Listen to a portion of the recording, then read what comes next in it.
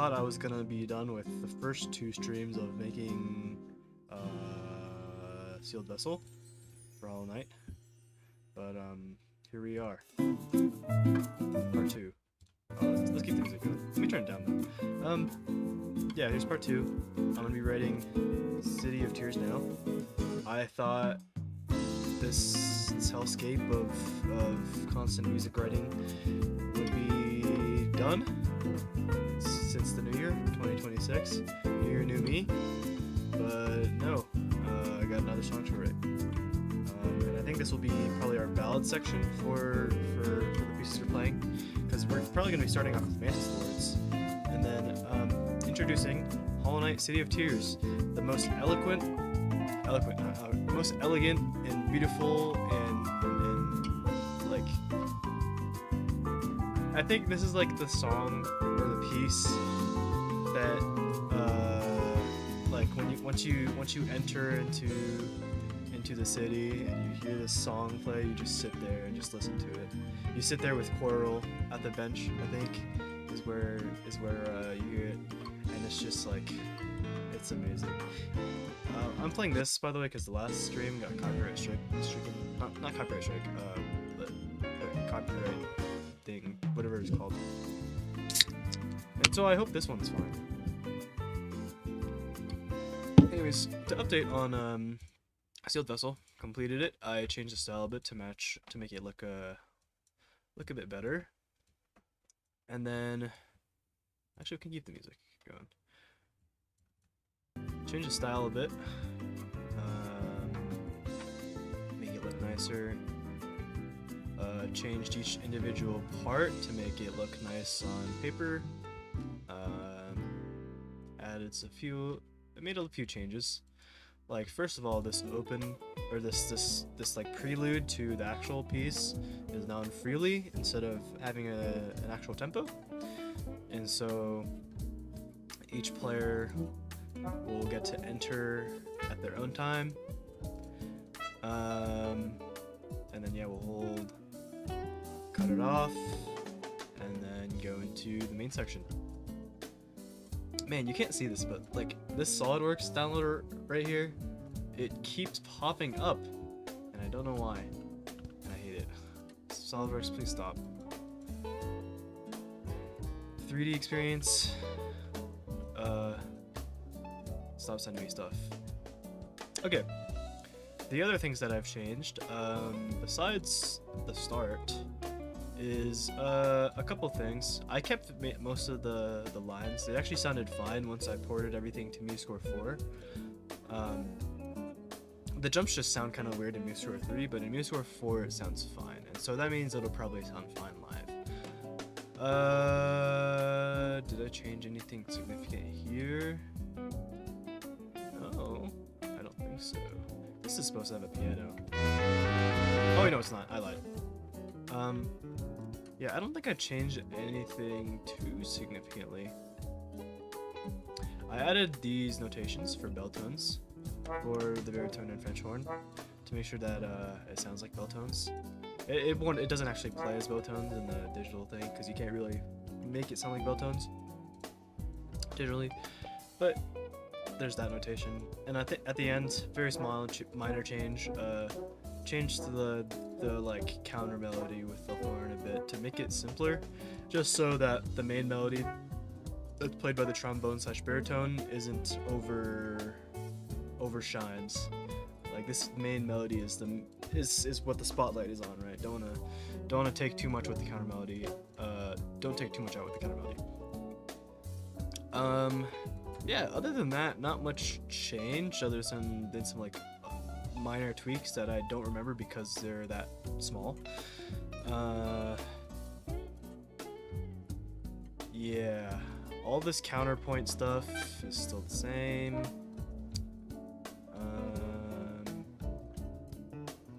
Yeah, I don't think there is much of a change other than that. We can play the final thing after I'm done. I want to play all of these together.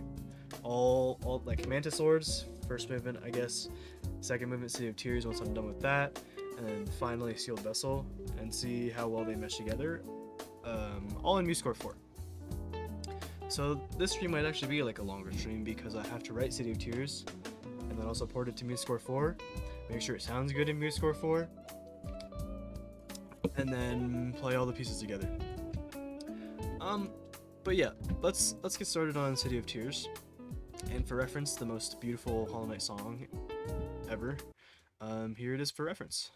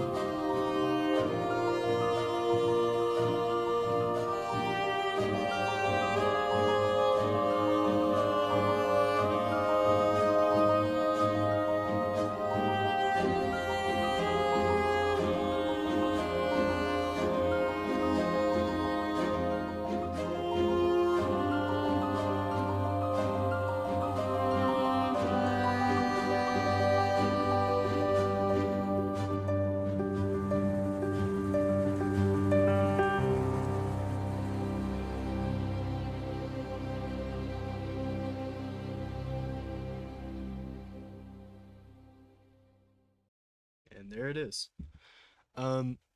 Yeah, very beautiful piece. And has a lot of aspects that give out that sort of emotion of like I don't know. Like what I picture in my head is like the last place of solace in like a darkened world, which I guess is what Hollow Knight is. And City of Tears is kind of like that. Not really. It's actually kind of yeah, something like that. I don't know. But yeah, that's City of Tears. So breaking it down a bit, it's a pretty simplistic song, but I think that's pretty deceptive. Even though it's, you know, it's not intense and there's not that much going on, um, there's actually a lot of voices, especially in the bridge here. Right? You have the choir, you have all the strings playing. I don't know if those. You have the harp, obviously, and then leading into the cello solo. You have the higher strings playing on 1 and 3, I believe. Yep. And then you have the rest of the cellos playing on what is that? The and of two, I believe. And so you get this polyrhythm that's going on. It's just a 2/3 polyrhythm, so it's nothing like too special, but it adds this sort of depth to. Oh, and then you get that dissonance with the choir. You get sort of this. Yeah, there is that dissonance. Oh yeah, and then it resolves. Yeah, you get sort of these this sort of complexity and depth that's kind of embedded in the background that isn't so upfront because it all like blends so well together. And so yeah, what you get is a lot of complex background supporting parts to the piece that support the main melody that's played by both the singer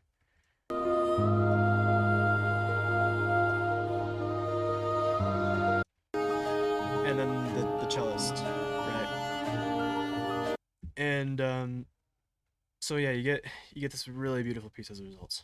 And so the hope is to replicate that in a brass quintet setting, and hopefully we can do that today by the end of the stream. Just because it's a shorter piece and because a lot of it is pretty repetitive, even though I would want to make it not as repetitive and have some originality to it and have some interesting parts for all the players in this quintet. Um, the main goal of this is to formulate this into a brass quintet arrangement. Um, so since I didn't really get to share the way I kind of figure out how to arrange these, like pre arranging. When I did Sealed Vessel, I already had an idea of what I wanted to do because I did my research. I looked through, you know, a bunch of different videos. I listened to the piece many times beforehand. And so I had a really good idea of how I wanted to approach arranging the piece, and so I just went into arranging on stream.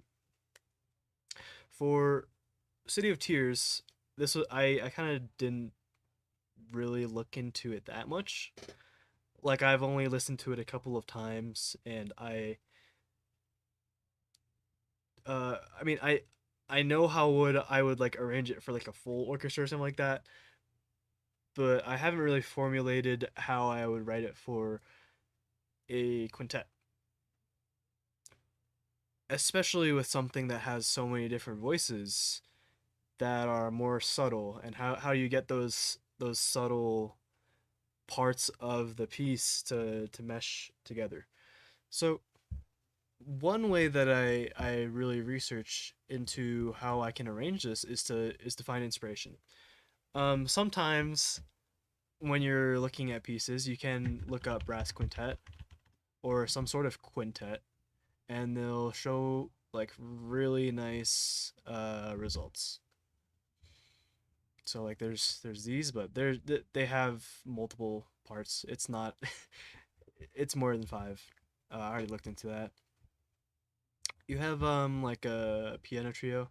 This one was nice, but I didn't like the way that they stylistically did it, and like it works well for a trio, but for a quintet it didn't. I don't think, I don't know. Like with strings and a piano, you have to, yeah, it's like stylistically different than a quintet, so I didn't like that. Um, but yeah, sometimes they'll be nice, and you can find like a quintet of a thing, and you can copy that, quote unquote copy. Uh, don't copy arrangements, please. Make your own.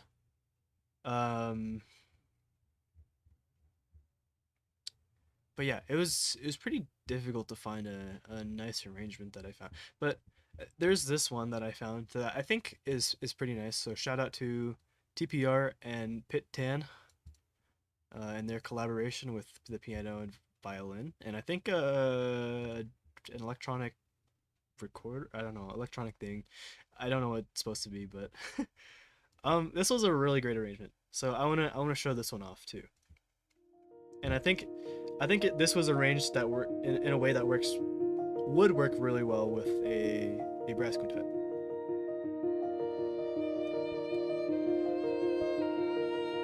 So it starts very exposed with only the violin and the piano. Um,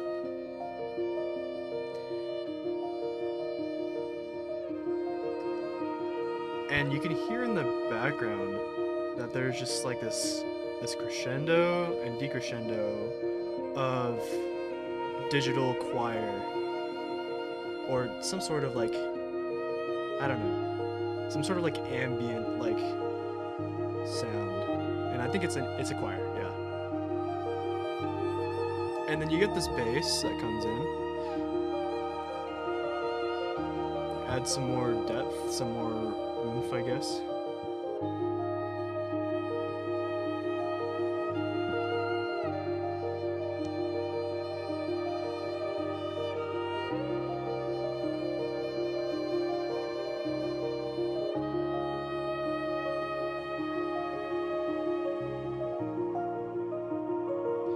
And then you hear more of that choral in the back, the choir in the background, just supporting here.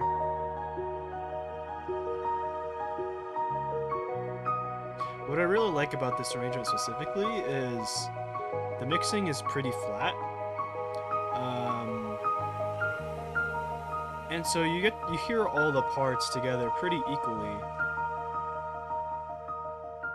which I think serves pretty well for what City of Tears is supposed to be like. It's less of a push and pull and more of a constant sort of intensity. And then here's like, I don't know, like a electronic clarinet, electronic sax.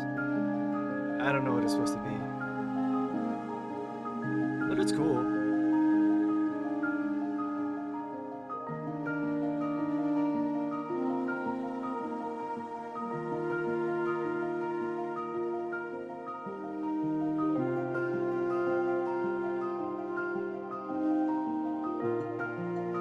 There's some like guitar or something? Some sort of stringed instrument that was added in the background that works too.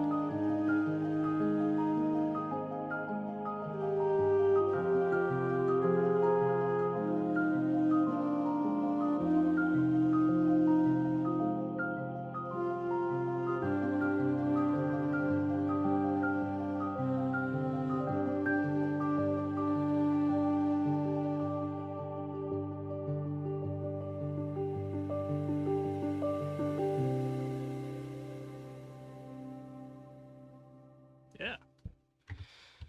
That's the arrangement that I listened to that I think is pretty good for a reference. And so I think I'm gonna use this, and then obviously the I gotta keep that just in case we need some background music, and just the original. If nothing else works for inspiration, use the original. Um, but yeah, let's get into actually writing the piece. So gotta make a new one. City of Tears. Christopher. I know how to spell his name now. Oh, okay. Christopher Larkin. 2 trumpets, 1 horn, 1 trombone, 1 tuba. I don't like that the horn is at the top. Let the horn be in the middle. There we go. Okay. City of Tears key signature. What is a key signature? Oh, C minor? Is it actually in C minor? Why is the AI not working? What is Hollow Knight City of Tears key signature? There we go. E flat major, so yeah, C minor. I think E flat major, C minor. Is E flat major the same as C minor? Am I tripping?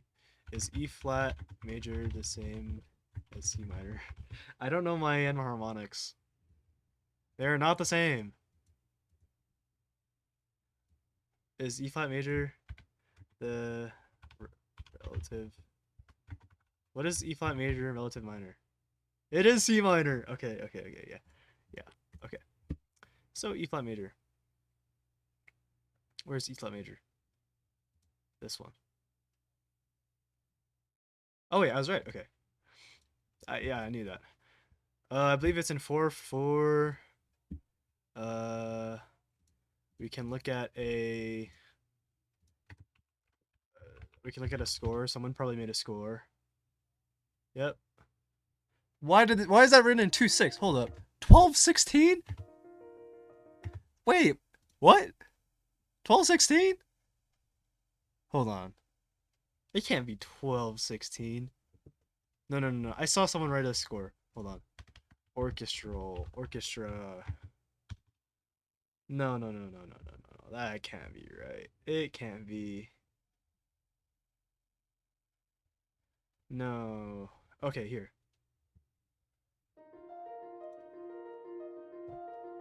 12/8. Is that right? That says 12/8? You can't zoom in here. That 3, 4, 1, 2. I mean, that says 12/8. What?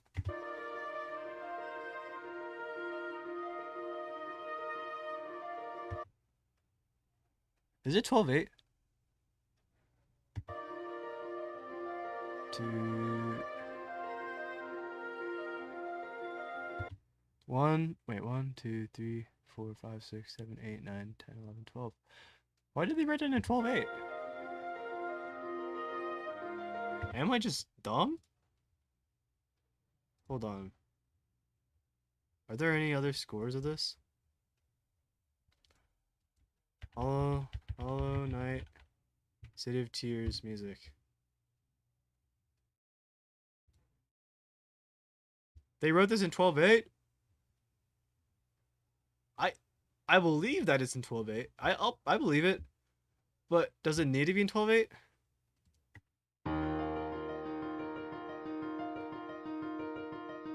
Cause I don't get a 12/8 feel. I know the 12/8 will help with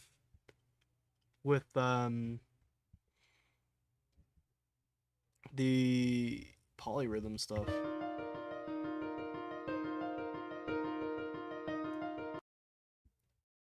It is. Why is it in 12/8? 2 3 4 1 2 3 4 1 2 3 4 1 2 3 4 1 2 3 4. That's how I feel. It doesn't feel 1280. Because then you just subdivide each thing into triplets, right? Am I I guess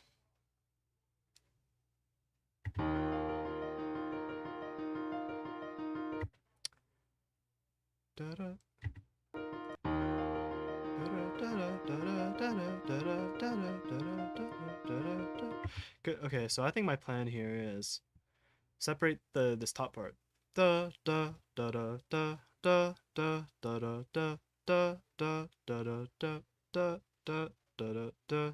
That's one part, and then the other part is da da da da or da da da da da. Something like that. I don't know. Separate those two. Maybe it would be easier to write this in 12/8. I'm starting to see why it's written in 12/8 instead of because then you have to deal with the triplet stuff in 4/4. Okay, yeah, I see why it's in 12/8 now. Okay, we're gonna change this to 12/8, and the key signature is dotted is equal to 120. There, we'll just add that in later. Okay, 238. Okay, 237.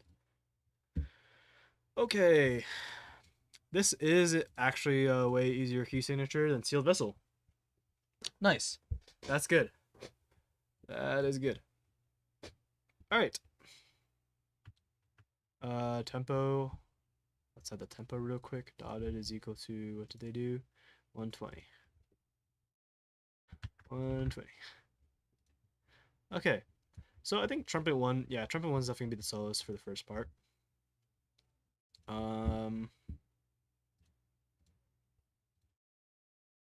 And probably horn and trumpet two plays the harp. So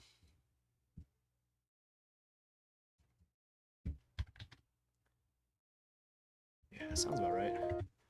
So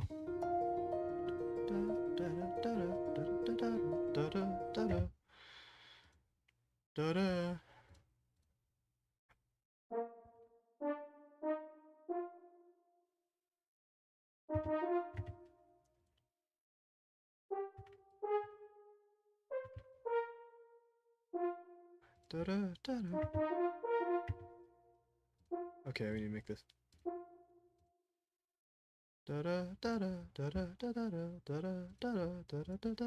Is that just the same?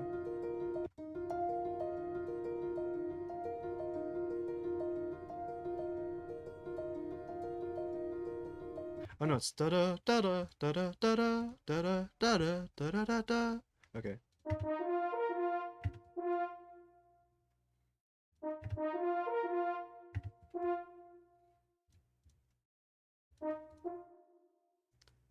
Right?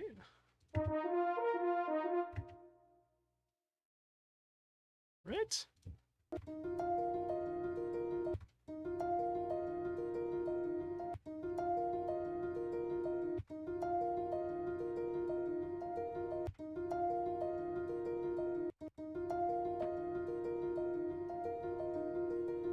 It's also the same.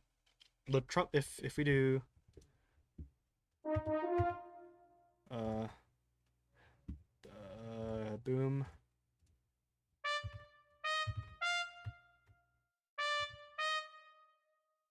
Okay, maybe not that.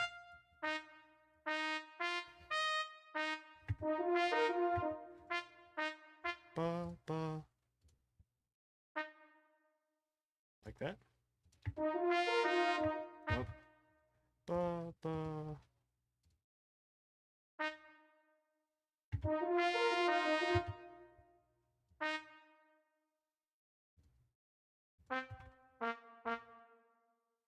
Right?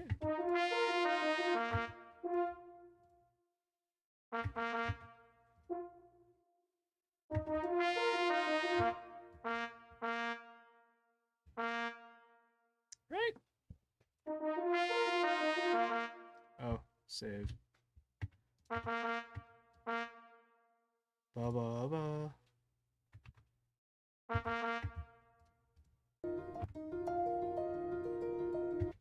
Da da da da da da. Is it that?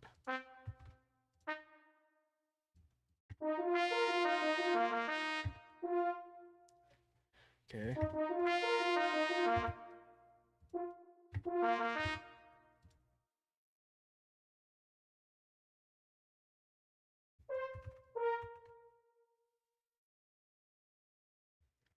Well, we got this.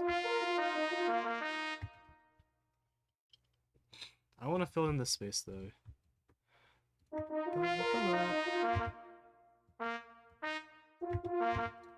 Is there anything there? Da-da. No.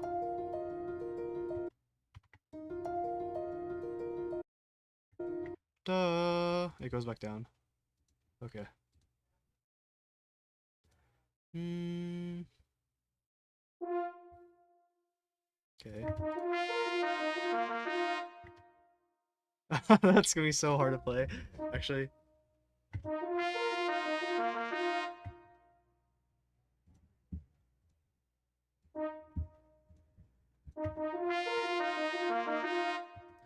Wait, is this right? Da da da. No, it's off. It's off one. Da da da. Right? Yeah, it is. It is off one. Okay, that makes it easier actually. That makes it easier.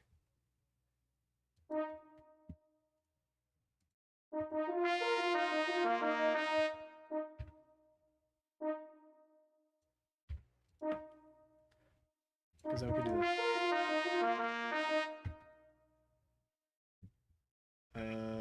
Or just give that. Yeah, just do that.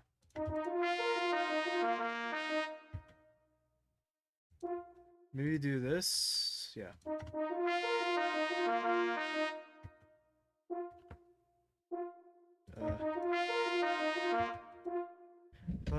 I need to just hear. Hold on. I need to just hear. Where's the mixer? I just need to hear the horn right now. Um.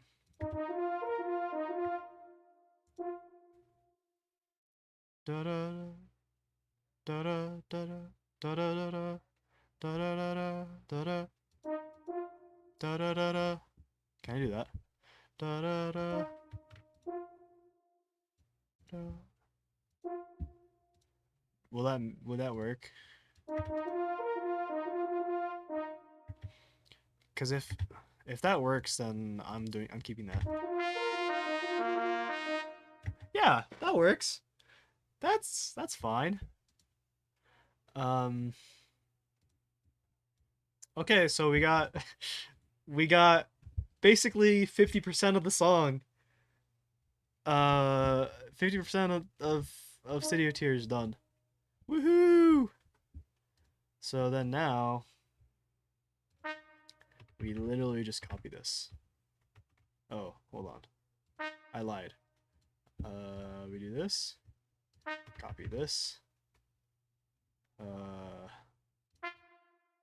Oh wait, hold on. Maybe do that. Okay. Yeah. And then we just keep copying this over and over again and then we'll leave it like that for now. And then we can copy this and copy this and boom. We got we got the start of City of Tears.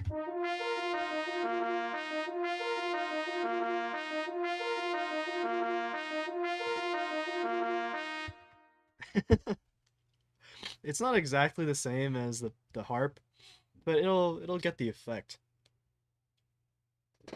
So I think that's pretty good. What's added next after the harp? Oh, just straight into. I'm wondering if this being muted would work better. If we did, hold on.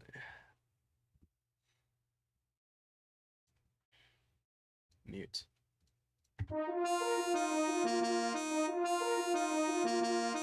Because it'll if we make this second trumpet muted, then when the first trumpet does the solo, it'll sound like different instruments because the second trumpet is muted. Does that make sense? I don't know if that makes sense. I don't know if I'm cooking or not, but I think that works. Okay, so we need this to be like mezzo piano. Um,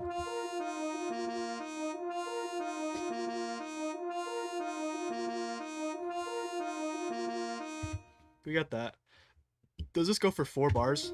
2, 2, 2, 3, 4, 3, 2, 3, 4, 4, 2, 3, 4. Yep, it's 4 bars. Okay, so now we just gotta write the trumpet melody. So fun. All right, so um, perfect. Got the first note. I just guessed there. I'm gonna keep it on. I'm gonna keep it a stack. I just guessed there.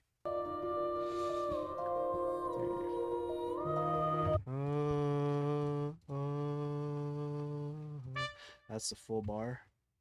Oh, right, it's in 12/8. Oh, we're using dot. Oh, ew. We're using dotted whole notes. Okay. That is a dotted half. That is a dotted half note. Yeah, I'm writing this in the wrong part. Hold on. Da da da da. There we go. Okay. right? And then, you know what? Okay, so we're just gonna copy. Yeah, we'll copy this, and then we're gonna do this cool trick called converting this into a. There we go. Remove these because we don't need them anymore in the notation.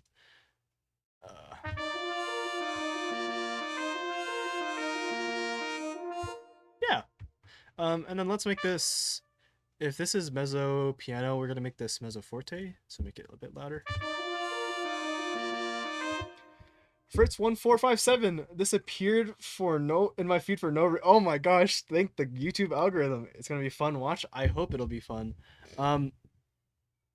Thanks for stopping by, and thanks for clicking on this, even though this appeared on your feed for no reason.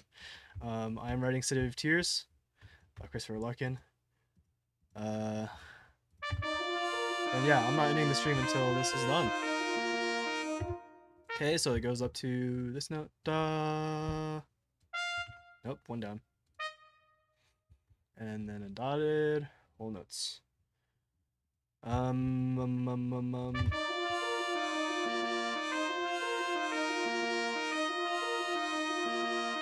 then it goes back to here. Oops. And then I'm assuming it's the same thing again. So we're gonna do the cool trick again of copy paste. And then, wait, did I do that right? Yes, I did. And then we need to extend this again to a quarter notes. Then delete the mutes. Okay. And then we're also gonna do this other cool trick called copying and pasting again, and then changing one note to move it up one. Actually, two notes. I lied. I'm sorry, guys. I lied. Two notes. Da, da. So now I got this.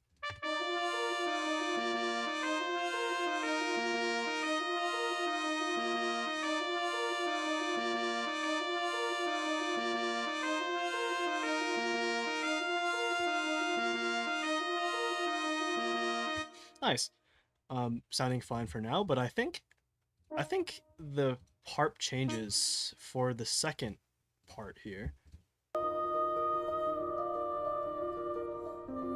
Yep. So instead of this note, it goes down one.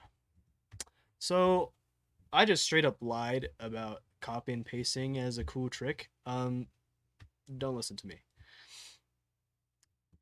I just straight up lied. Okay. So what we're gonna do is, instead of just copying the first, instead of copying the whole thing, we're gonna copy the first measure. I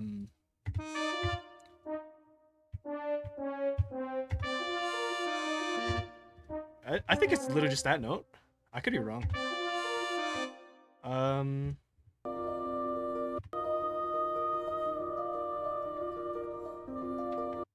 Ba, ba, ba, ba, ba.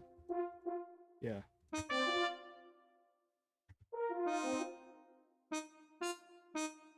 And then the trumpet has to stay the same, I think.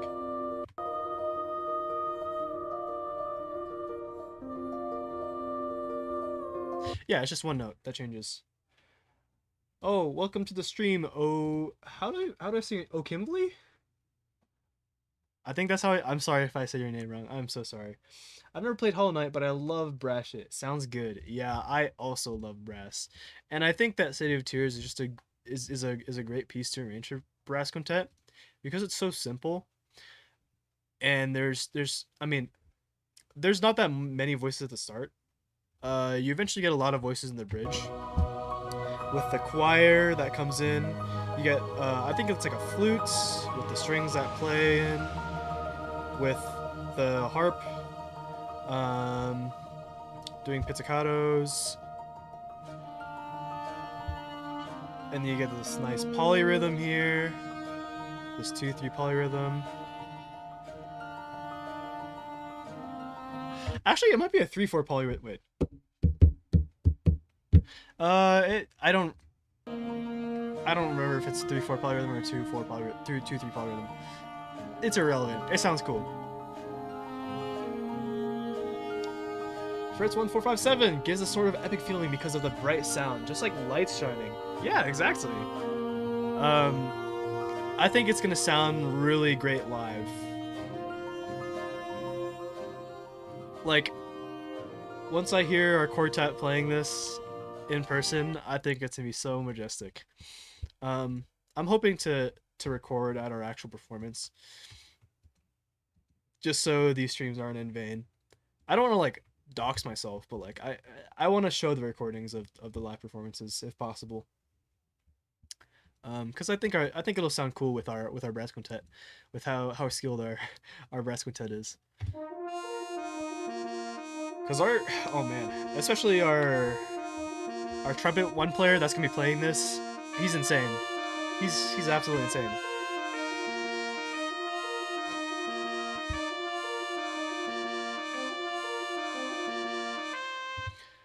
Yes, it's going to be epic, absolutely. So yeah, now we get to actually do this cool trick, where we do actually copy and paste and have it work. So we're gonna do this, and just make sure everything carries through, like that. And then now, look at that. If I still had my speedrun timer, last stream I had my speedrun timer for writing Sealed Vessel. This.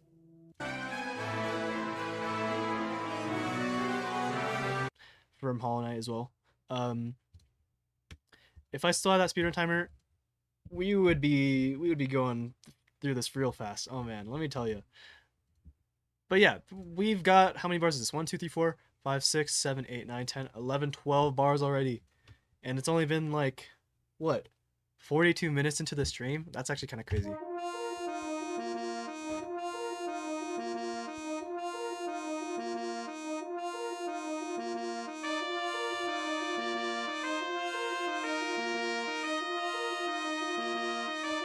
Then it goes down.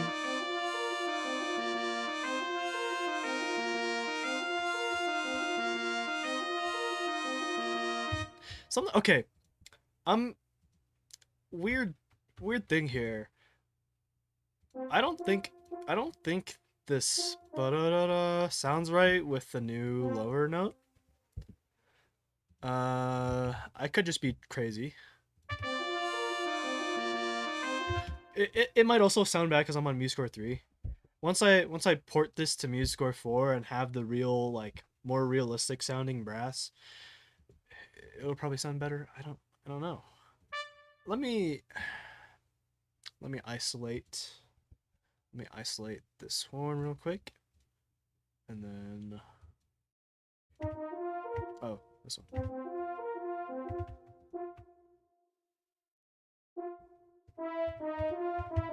What if I did this? Because it's technically a different chord, right?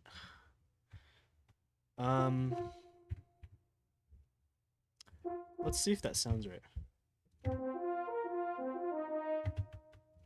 Or maybe just this. Yeah. We'll see if this sounds better or worse, and if it's worse, we can just backtrack. Okay.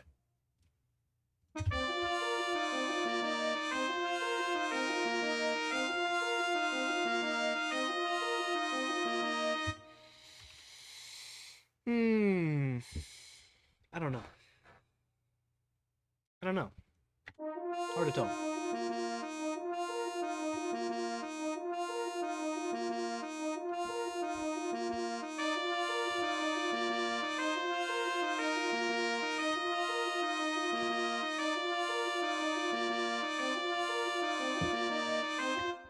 No, I think I was just crazy. I think I was just crazy the first time.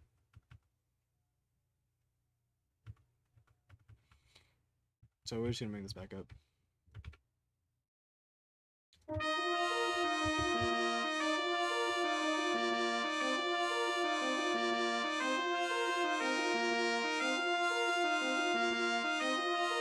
First was better? Yeah, I agree. Okay, and I think now is what this next part that after after this, I think this is when the low strings get introduced.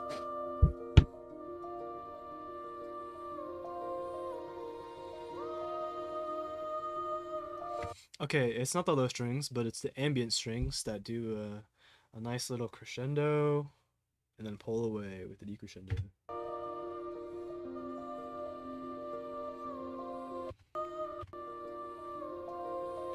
Right?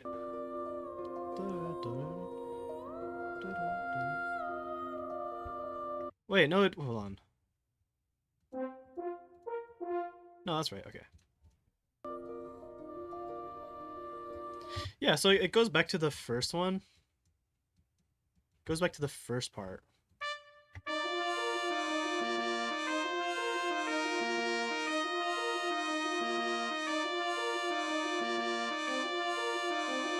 So we can literally just copy and paste this actually.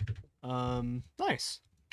But the difference is now we have the background strings kind of pushing and pulling a bit to give some more color to the chords, give a bit more intensity and depth. So the hard part about this is I don't want to use both of the trombone and the tuba.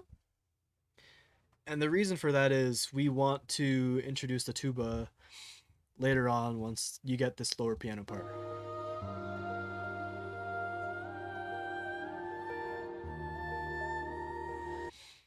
And so one of the difficulties you have when arranging for a smaller chamber ensemble, in this case with 5 voices, is how do you get all these different chords from the strings in the background with such a limited number of voices?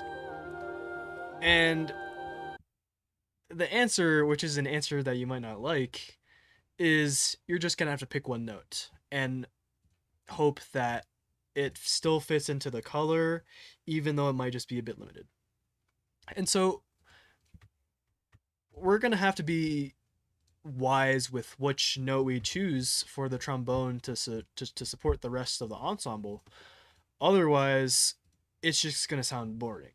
You want to pick the right note with the most color, in a way just optimizing the amount of, I guess, choral output you can have with just one instrument in addition to the rest. So let's go back.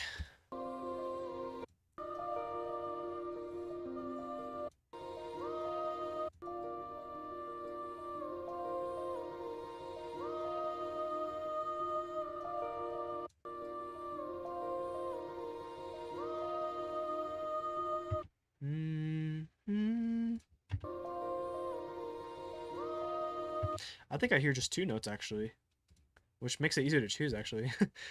Let's just is this the right spot? Nope. So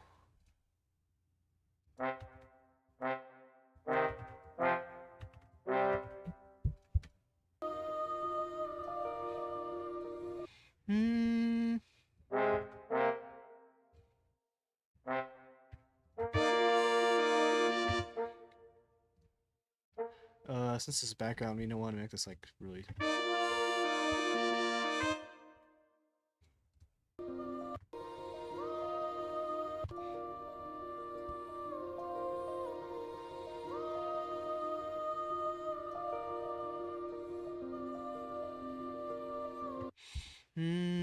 I want that to be the prominent note actually.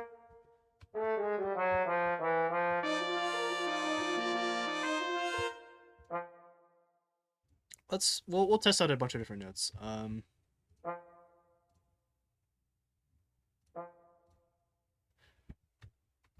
But we'll try that for now.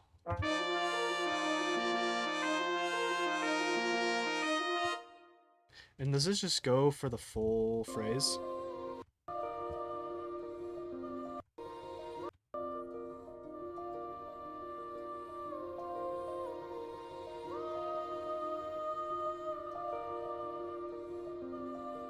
Yep, it does. And then I hear the next note too. It just goes up up a half step.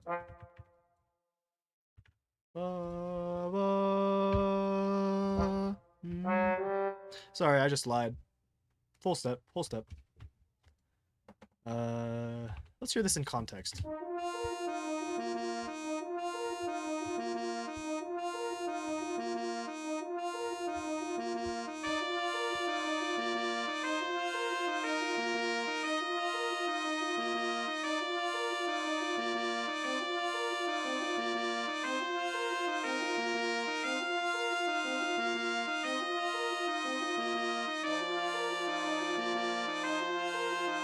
That's not okay. I picked the wrong note. Cause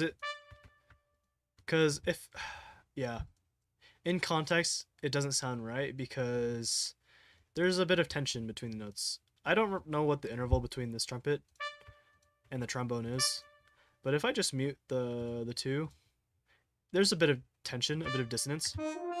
Oh, hold on. What did I just do? Oh, mute these two. Da,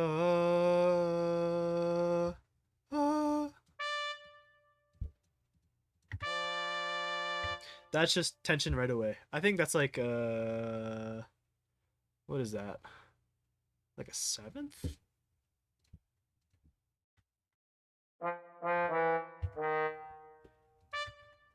Something like that. I don't know. But anyways, the point is I picked the wrong note. And I think we'll just we'll stick to that maybe.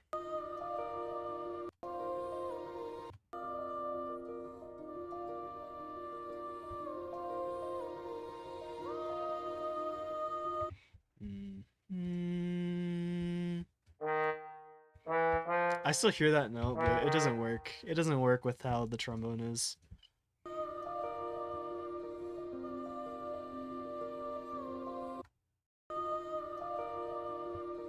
Or we could do da.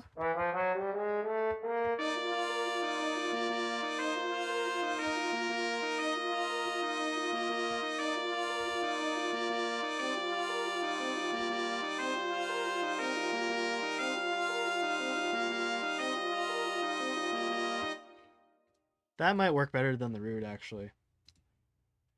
We'll keep that for now.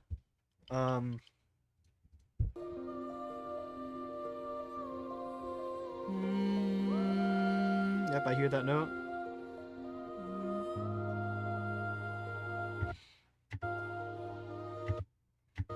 Oh, oh, oh.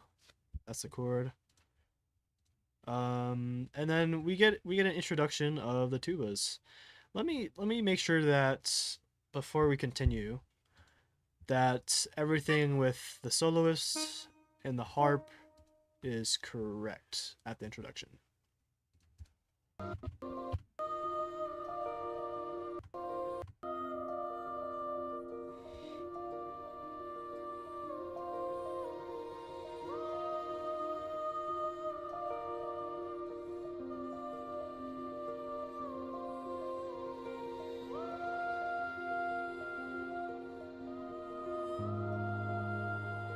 Yep, nothing changes. Okay.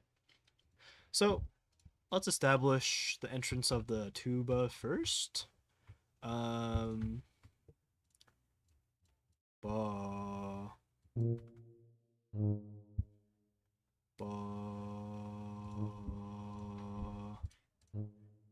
Nice, and then it goes down a whole step. Ba. And I think it just goes to ba. Yep. Because these are phrased in 12 too? I don't know. Let me hear.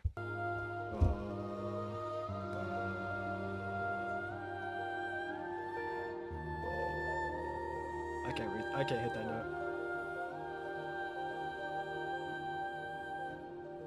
Okay, so it just keeps going. So we can kill our tuba player here. It's a low note and it's pretty quiet, so I'm not worried. Let's make this entrance piano.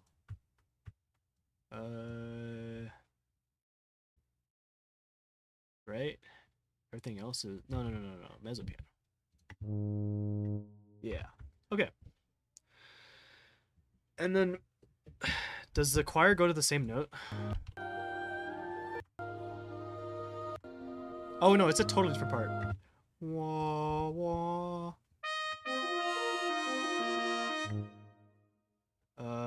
How does it go?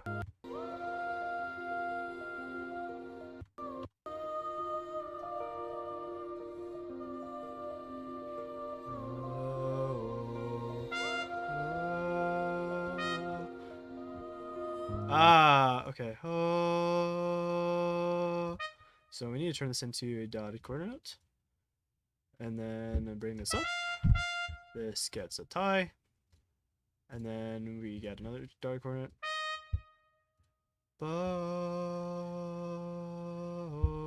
Okay.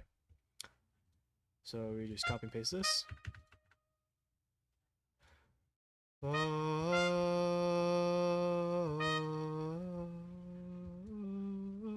Something like that. Okay. And then does the harp change?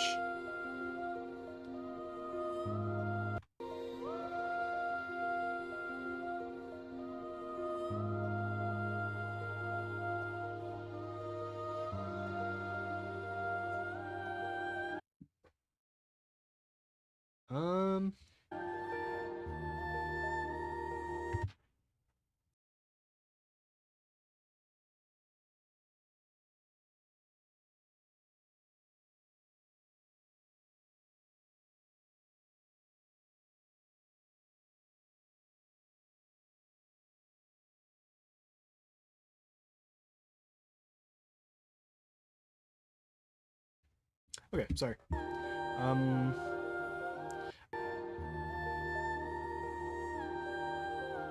So I think for the most part it stays the same. Ba, ba, ba, ba, ba. Except for the end there. So we do this. Yeah, we do this. I'm gonna hit the hey, I've subbed, so I'll try to catch you next stream. Sounds cool. Thanks for stopping by, oh Kimberly. Take care. Have a good night or day. I mean, you said you were gonna hit the hay, so I'm assuming night. So have a good night. Take care. See you around. Thanks for stopping by. Okay. So we got this part.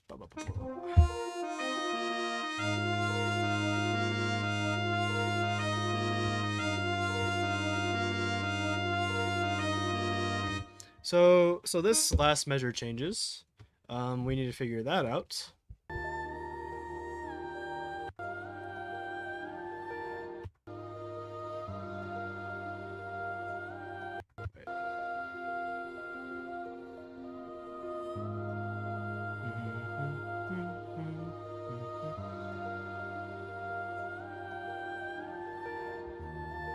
Oh no, it doesn't. Does it? Hold on.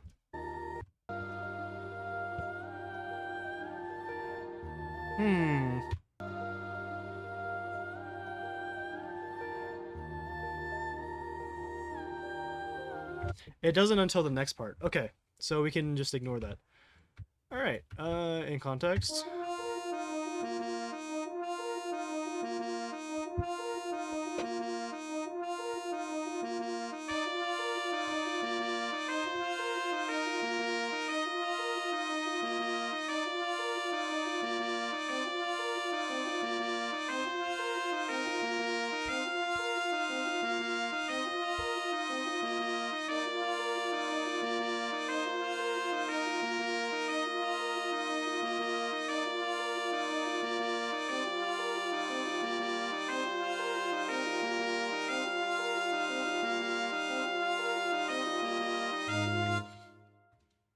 Oh, I forgot to add the choir part for this entrance of the tuba. We need to figure that out.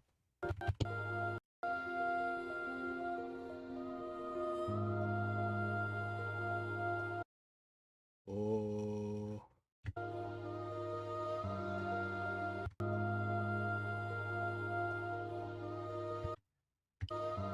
Do they just double with the piano?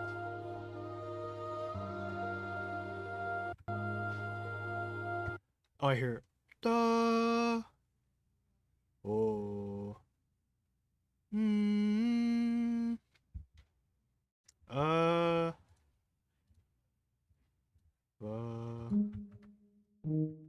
Wrong place.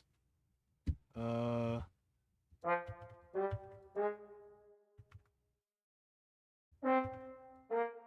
Does that really?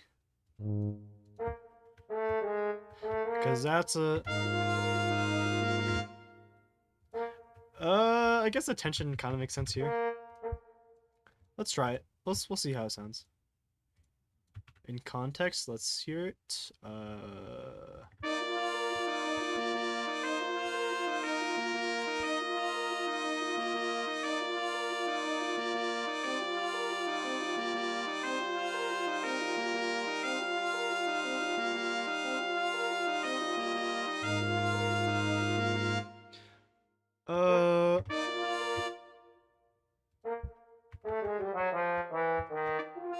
Let's try this.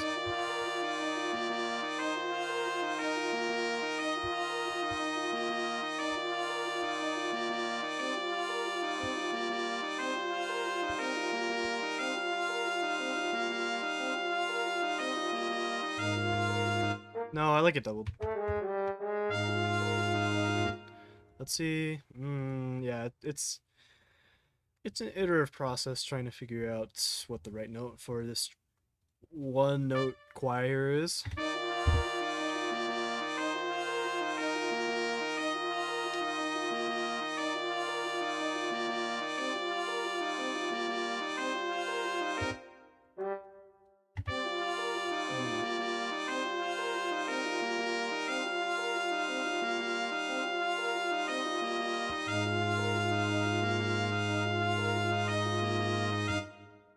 Yeah, let's double here.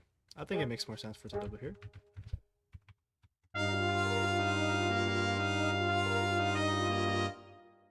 Yeah.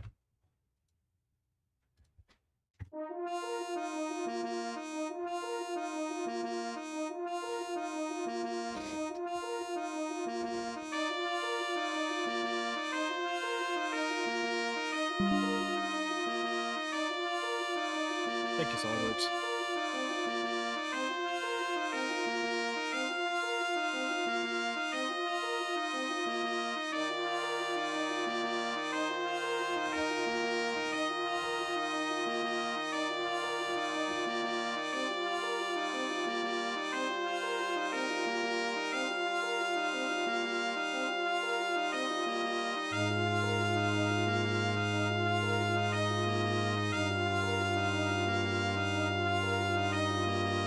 Okay, so this changes to da da da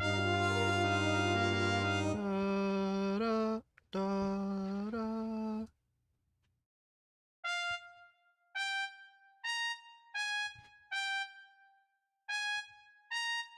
Da, da.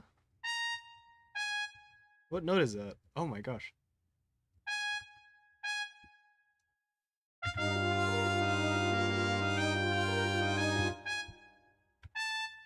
Oh, natural.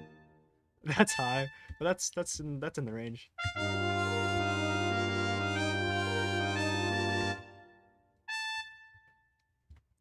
Yeah, I think that's fine. Yeah, that's fine. Da.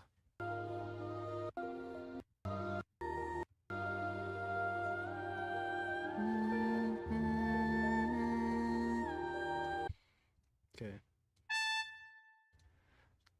Da.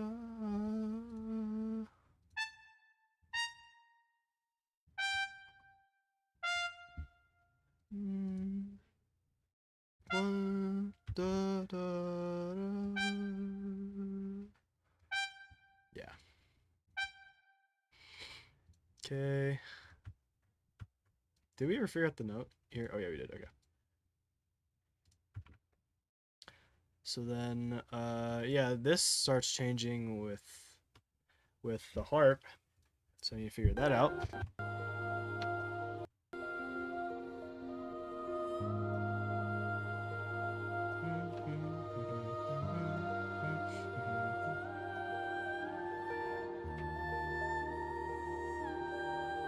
So it stays the same for one measure. So we can do this. Ba, ba, ba, ba, ba. And then figure out the rest of the measure. Ba ba ba ba ba ba.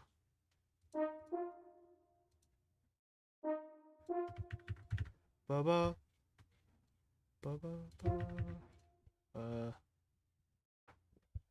I think it's. Hold on. Let's just copy this.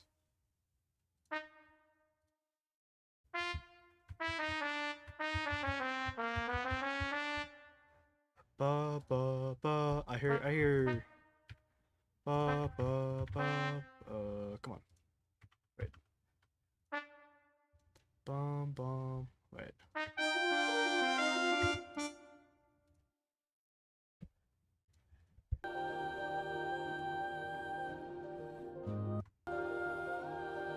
Da, da, da, da.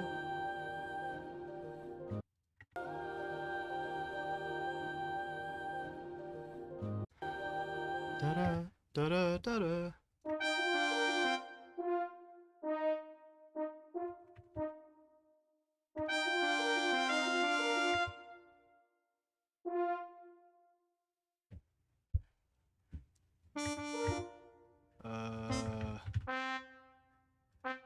Extend that.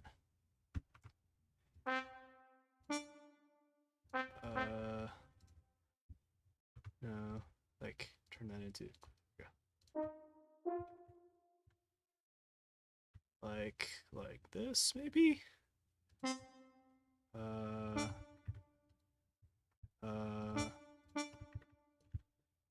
Yeah, that works. I think that's what it is. I don't know actually. Hold on.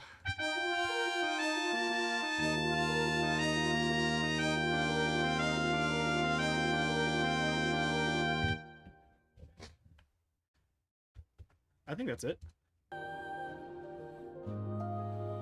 Yeah, I'm pretty sure that's it.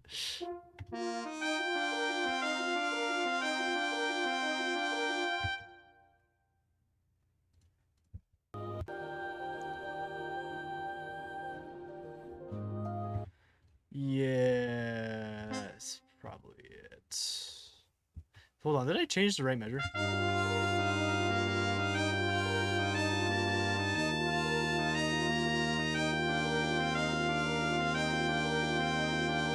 Does it just keep going like that, really? Hold on. Trumpet 1 is gonna have a nice time playing all those high notes. My trumpet 1 can play this. Let me just show you Sealed Vessel real quick. If you think this is bad holding those high notes, oh man, you're in for a treat. Let's just open it from here. Open recent. Oh, hold on. Sealed Vessel. This is Sealed Vessel. And our trumpet player. This is what I wrote last stream. They go pretty. Oh, I don't want to do that with reverse markings. Let's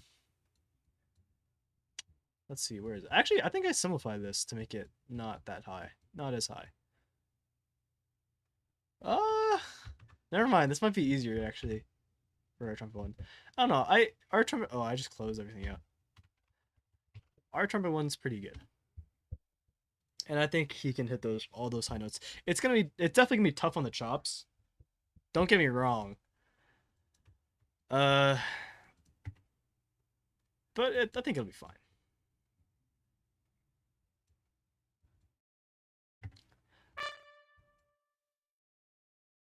I think it's less of a technical challenge and more of a endurance challenge for sure. I'll say that.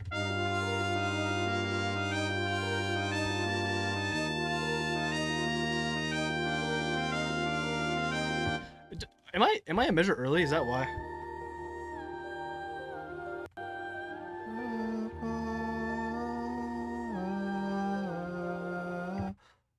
It starts on that note. Hold on.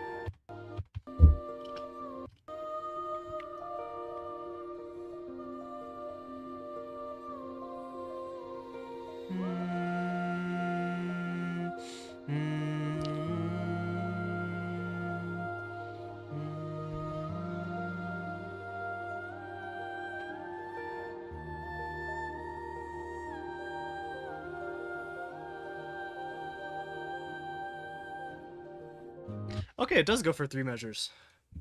So yeah, we just gotta copy and paste this, basically. Boom.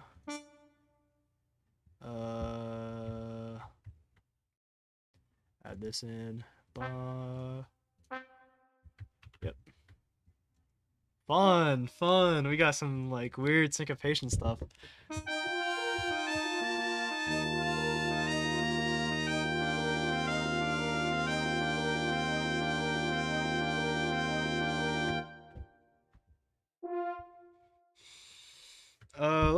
Let's delete this note for a breath. So we can go into the next phrase. Strong here. For these long notes, our players can breathe at their own discretion with how long these phrases are. Yeah. Okay. Got to figure out the choir note, the one-man choir notes.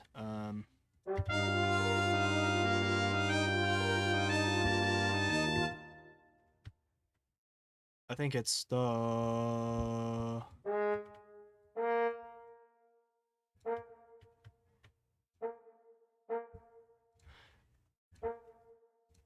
I could be wrong. We'll see. But that's just the vibes that I'm getting. So.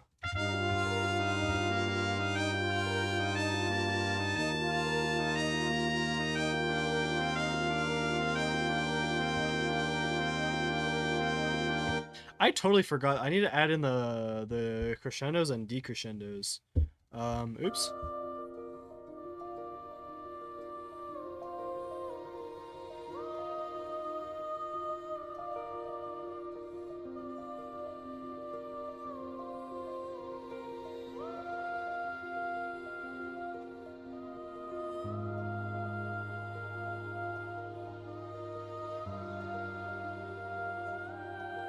Oh, that's an interesting crescendo. It's like a 3-bar crescendo. 2, 4, 2, 2, 3, 4.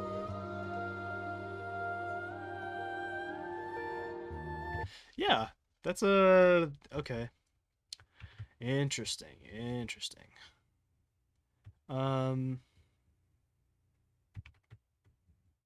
Once I'm done with this section, I'll actually add the crescendos and decrescendos. Let's just focus on the notes for now. Okay, so we ended off the da da da da da. Holding this note is gonna be a bit tough, but it's its comfortable range.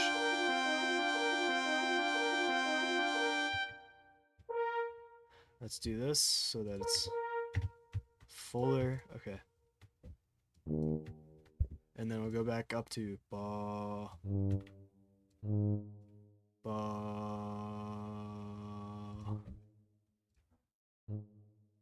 And then I think it goes back down.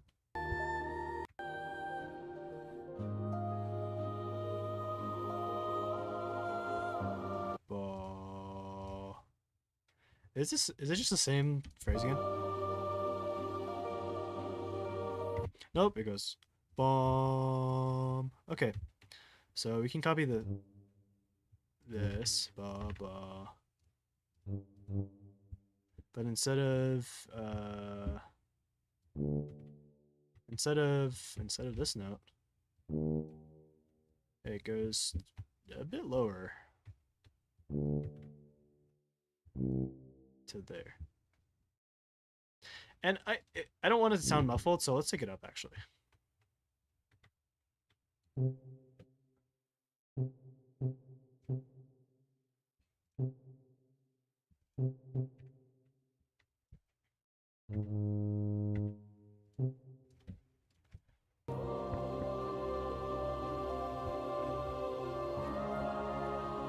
Ooh, fun. It goes up one. How long is that for? 1, 2, 3, 4, 2, 2, 3, 2, 3, 4, 4, 2, 3, 4. Nice.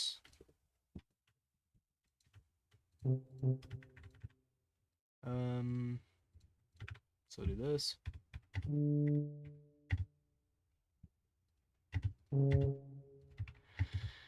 Okay. We got the tuba. Let's get the trumpet.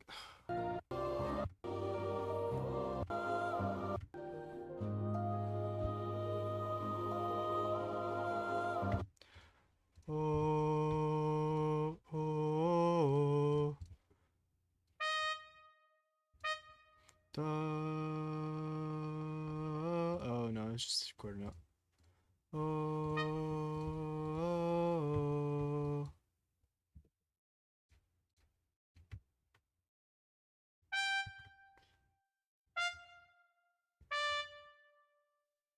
I think that's a full measure.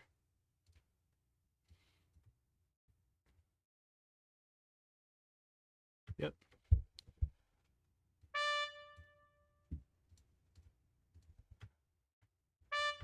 Uh. Ba. Ba. Oh, wait, hold on, hold on, hold on. I'm doing something wrong here. This needs to go. This needs to become a full thing. Then go here. I needed this to be longer. Okay. Ba, ba, ba, ba, ba. There we go. Okay. Boom. Boom. All right. I think that's right. 1,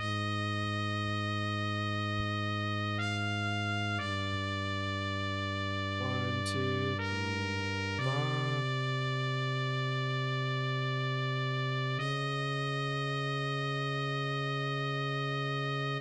Yeah. I'll admit it'll sound cool if it's lower, but we can save the expanded range when things get more intense, when there's more build up. Okay.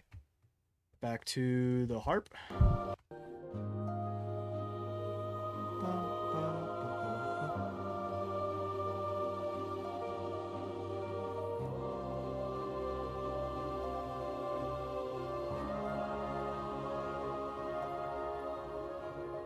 Nothing changed. Really?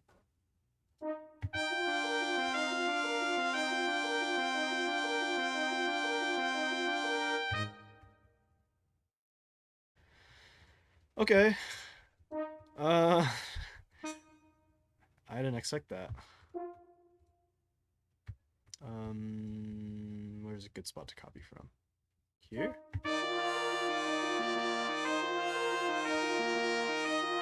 Yep. Copy from here. No, yeah, nothing changed. That is real odd.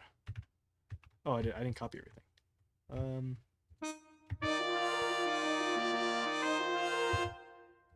Copy all that this time.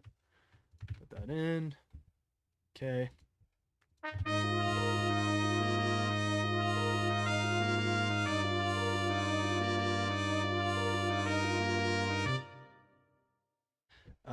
I think it changes a bit when it goes to that part.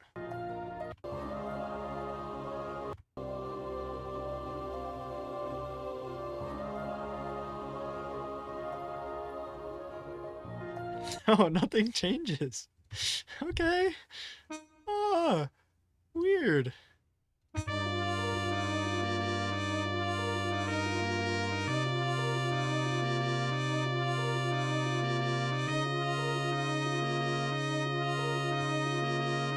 And then it's gonna repeat the same thing over and over. It's gonna be the same part again. Oh, that's weird. Okay, so Uh, this part here.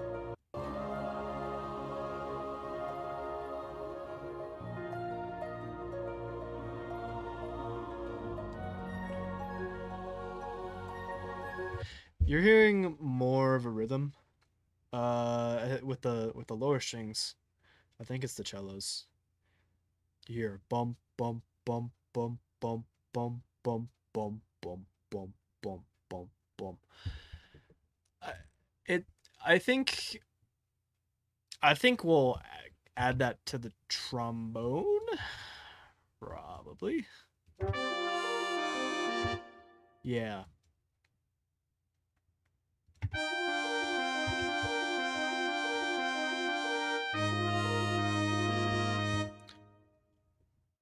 Uh, the question is, how do I do that, making it sound like a neat transition instead of jumping to eighth notes for some reason.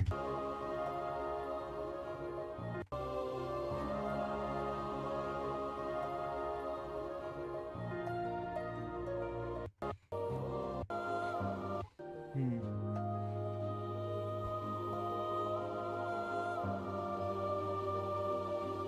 You even hear it in the like the upper strings a bit.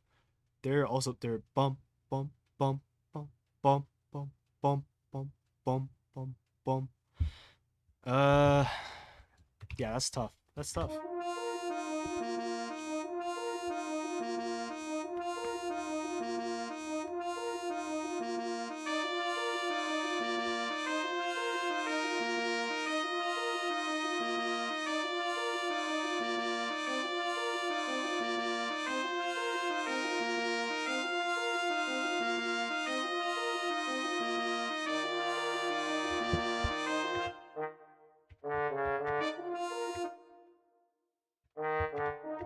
Hmm.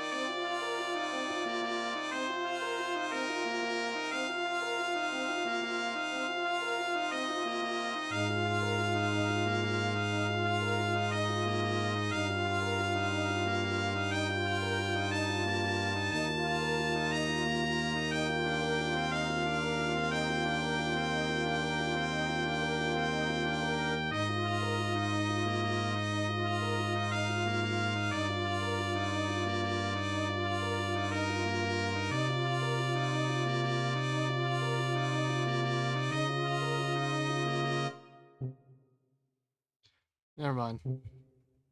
We're taking this down. Uh, just because it kind of is already leading into an expensive part, or I guess kind of a break in between mode.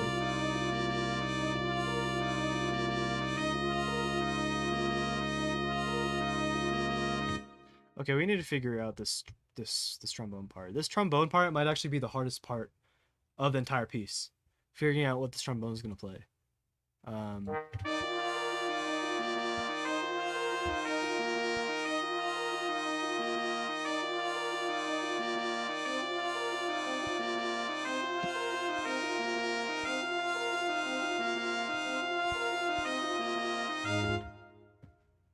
hmm. What do I do there?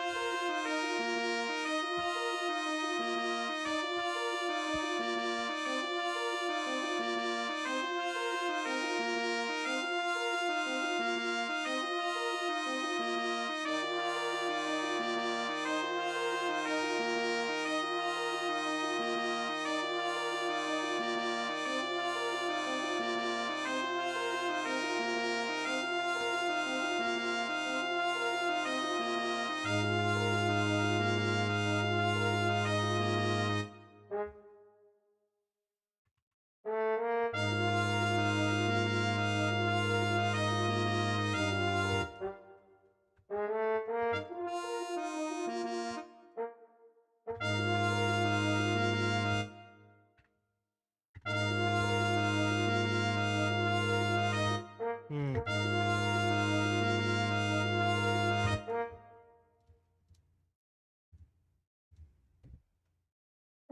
Let's start breaking. Let's start breaking out of the standard 4-bar hold by doing this maybe.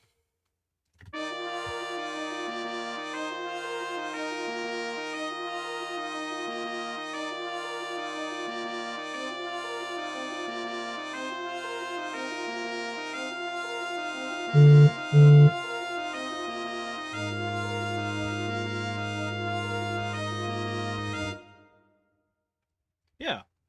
Let's tie this though.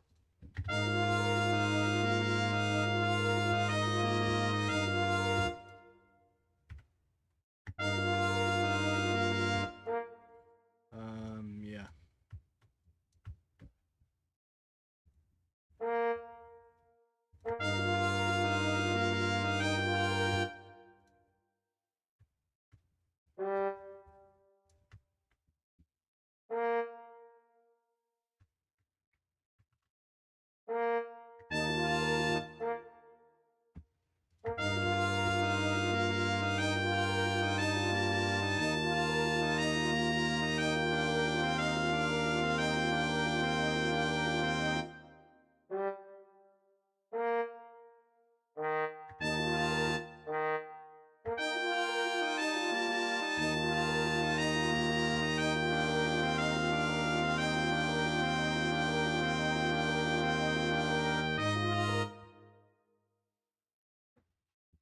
Yeah.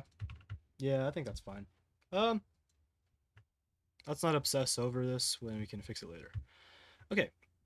We'll double here. I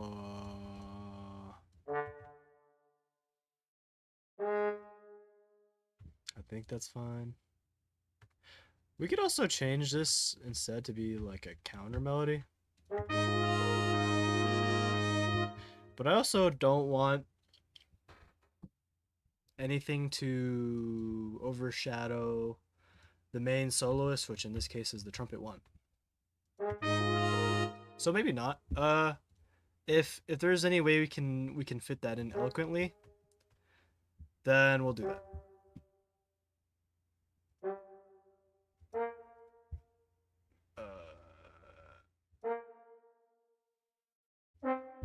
Just prematurely filling in the notes, just by guessing the structure, and then we tie these, tie them together. Boom.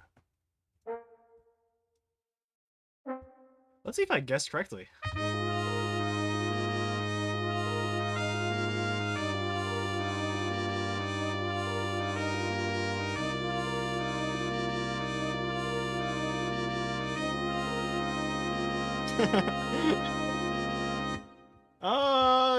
Not really.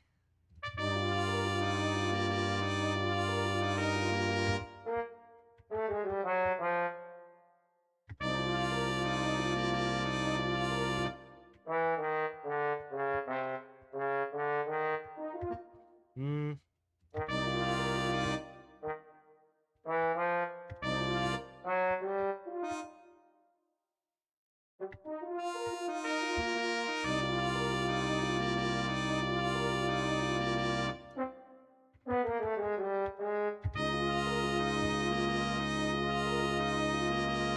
There we go.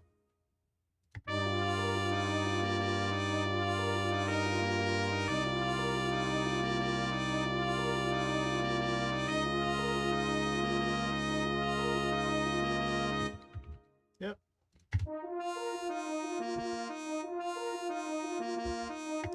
Okay. So the tuba unfortunately is gonna have the boring just these.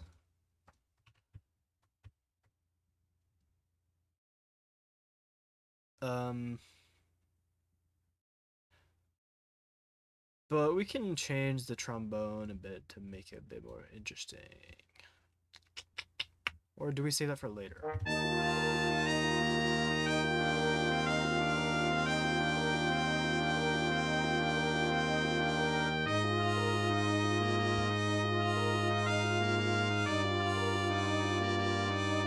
can just do this for now.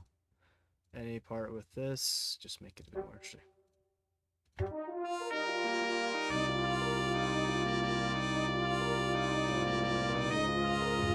Alright, I got an idea. Oh,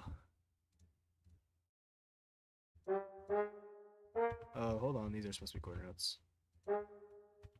Make this, wait, hold on. Make this into that, triple it that. That should work, I think. I think that's it. No, that's not it. Boom. Hold on. Do this. Make this into that.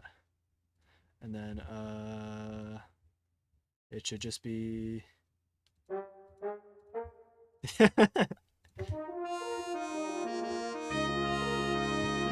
Yeah. There needs to be some consistency with the earlier parts, so we can do that real quick, and then that should be good. So here's the entrance. Actually, now let's add in the crescendo. We're almost at the end of the trumpet solo, so I might as well.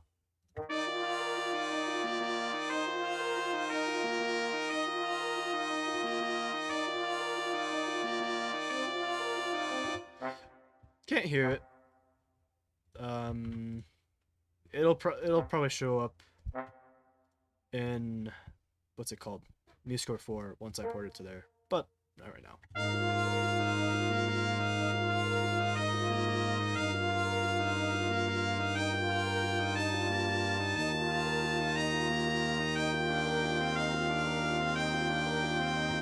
This can be a bit changed to be a bit more. Yeah.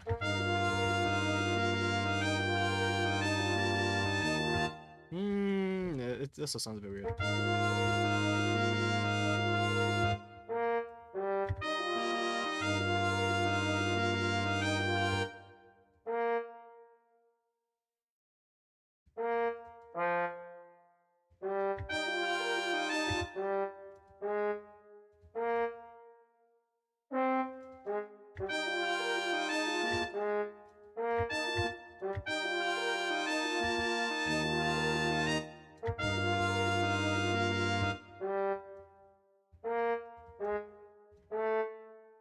Wait.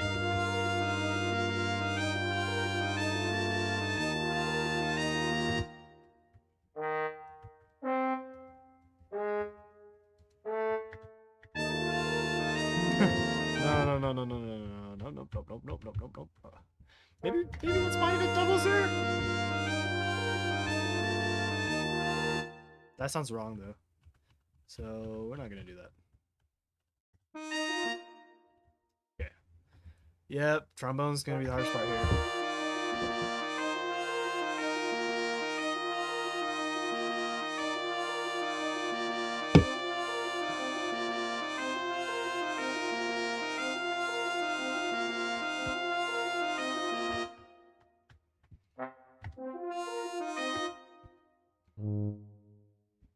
Let's do this. Add in our entrance here. Add in a entrance. Make it a bit more interesting here.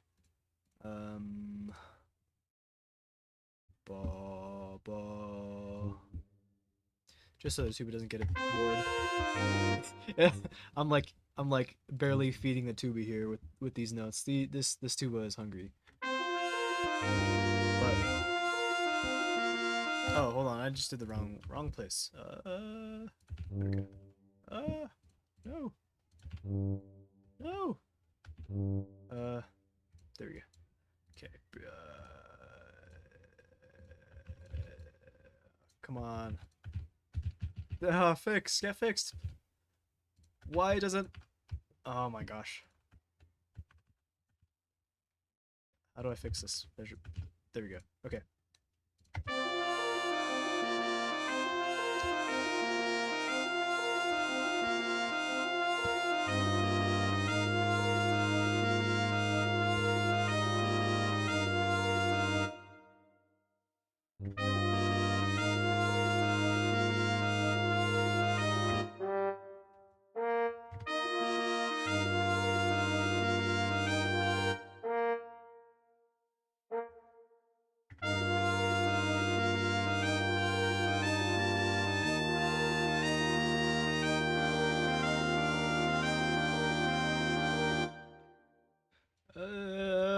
do I do there? What do I do there?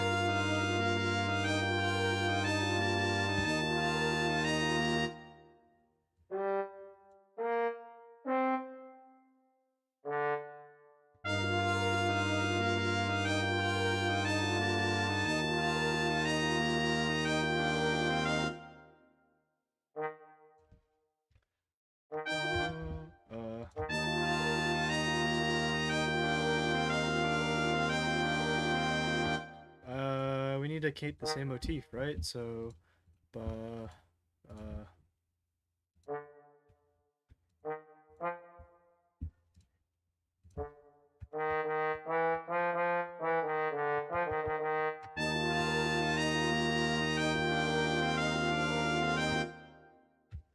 that's fine for now, I think.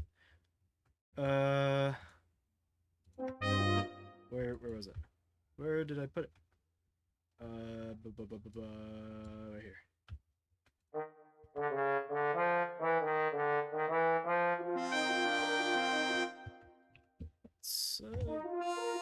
Sounds fine. Sounds fine.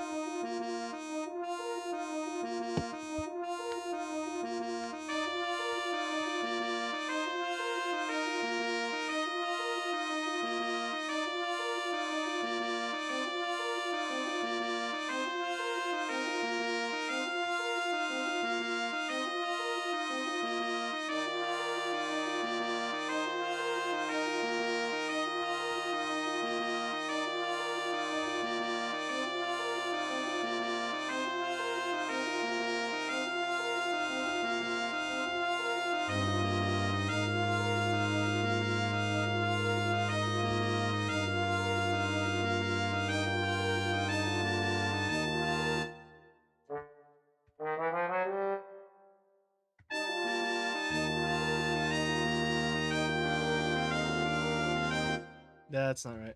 That doesn't sound right. Just because of that first note. Where is it?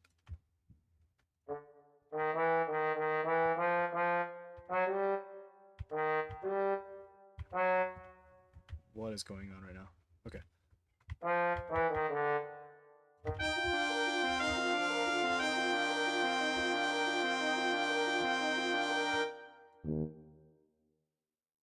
And then turn this into that. Bring this back up.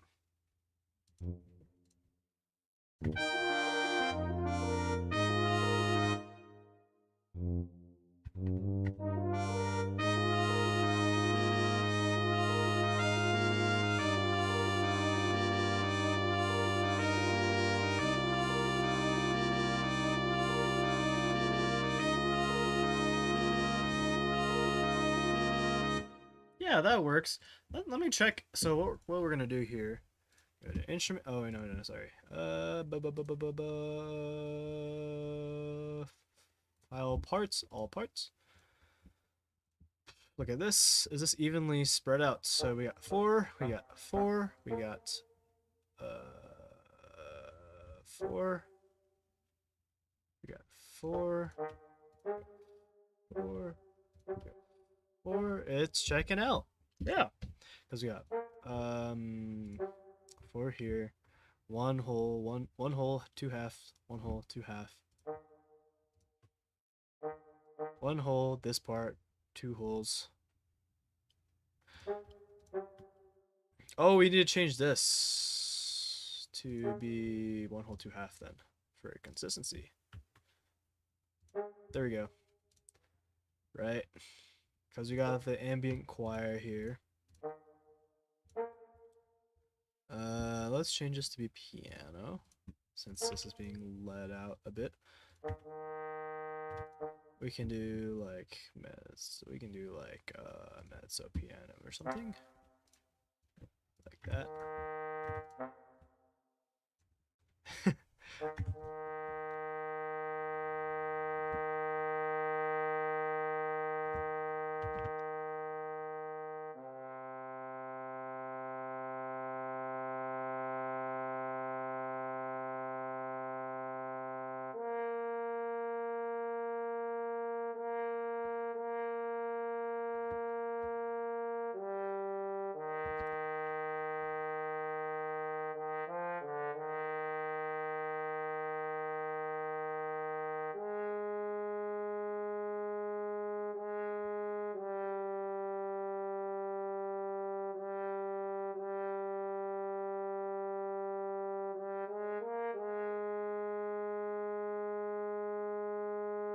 Nice. And I think that that works well. All right. Uh.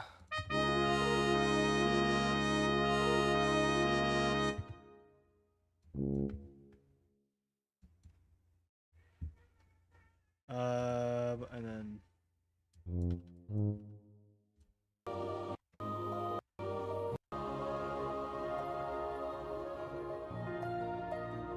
Oh, I totally forgot about the quarter note pulse. Oh, hold on. I just realized. Ba, ba, ba. So we're gonna do.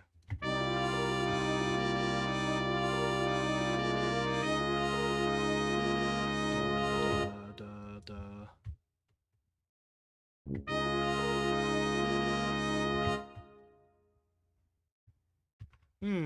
How do I add in the quarter note pulse?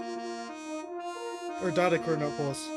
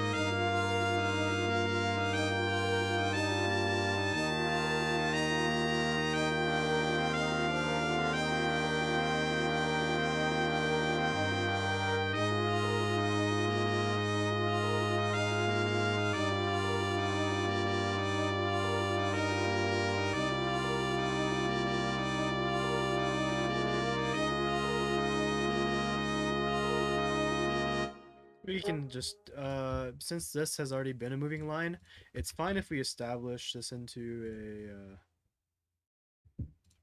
into these.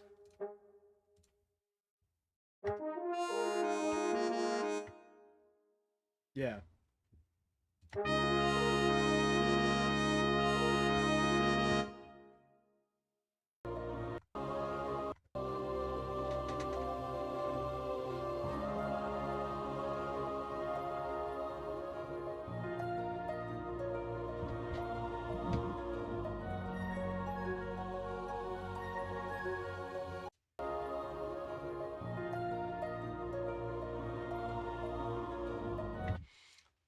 Yeah.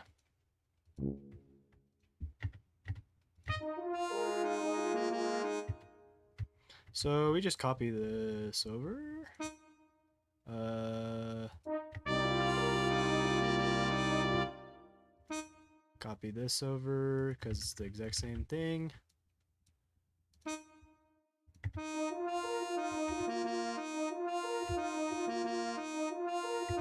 And then,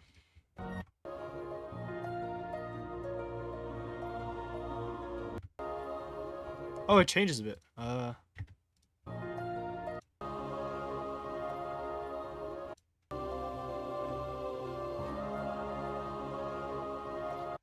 Bum, bum, bum, bum.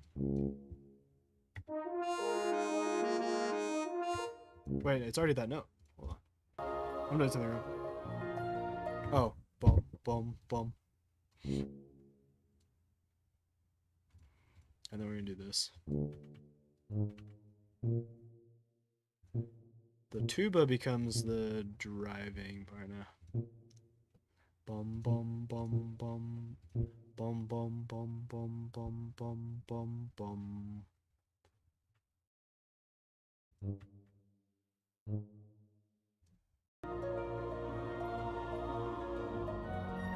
Bum.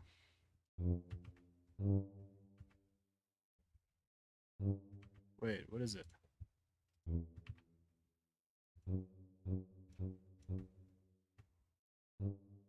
Ah.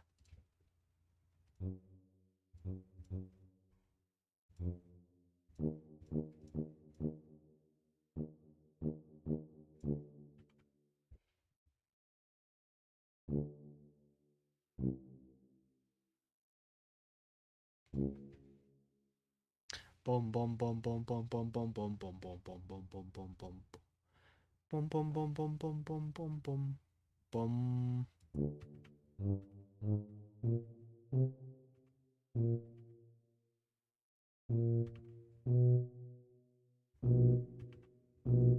Oops.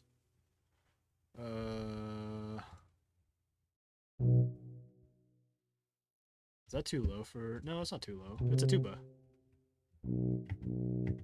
Yeah, that's fine.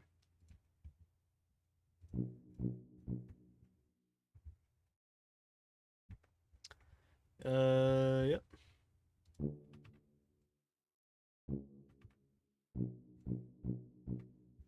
Okay, so we have this driving part.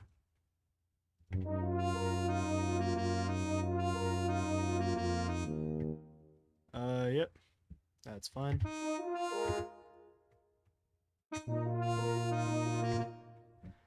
And then it changes. So, ba ba ba ba.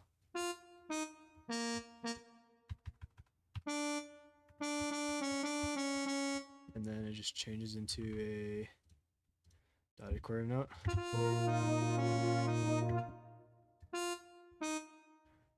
Does the lower of the harp change?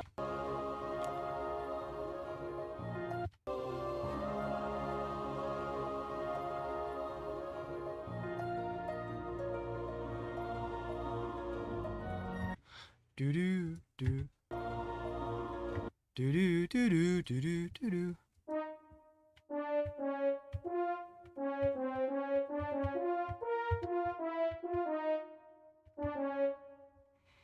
Do do do do do do do do. Do.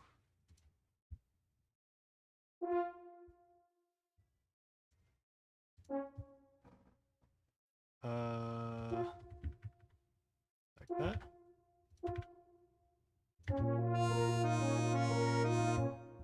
Oh no, hold on. Da da da da.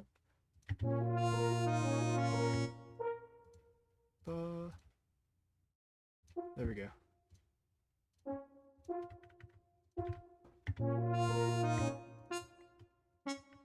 That changes to this.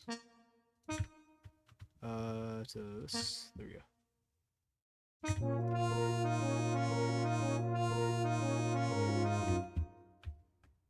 Yeah.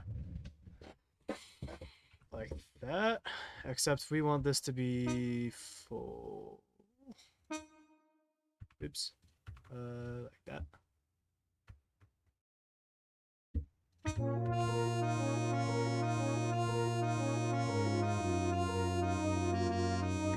Oh, gotta copy it all over. That. Copy all this over. I think.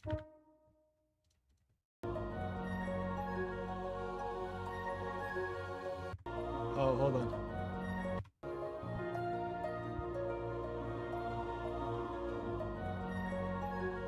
Oh, it changes a lot, actually.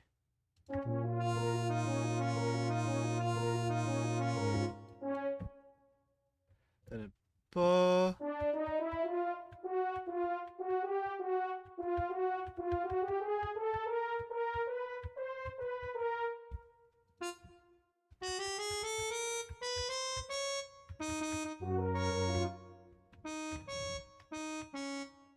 Ba ba ba ba ba ba. Something like that.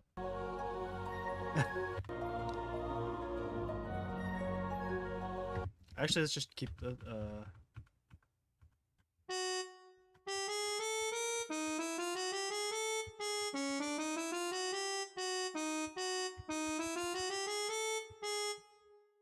like that.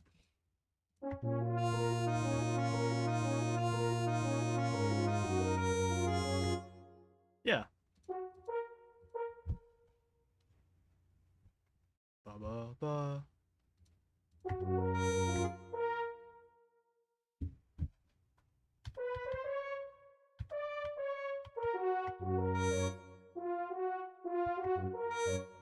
want it to be that high. It should be an easy piece.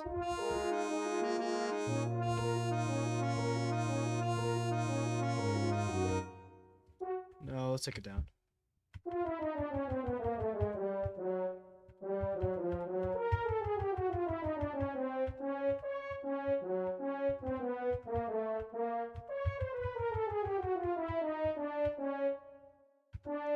Like that.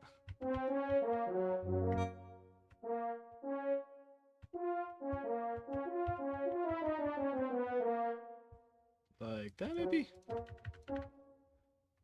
Let's see.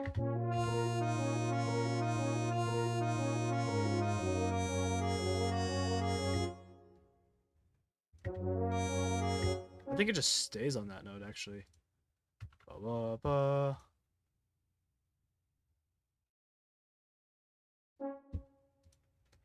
Yeah, I think it just stays on the note.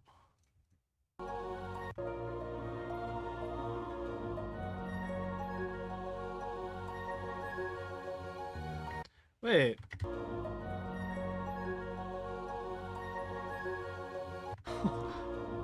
Hold on.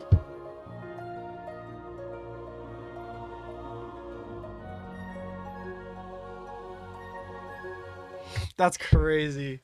That's crazy. That's actually crazy. Alright, check this out.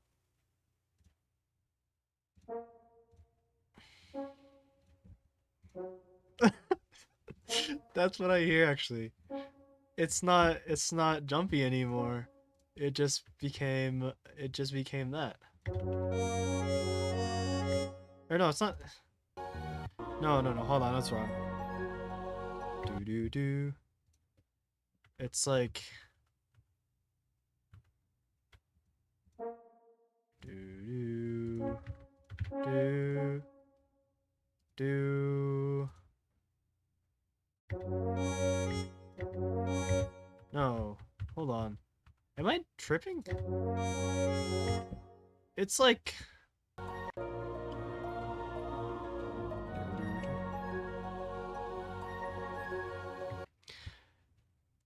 do do do. Oh, is it triplet? Did they turn it into a triplet?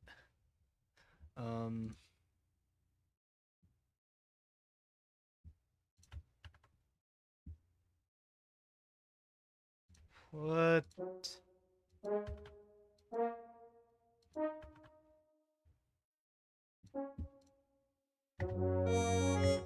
No, because that's just the same. Hold on. I need to figure out this. I need to figure out the rhythm for this. Baba. Or is it dotted? Da da. Da da.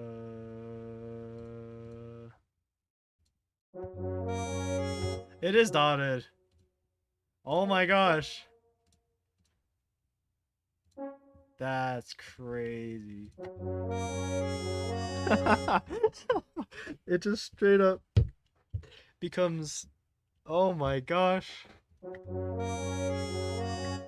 Okay.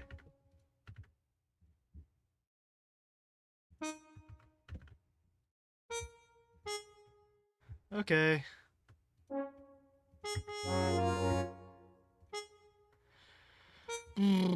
That's a lot to process. All right.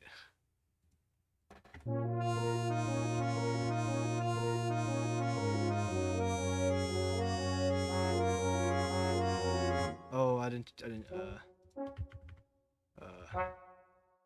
Oh, I added. I gave it to the trombone. That's why. Okay. There we go.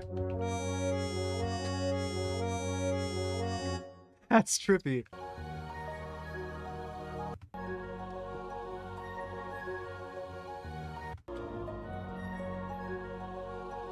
It's not even that. It's just straight up. It's just straight up. Ba ba ba ba ba ba ba ba ba. Oh my gosh. Oh my days. Oh my days. They're insane. They're actually insane. Christopher Larkin, you're insane.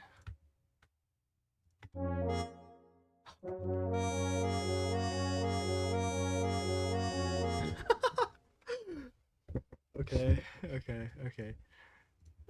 We need a wordle break. I don't know what the wordle is today,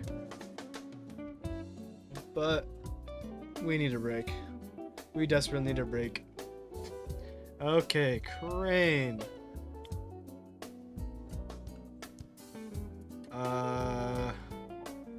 Art. No, because the R is in the same place.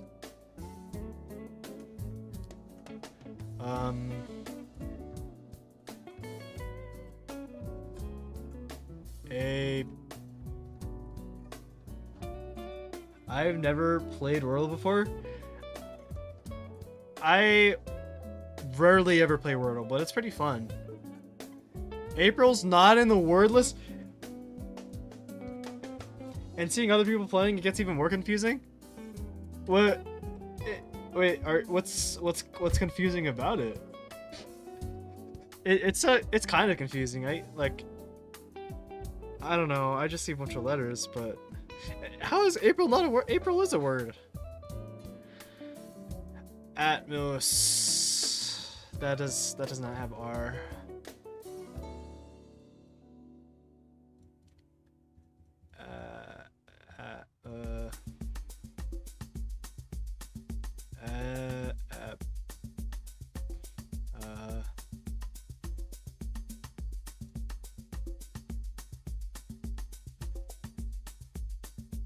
Adderall. I don't know.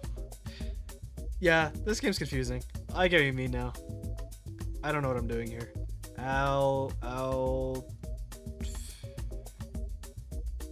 Altos.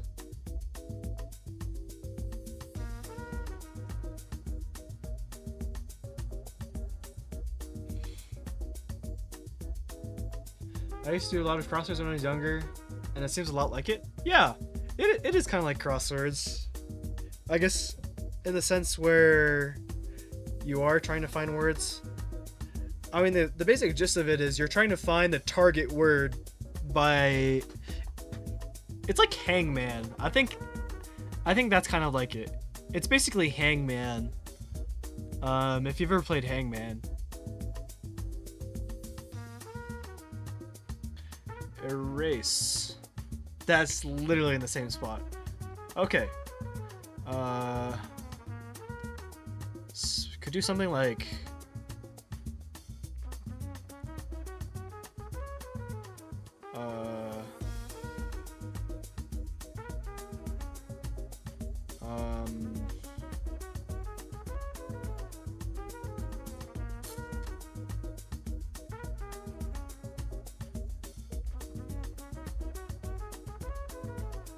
or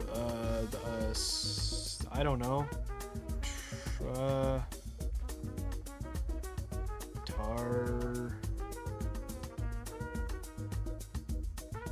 Tarp, but E's not in the same spot. Tardy. Okay, there's a T.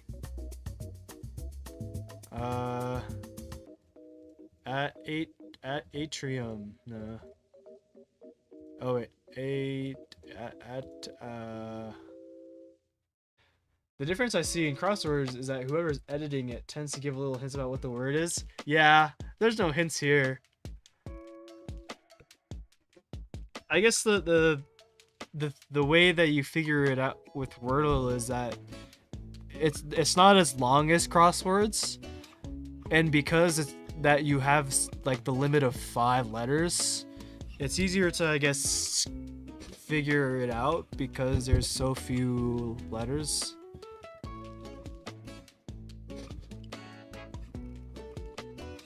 Wordle seems like a vocabulary enhancing game of sorts where you have to guess the word, and that demands a lot of vocabulary. It might be fun to play. I might give it a try someday. You should. I don't always play Wordle, like, ever. I only started playing Wordle because I saw friends play it, and I wouldn't even consider myself a Wordle player at all. I'm not a Wordle player.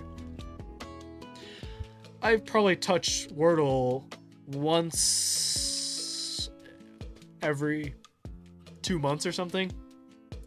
Once I just remember that it exists. I know that there's people that do like the daily Wordle, like a Wordle every day. Because I know New York Times makes a new Wordle every day, and then you're supposed to solve the daily Wordle. I don't do that. But it's cool to play as a break, I think. So that's why I do it. And I've been doing that for these sorts of streams.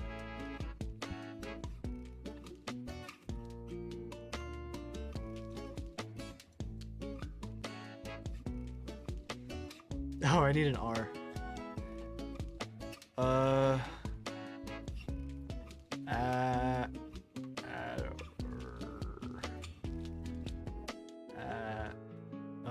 Atmos. There's no S though. And we have 4 of the letters. We have A, R, and oh, sorry, we have 3 letters. Rat. No, because A can't be there.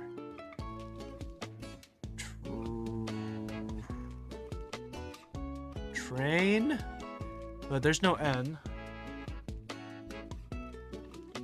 That's why I started with Toho. That's why I started with Toho Camellia. I want to be the guy. Some MMORPGs and PC 98 games. Friends got me into it, but I don't play it a lot. Mostly when I remember it's a thing and I got free time. Yeah, exactly.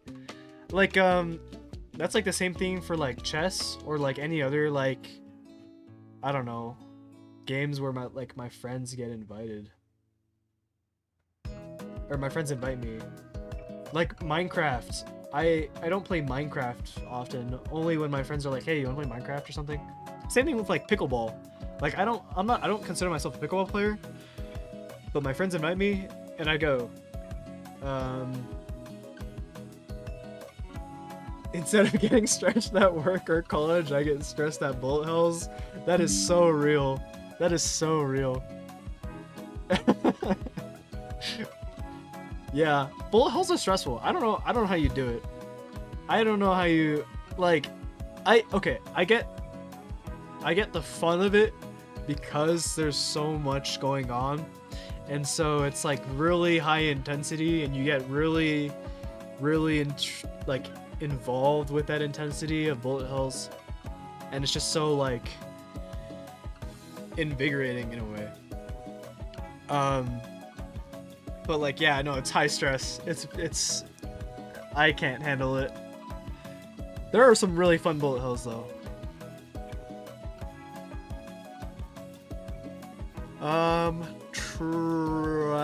Oh wait, no, I already tried A there actually. I also tried R there already. So maybe it's not. Okay, then I think that the A is here and the R is here. We already tried the T there. Low. So T can't be there. T is probably here then. Tar. Something tar. My best guess about bullet hell games is that they demand so much of your focus and attention and coordination that you kind of forget you were stressed out. Yeah, honestly. Yeah.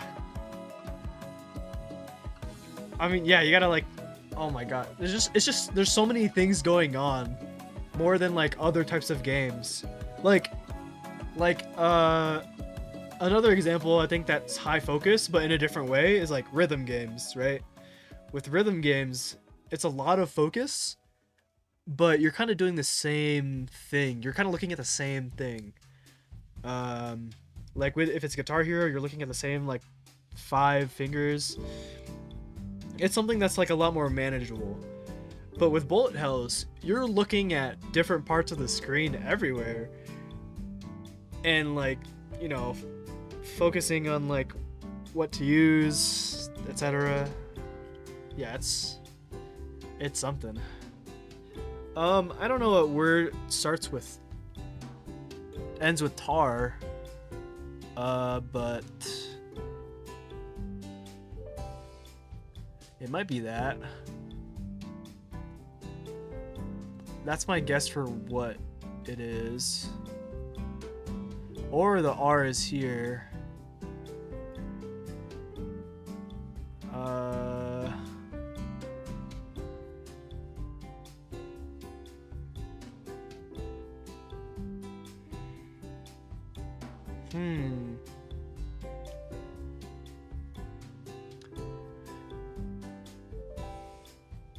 Ooh, this is hard. Or the R is here. Rotam.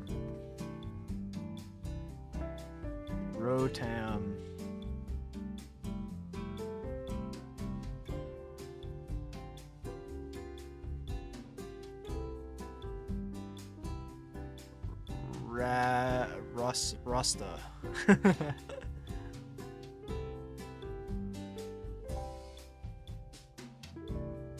Yeah, all the ones with tar are 6 letters.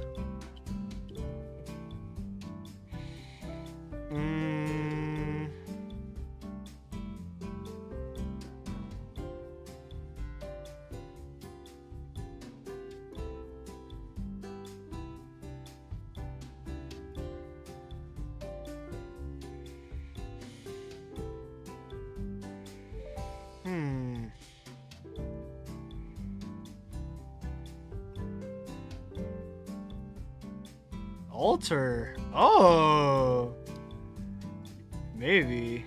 Might as well try. Okay, so it is. Okay, we're getting closer. It is tar. It's just the first 2 letters. We need to figure out what the first 2 letters are. Good call. Good call. Really good call. Credits. Credits to the dictionary. So something tar.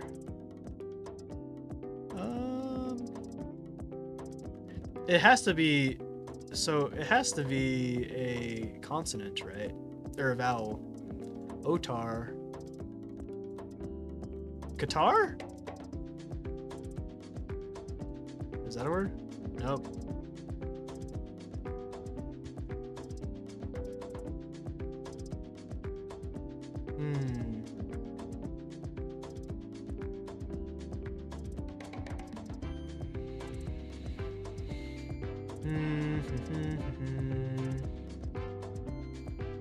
Sitar?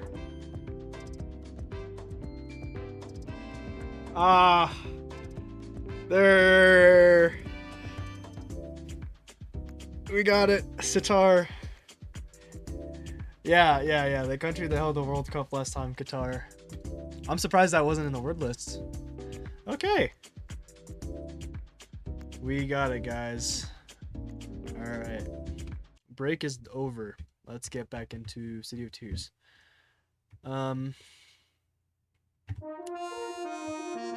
Here's what we got so far.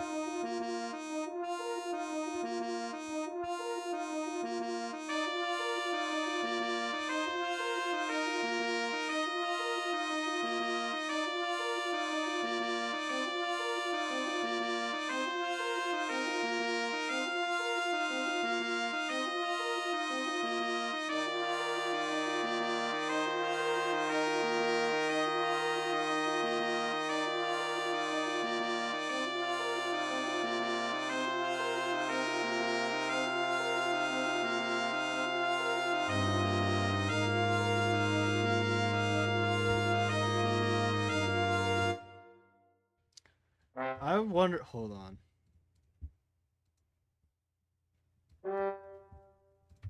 Will this work? Because I feel like it needs more movements. Oh, my webcam is ringing an alarm because my webcam is my phone. Ah! Ah! Sorry, guys.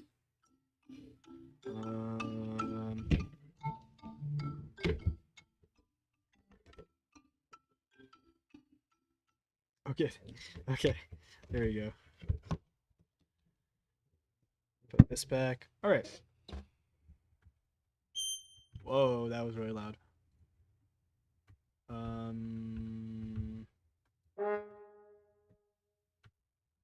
Where was I?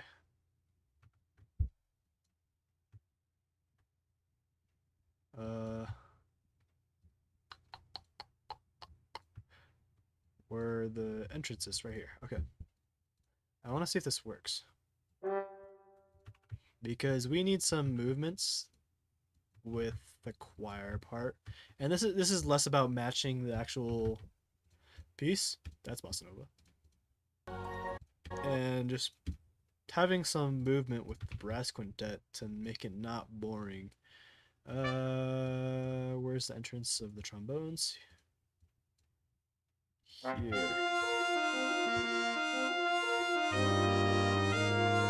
Yeah. We're gonna do this.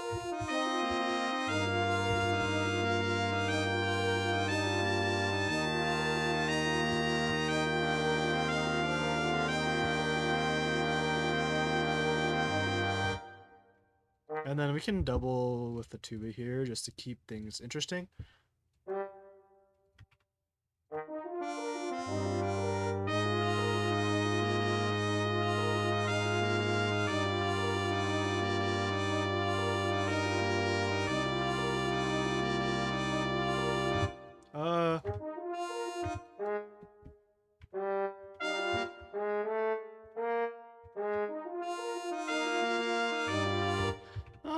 Let's hold on.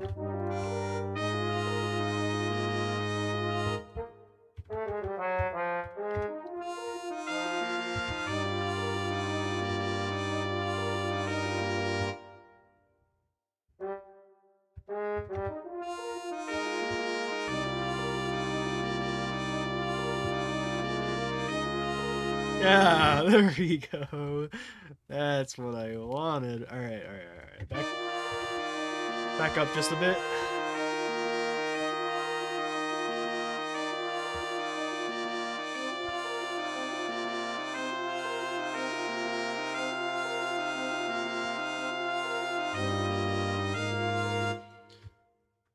So let's change this decrescendo to be here since we have established some sort of changing note.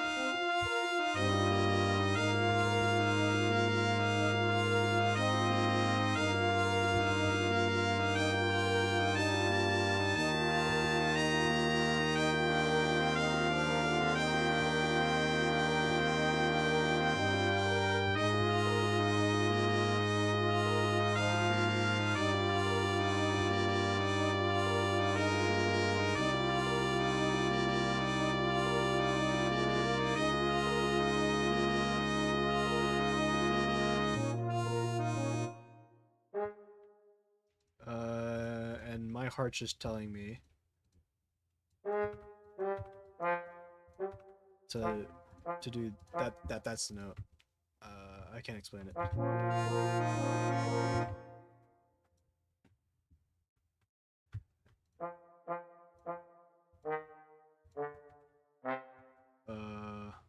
Bum.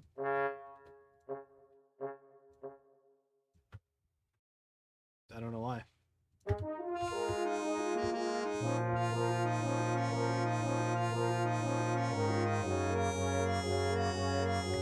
Yep.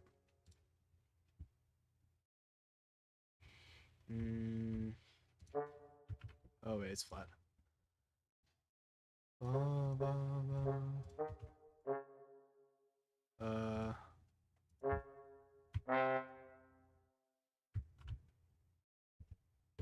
Do you think it would be possible / cool to make trumpet 2 and F horn play their lines in sort of crescendo decrescendo dynamic, like coming and going in?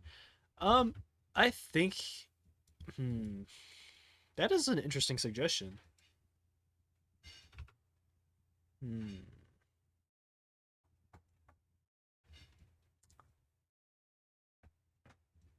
Let me think on that. Hold on.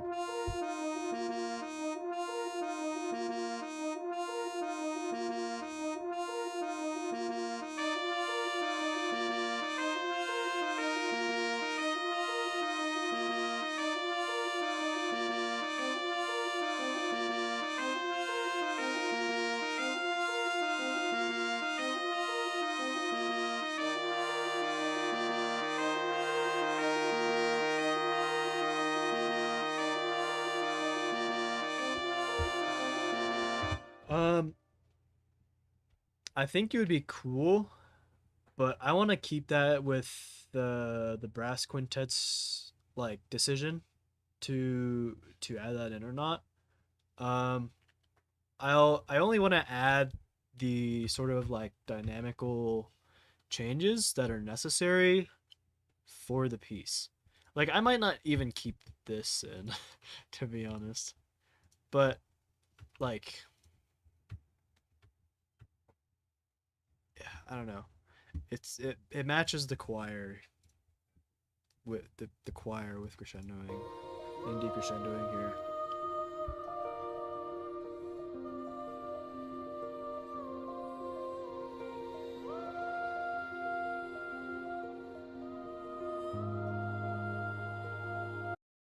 Or it's not the choir, it's like the strings, the high strings. Um, but yeah, I like the idea, but I think I'll have to ask the quintet if they want to do something like that. I like the idea though. Good suggestion.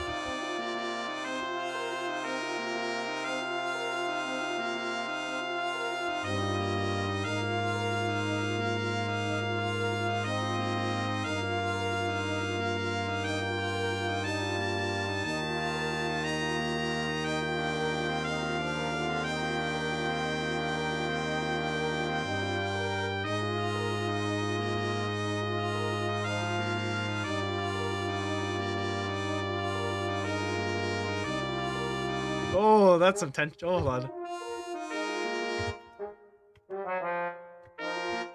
Hmm.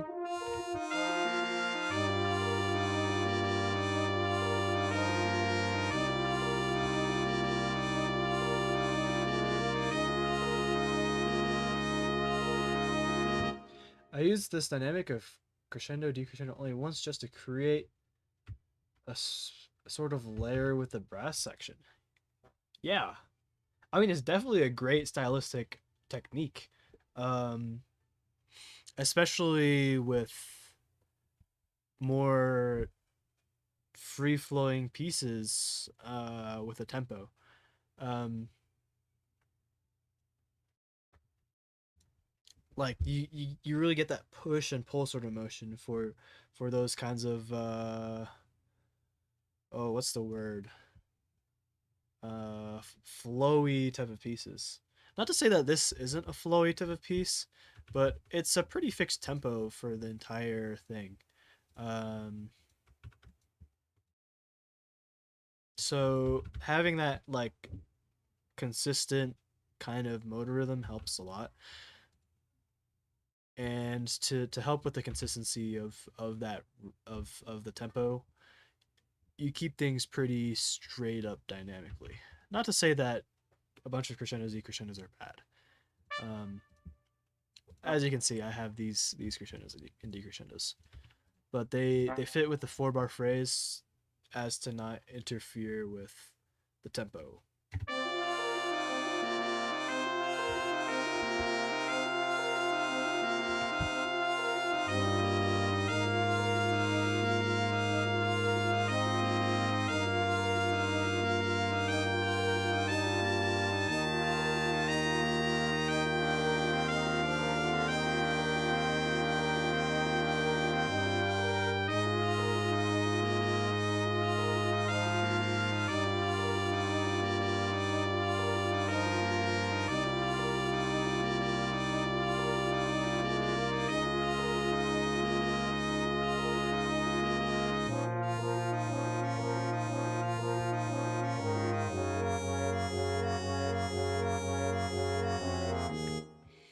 Yeah, that's sounding pretty all right. I mean, there's some fine tweaks in there, but sounding good for a bass. All right, moving on. But they were playing chords, not a moving line, so it's very different in a way. Yeah, yeah, for sure. Oh, I was gonna skip ahead.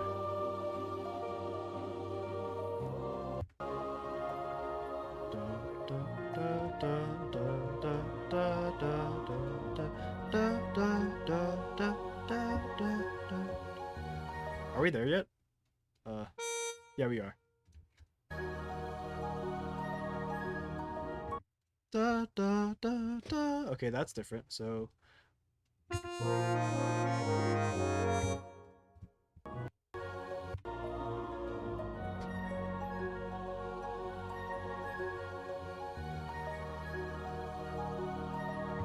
it goes one more time.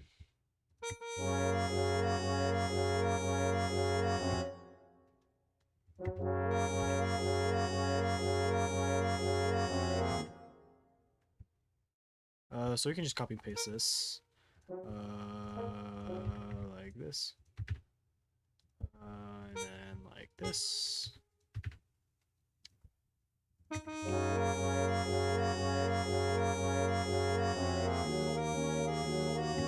And then it changes a bit, I think. Yeah.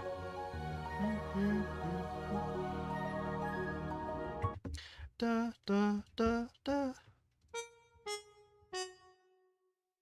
But where does it change is the question.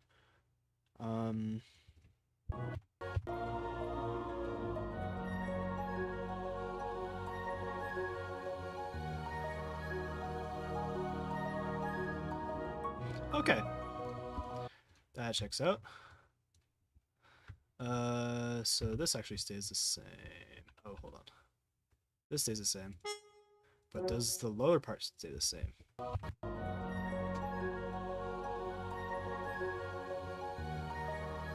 Nope. It goes.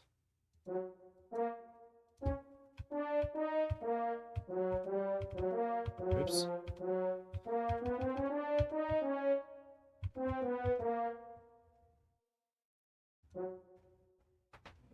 Hold on. I did that wrong. I'm messing up.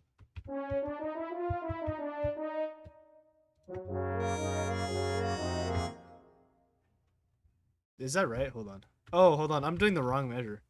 We need to. We'll just copy this over, and then copy this over. There we go.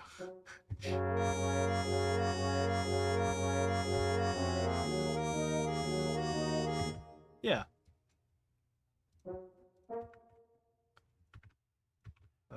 Like this.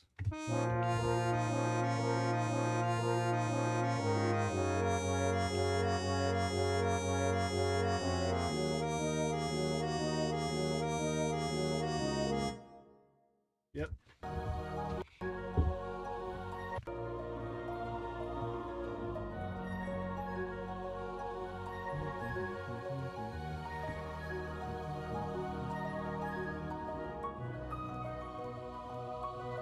Oh, wait, no, it's different.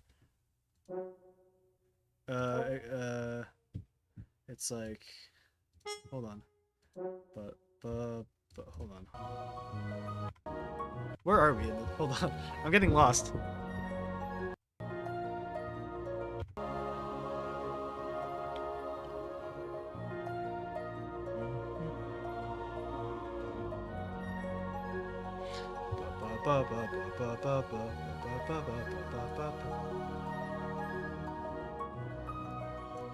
Oh, that's so cool.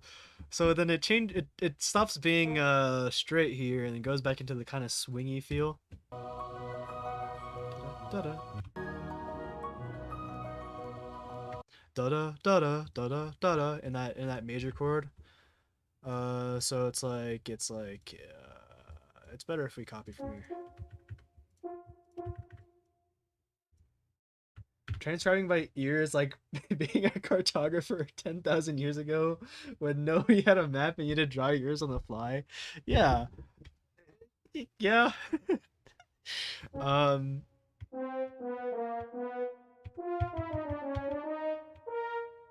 and you're transcribing and arranging, which is amazing. I appreciate it.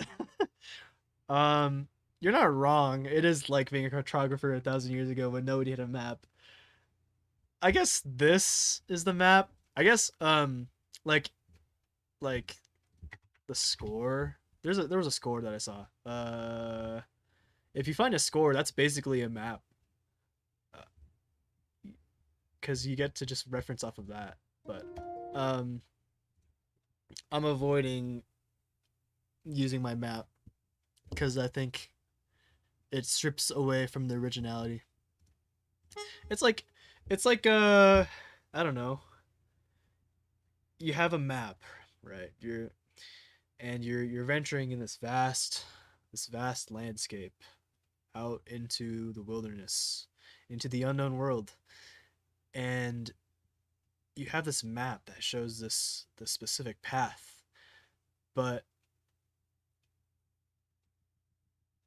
it's too dark and very difficult to navigate your way through all these sounds and all the brush that is in the way.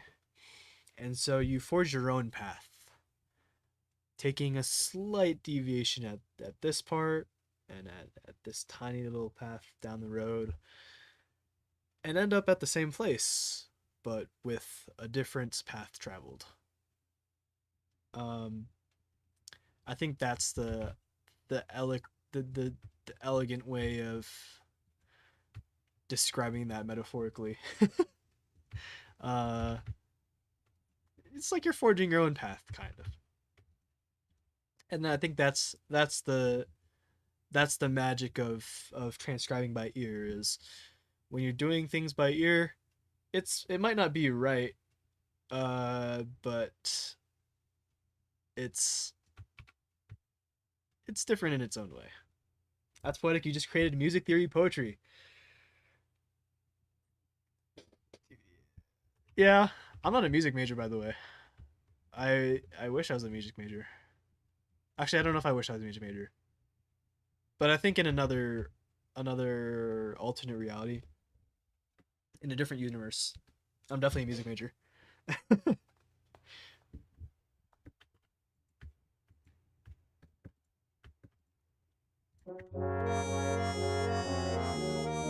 What was I saying? Oh yeah, so this is cool. So it goes from straight, and then it goes back into a swingy feel. Um, but yeah, I agree. It might not oh, it not might blah, blah, blah, blah. It might not be always 100% right, but it's cool to have your sauce, as my drum teacher used to call it. That's a good way of saying it. To have your sauce. Yeah,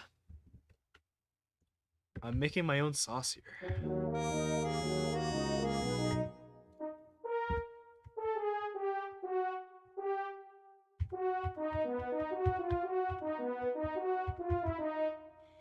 So it's that's so interesting for it to go back into a swingy feel. But that's what I hear. So it goes back into swing. In my native, that would be molho, which is still funny when it comes to drums. Oh, what's your native language? Molho.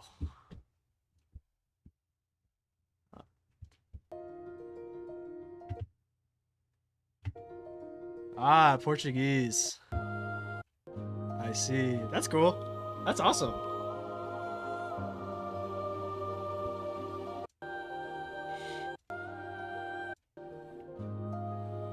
Where was I?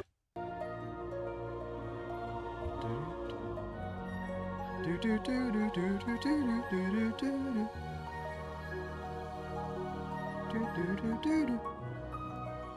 do do do do. Do. Yeah, it goes back into that's so weird, but I mean it's cool. It's cool for sure. So it goes swing, then it goes into straight, continues going into the straight kind of rhythm, back to swing. Oh my gosh, what an arrangement! I want to know what Christopher Larkin was smoking when he wrote this. I want to know what he was on. I'll try my best to do the phonetic version. Yeah, through through chat is tough. It's pronounced sort of like molio. Hold on. Port how do you spell Portuguese? Portuguese. I'll just put Portuguese to English and then uh,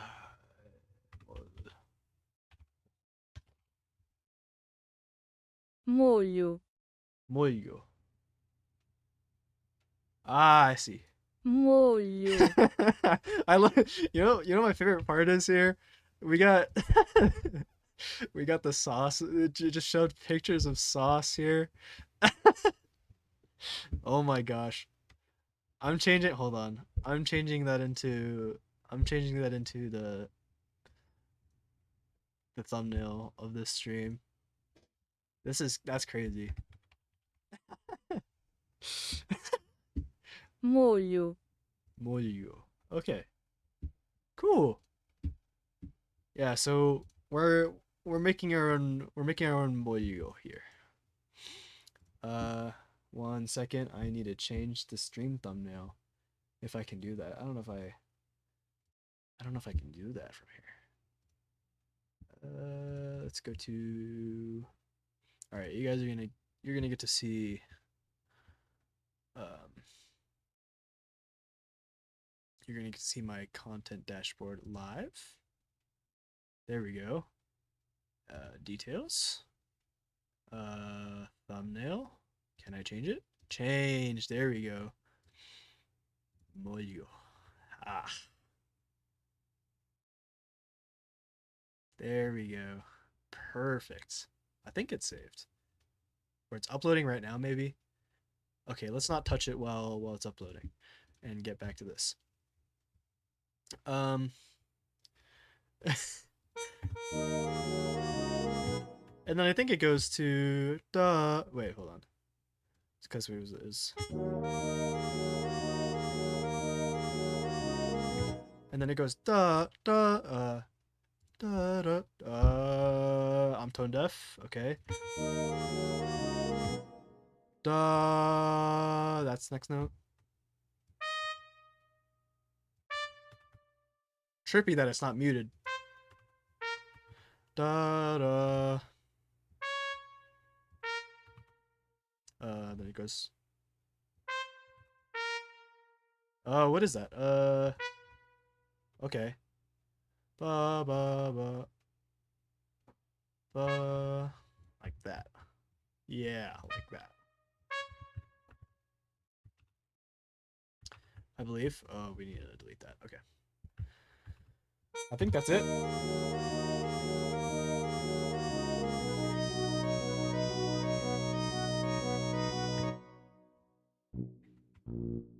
And then again, this tuba is not catching a break. Wow. Because it keeps getting lower. And maybe this is starting to get out of the uncomfortable range. Just maybe. It's still no, it's still in the range. I take it back. I lied. This is still in the comfortable range. I'll start doing it once it starts getting grayed out. Yeah. Once it turns gray like this, that means it's like a warning sign that it's in a weird range. Once it's red, that means it's like really bad. That's like you should not do that. But it's not yellow or red, so I think we're good.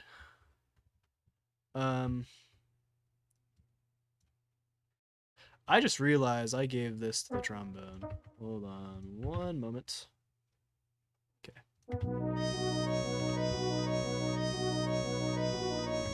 All right, and then time to figure out the trombone part.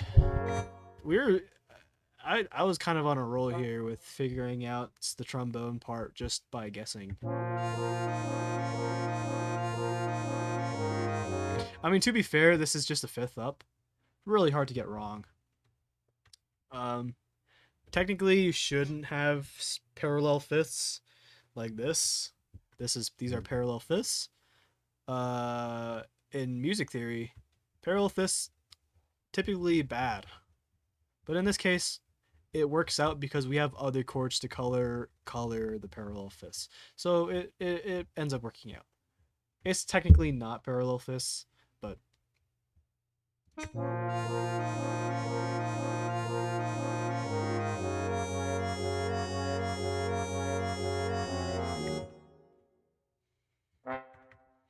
Let's change it up a bit. Da da da. Uh,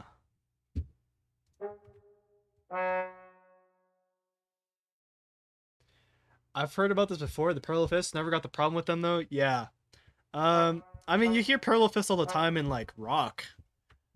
Like that's just like what you use in rock is Parallel Fists. I think it's just more of a classical thing. Which this is not classical, so I guess that's why. Not a music major too, just a musician? Yeah, me too. I don't even go to like a liberal arts school. So music isn't even like a big focus where I go to.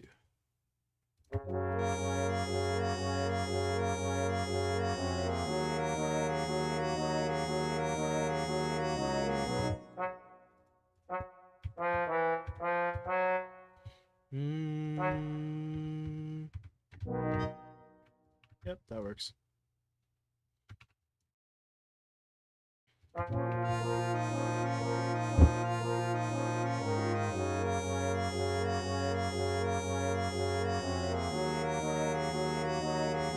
Whoa. What I know about music theory is from back when I tried to get into music school to be a music major. Ended up getting into law school, not very fond of it. Oh, you don't like law school? I've heard some interesting things about law school. Uh, I personally could never get into law because I'm a very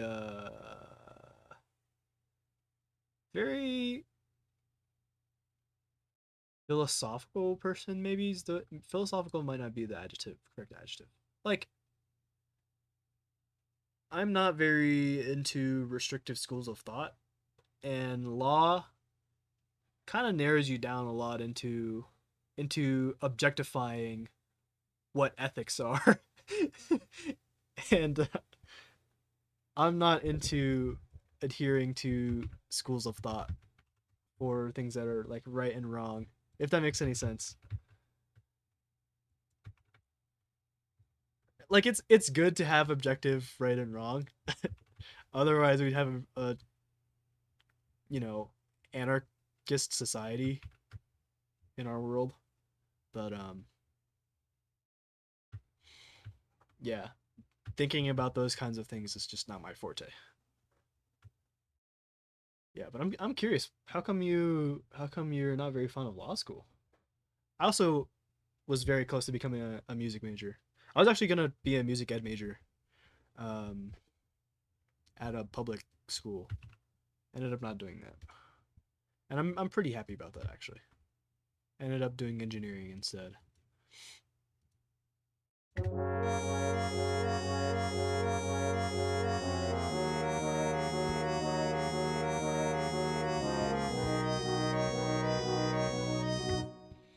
You're always right or wrong, black or white, defensive and or defendant. Oh my gosh, defendant and plaintiff. Yeah, yeah, exactly. You're always right or wrong. Also, in a lot of cases, right and wrong is not equally what's it called. A lot of times, it's not an equal battle between right and wrong. Um, and so I think it can be a very emotionally difficult,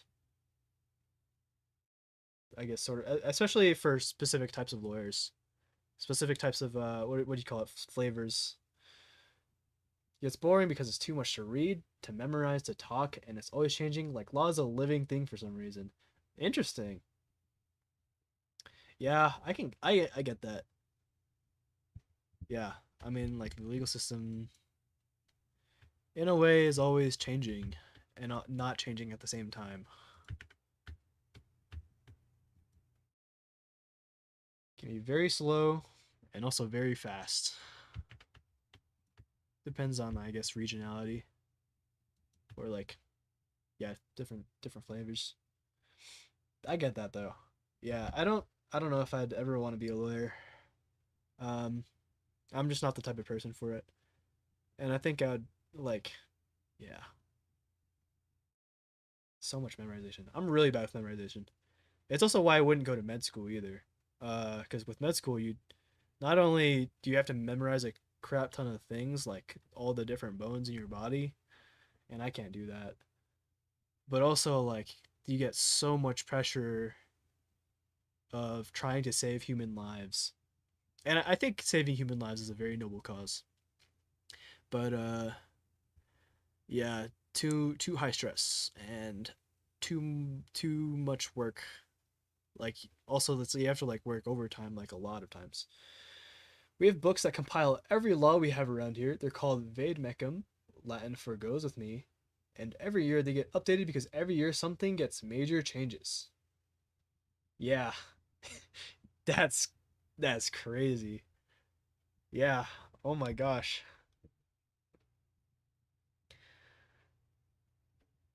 Med school is like a nightmare for me. Too much pressure and not good work conditions. Yeah. Um Also if you're going the doctor route, it's a lot of money. You pay a lot of money.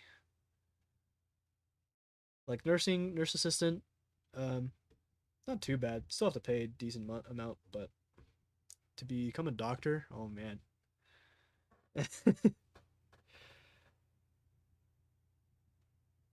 Yeah. I guess with the perks of becoming a lawyer is I guess you because you have to memorize so much of the law and you're just so familiar with the law. I guess in the rare instance where you're I don't know. The like I always see these like police body cam videos and then like the person that's getting the traffic stop is a lawyer and then you just scare off the police because you know the law better. I guess that's like that's like the one situation where I'm like I'd be really grateful that I went to law school. But also I guess there's like people I guess there's also like what do you call them? Uh it's those people that like annoy oh, what do you call those? It's like the whistleblower people that like annoy cops for some reason to like catch them breaking the law. I don't remember what it's called, but I guess you could be like one of those people where you just memorize the law for the sake of being annoying to cops. Happens a lot around here. It's funny to watch. Yeah. Yeah. I bet it is.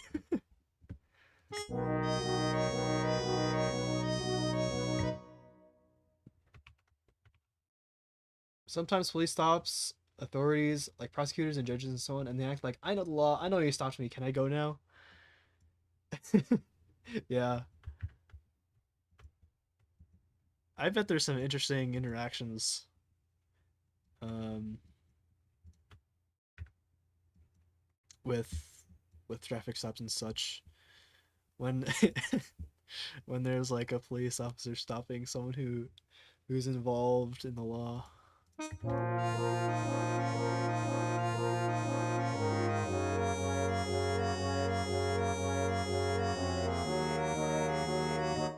Do I want to change this or do I want to go down actually? Maybe we keep it being parallel fifths. Let's hear how it sounds with just parallel fifth. Uh,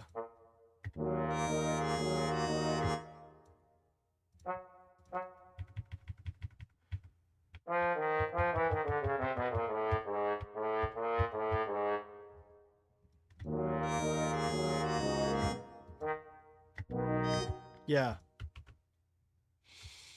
I think that's better. Maybe. Hmm.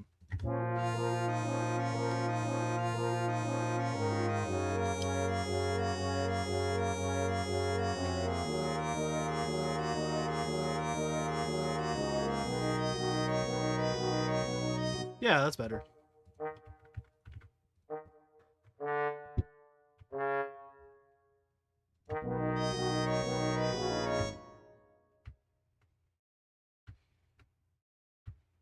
It's better, yes. Thank you.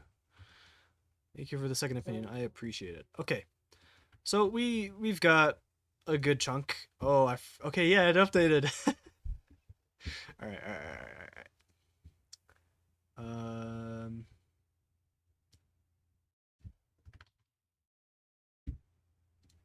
let's pull this again. That's loud.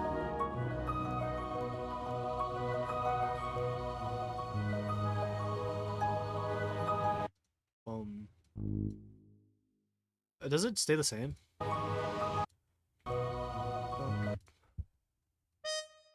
So we got to there.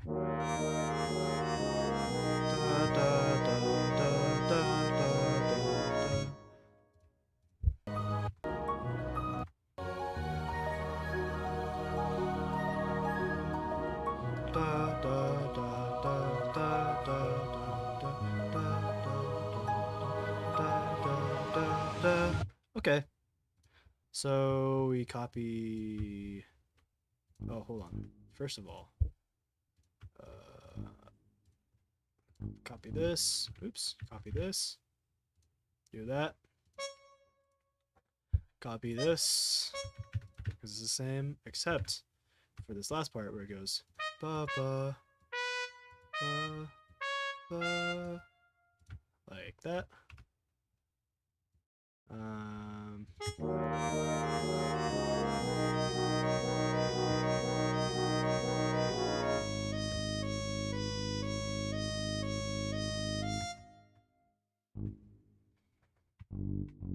That's getting too low.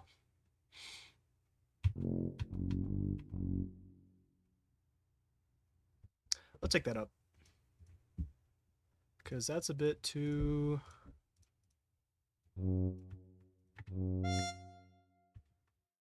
bit too low. It's going to sound mushy. Okay. Now we got to figure out the harp.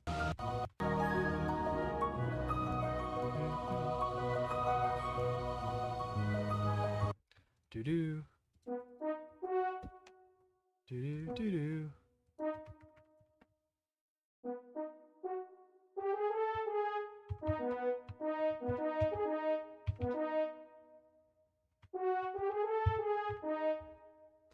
Okay, we figured that out. Nice, very nice.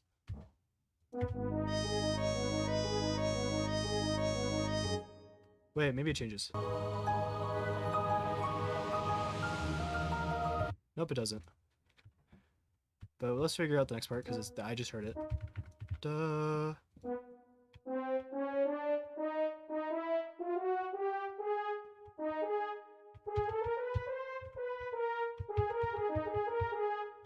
Ba ba ba ba ba ba ba ba ba. Something like that.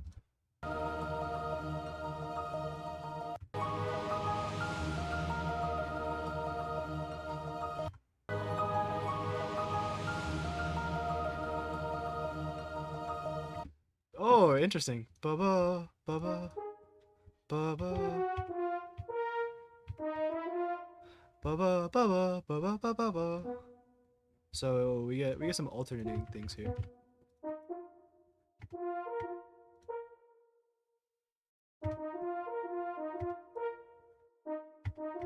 Ba ba ba ba ba ba ba ba ba. Like that, I think. Yeah, that's what I hear. All right. So we have the trumpet one resting right now, which I think is good because they just had this long ass solo, and it's a good. It's like they need a rest. They need a rest, but eventually I want to add them in, especially once the cello comes in for this part.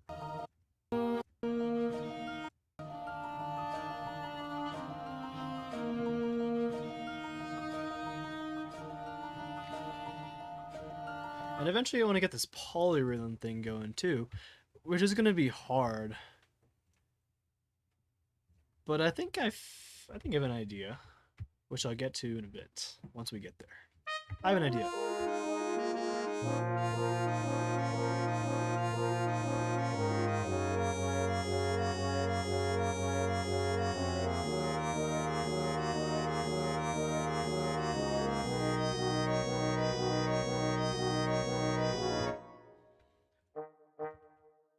Do you think your trombone would be able to mimic the cello solo.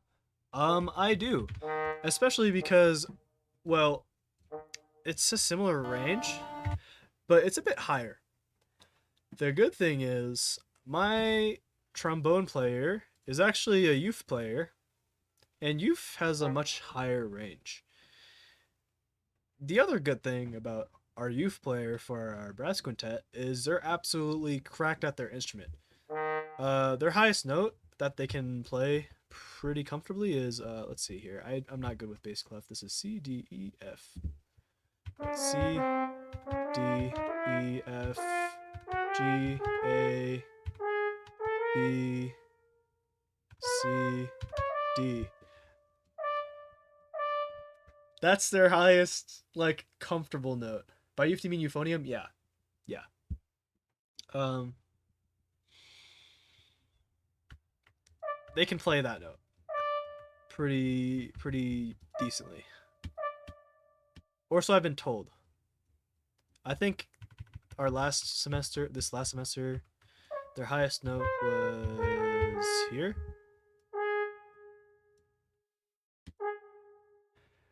Never heard anyone calling it like that. Gotta add this to my vocabulary. You never heard youth?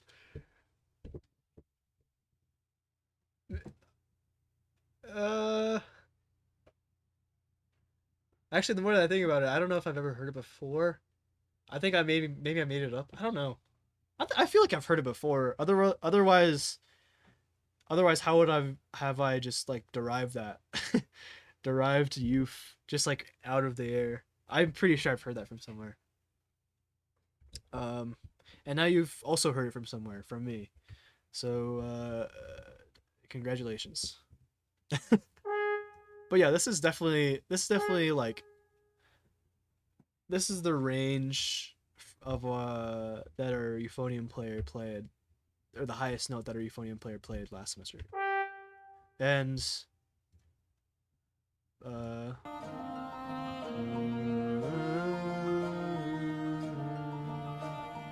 da, that's the highest note. Or no, da da da da. Mm. That's gonna be the highest note that they play. And so they got that. They got that easy. It's not as different as this trumpet player playing uh up here, or actually up here is the highest note. I mean, I could probably even play it if I tried. I'm not a trumpet player, but I do have a trumpet. Uh, and I could try playing it. It's just if I can play it. The hardest part is that it's consistently all high notes and all long notes.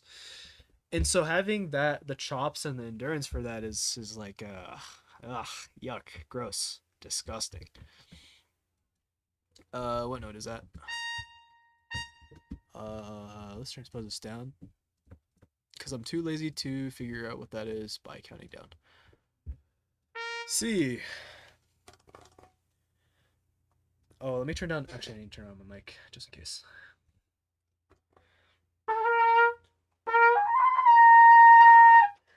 Yeah, I can play it. I can play it really badly, but I can play it. And mind you, I'm not a trumpet player. So if I'm not a trumpet player and my trumpet player can play it, or if I'm not a hold on, what's the logic? If I'm not a trumpet player and I can play it, then that means my trumpet player can play it. Not a logical fallacy at all. But we don't talk about that. I heard about circular breathing, though I have no idea how it actually works. I don't know how to circular breathe, and I think it's pretty hard to circular breathe for. No, you can circular breathe for brass instruments. I think it's easier with like woodwind instruments, like clarinet, saxophone, etc. But basically the gist of it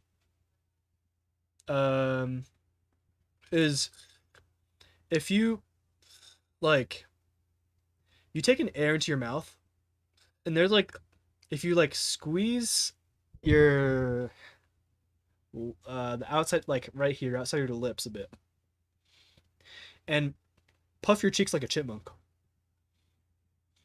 you can kind of like you can kind of like close off this area and keep the air stored in your cheeks.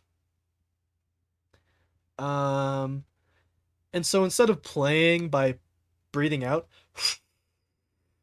you're playing by putting pressure, by like squeezing your cheeks with your cheek muscles to push the air into your that's stored in your cheeks through your instrument, which is crazy. And then instead of breathing in by breathing with your mouth, you're breathing in with your nose at the same time as pushing the air through with your cheeks. So it's not like you're breathing out while breathing in with your nose. I don't think that's physically possible. You breathe in with your nose, and then you're pushing air out with your cheeks. And it takes a crazy amount of skill to do that. For one, I can't do that. Um, but that's how you do it. That's how you circularly breathe. And it's crazy if you can do that. Takes a lot of practice, and even with a lot of practice, I think you know, there's not a lot of real estate in between your cheeks unless you're a chipmunk.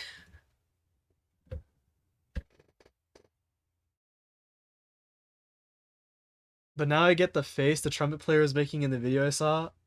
He was like with his cheek totally puffed, just like you described. Yeah, yeah, yeah, yeah.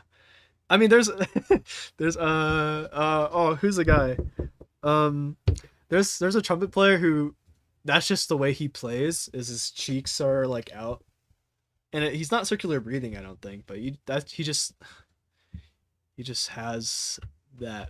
That's just the way he plays for some reason. He's like a jazz trumpet player. If I remember the name, I'll give him a shout out. It's like back in like the 90s or something like that, though. Old guy. Well, at least old guy now.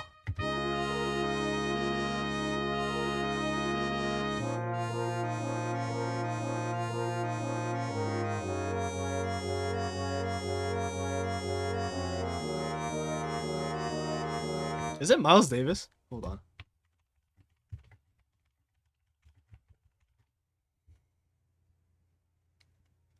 Yeah, oh, it's this guy.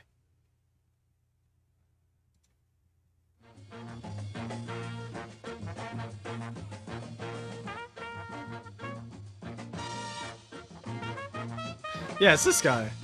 I don't. Is this Miles Davis? I don't think this is Miles Davis. Oh, this is, yeah. Dizzy Gillespie.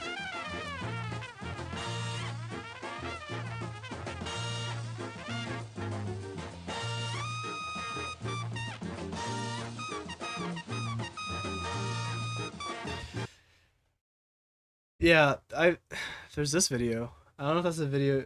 His entire yeah. I I'm pretty sure this is like there's like a medical condition for this, for like, I think it's like coal miners or something. Uh, or I maybe it's in the comments somewhere. There's a there's a medical condition for this where like your cheeks expand. Medical condition where you over inflate your mouth cheeks. Something. It's like chipmunk cheeks or something. It's cool and scary at the same time. Yeah. I guess it's just called chipmunk cheeks. But I remember there's like a history thing related to that. I don't remember why, but it was like a chip cheek cheeks. No, this is just. Is it bulimia? Bulimia.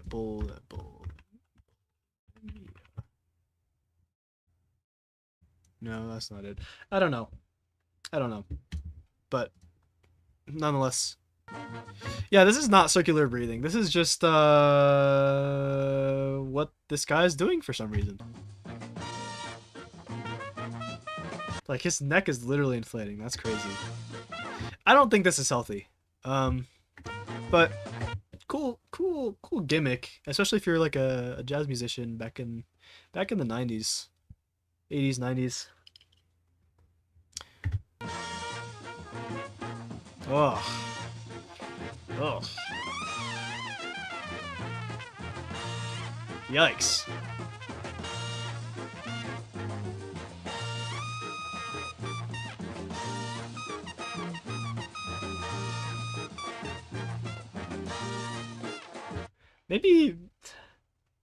Maybe you get some extra air support. I don't know. I have no idea. Cool though. Back to City of Tears. They call it larynx. Oh, let's see this. Laryngo.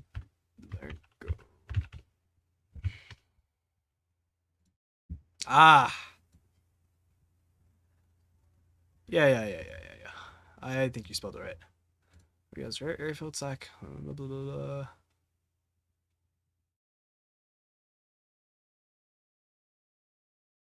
Oh yeah, it was from like coughing. It was like uh laryngeal kill like miner's cough or something. It's like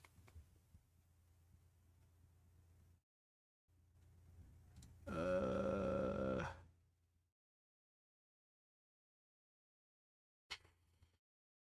I don't know. I just remember hearing yeah, it is larynx. Yeah, whatever. I I don't know how to pronounce that. But yeah. Um I swear I remember hearing something about uh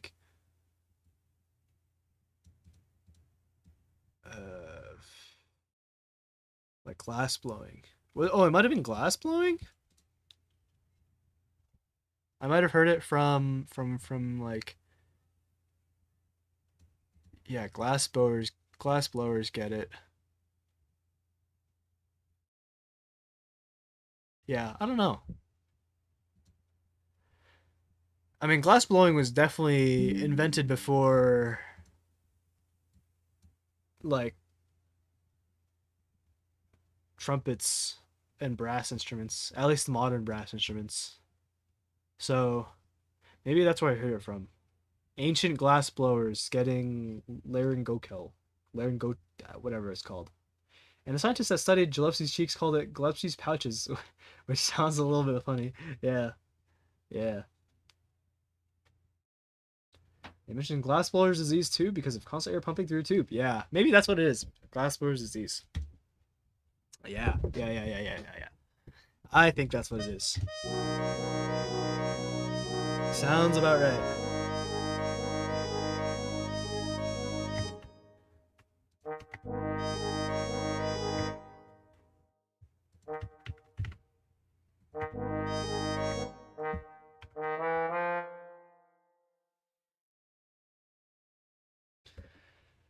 Dead Skull is waiting now. Oh man.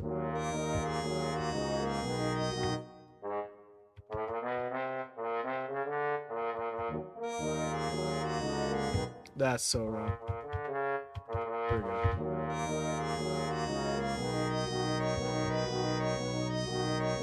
Why did I delete that? Hold on.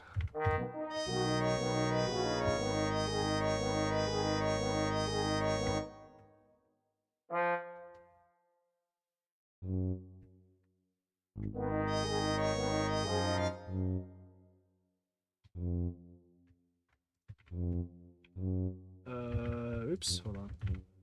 Uh,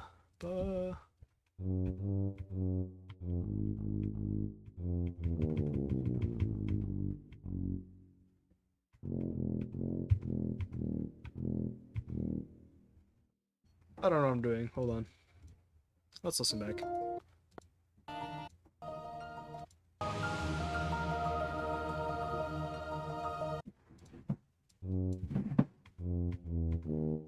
Is that the note? Or am I too far ahead?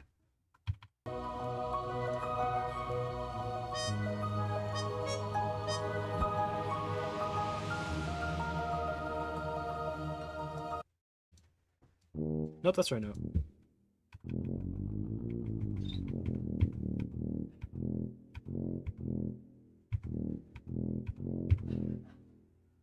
Ah, that's why I did that. Okay. Let's transpose this up.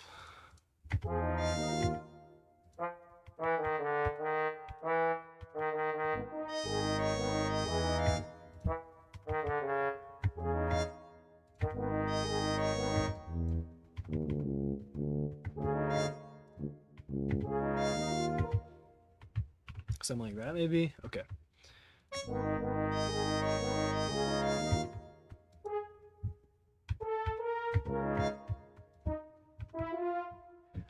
There's definitely something different with the harp here. Oh, maybe not.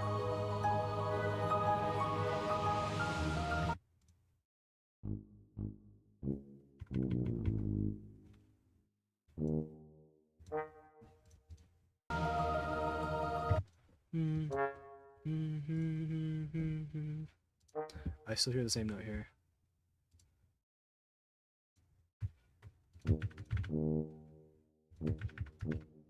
This does not want to copy correctly. Okay. Boom, boom, boom, boom, boom. Copy, paste. There we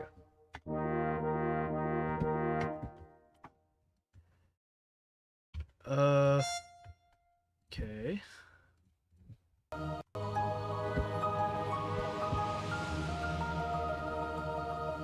Do. Still the same thing.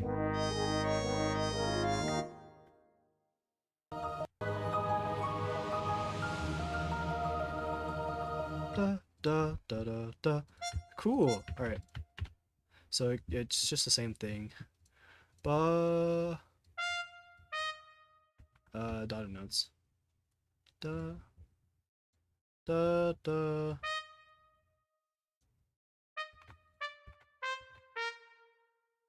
Da da da da da da da. Like this, I think. Yeah.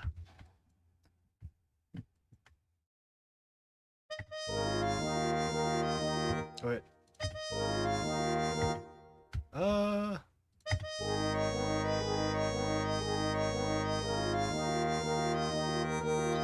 Yep, that's right.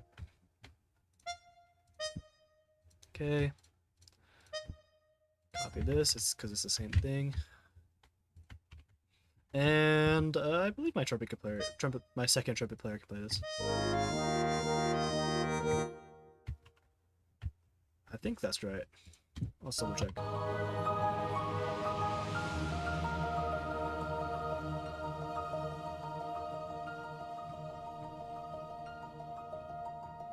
Okay, cool. It just stays the same the rest of the time.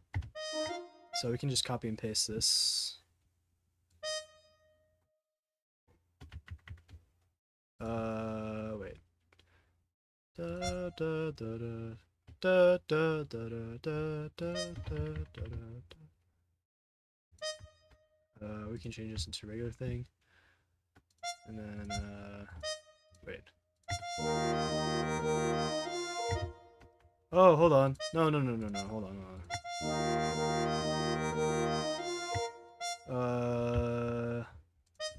Need to add an extra beat here. There we go. There we go. I think it's like that.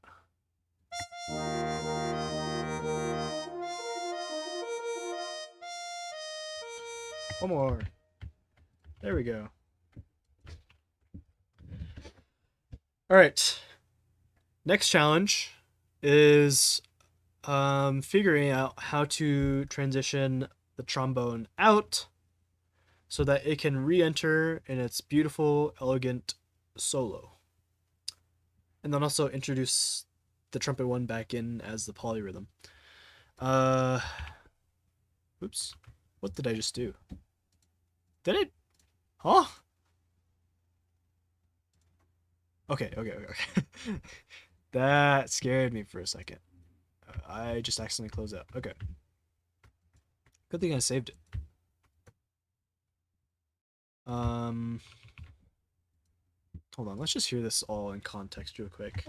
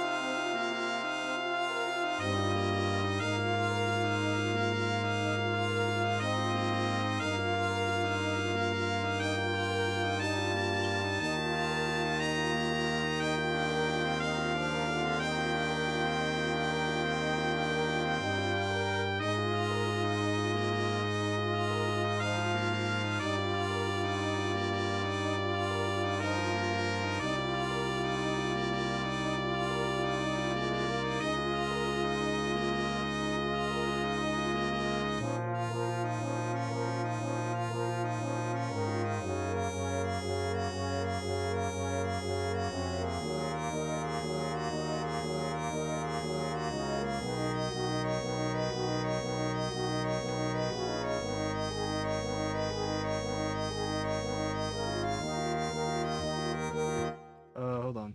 That's not right.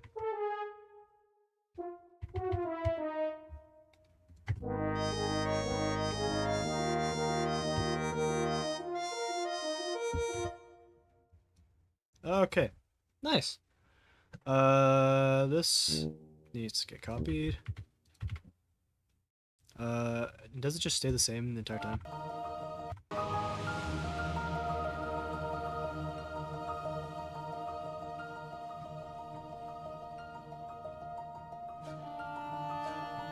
Oh, that's perfect, actually. You know why? Okay, okay, okay, okay, okay. So this stays as the root note, same root note that we've been hearing the entire piece. Uh, uh, this always goes back to this note, right? Ba, wherever. I think that's just it. The harp dances around this note. Oh, that's not the boom, boom, boom. Even probably the trombone plays it. There we go. Right. Very consistent note throughout the piece. And so, because it's such a consistent note throughout the piece, very easy to phase things out if we have such a consistent note in the piece that can get covered by a different part. It becomes a very smooth transition if we're hearing that same note over and over again and it just switches instruments. So we just have to make the trombone double with a tuba, playing this same note instead of the power chord. And oh, it already is. Cool. So we're good. This is so easy. Oh my gosh. We're about to finish the piece in 4 hours, which is actually crazy. Okay. So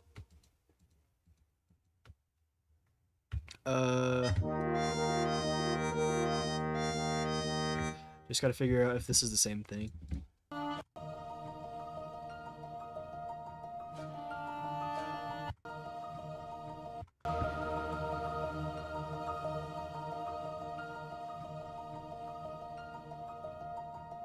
Ooh! Okay, so it's the same thing. I think. Hold on. Yeah, it is the same thing. Okay, never mind. I don't know why I got excited. I thought something changed. It didn't change. It just stayed the same. Alright.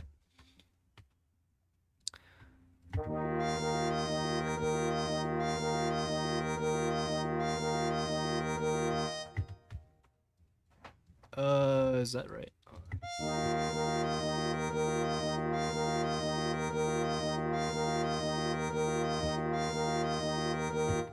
Yeah. And then here's the cool part. Tuba is not going to change the note at the same time. What it's going to change is the rhythm. Do do. So it's going to go do do do do do do do do do do do do do. Just syncopation, polyrhythm. You can kind of hear it faintly here. I'll stay quiet. Just listen to the low notes. It's like a cello playing, or probably a double bass playing like a higher note up on their thing. Do do do do.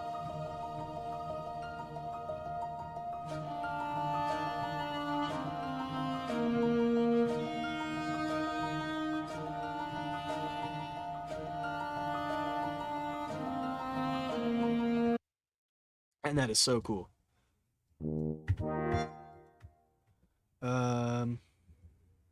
So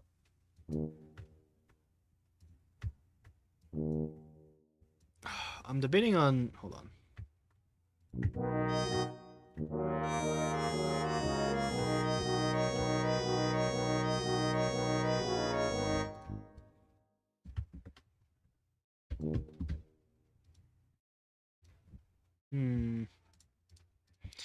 I want to do this. Oh, no, sorry. Transpose it up. Transpose it up. Boom. I want...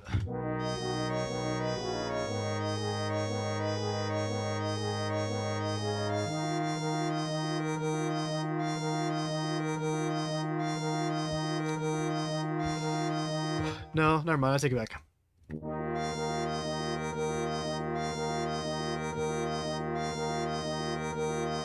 Okay. Now...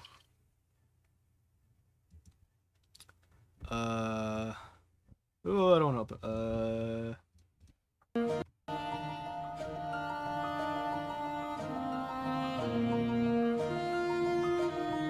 1, 2, 3, 4. 1, 2, 3, 4. 1, 2, 3, 4.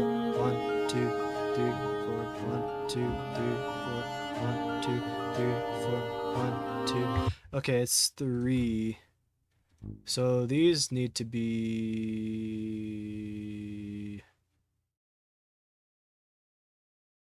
These need to be half notes.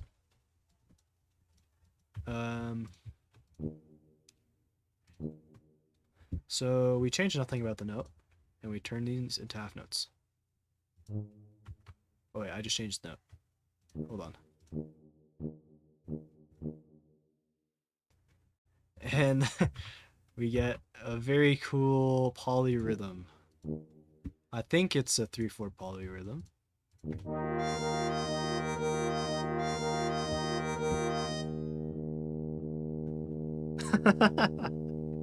Oh my gosh. I love how the tuba is literally just this. Very boring. But it's okay. It's supposed to be an easy piece. Actually, we don't need to listen to this. Okay. Can we just copy? Hold on. No, it's in a different. It's the same thing. Is it the same note? It is the same note. Da da da da da da da. The tuba player is the most chillin' in the piece. Yeah, they just play all this. It's okay. They get to play hard stuff in the first movement, in the first piece. Like the cello player in Kennedy, yeah. This is where I kill them. This is where I murder our tuba player. With all the double tonguing in the world. Like this is just it's just straight up double tonguing.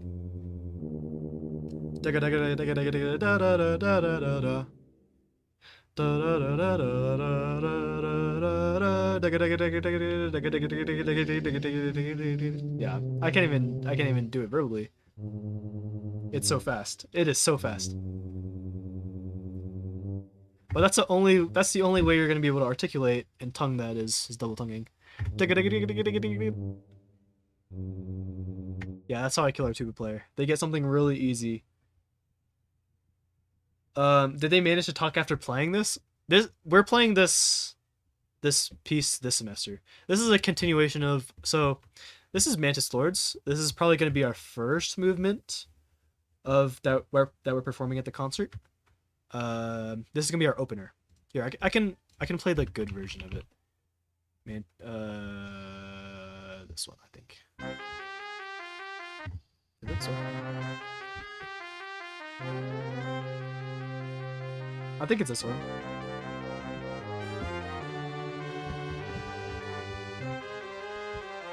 Very energetic piece.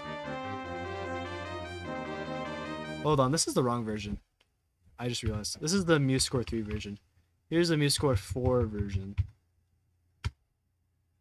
It's cool.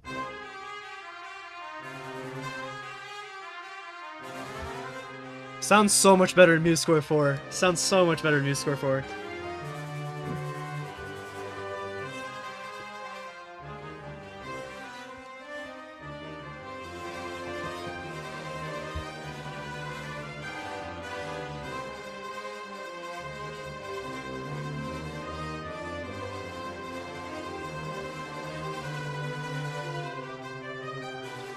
But yeah, that's gonna be our opener. High energy piece to show off. Probably our hardest piece. Then what I'm writing here is probably gonna be our second movement. A lot easier and a lot more melodic. More like a ballad section. Like when you're listening to like you know a full arrangement, you get that like big opener, and then you go into like a slow ballad section, and then a closer. It's that kind of thing. This is going to be our ballad section. Sealed Vessel, which is we may or may not do depending on how easy or hard our first two pieces are. We might omit this. I don't know. We'll see. Is going to be our closer. And it's another high intensity piece, but a lot more mellow and has a lot more of the Hollow Knight motifs in them.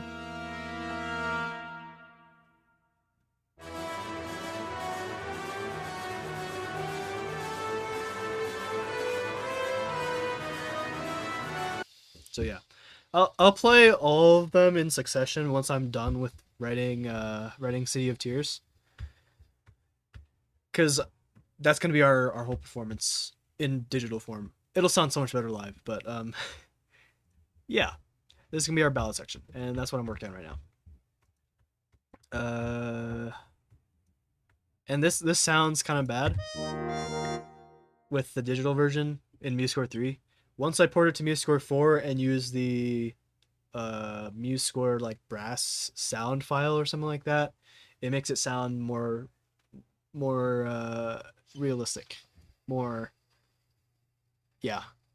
punchy, less robotic and electronic like this sounds. This sounds very very digital, but it also sounds clear, and so I know what chords I want because it sounds clearer and less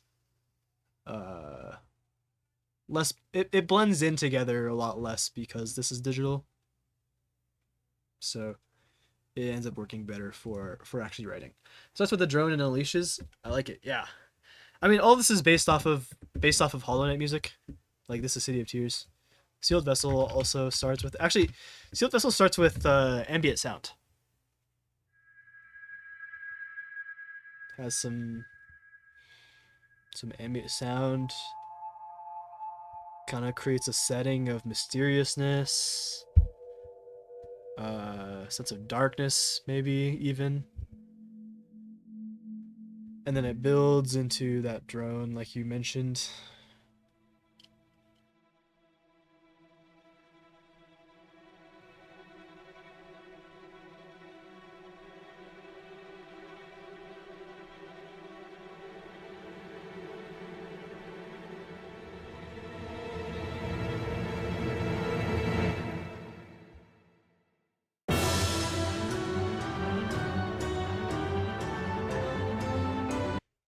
Very cool. I think it's gonna be a really cool 3 movements that we're doing here. Okay. So going back to what we were doing, I think we can just copy the trumpet 1 part. It's in the same exact key. I thought it changed key.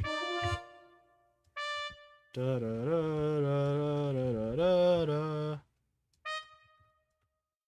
We can at least copy this. I know that's definitely the same. Okay, that's a bit too high. Bring this down 1 octave. There we go. That's perfect.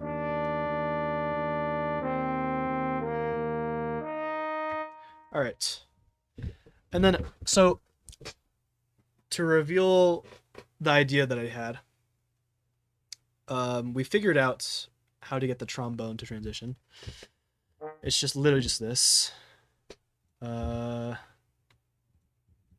actually, we'll figure that out later.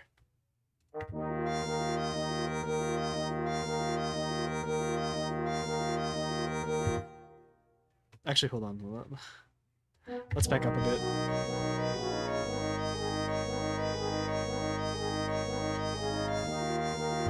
bit. This is a bit boring.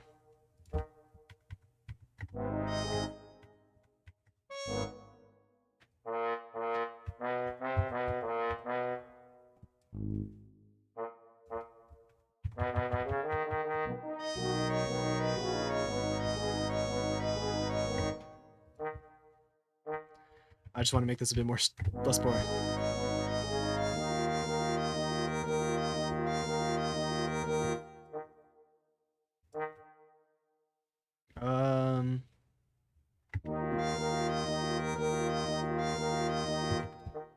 Let's just give them a bar to breathe.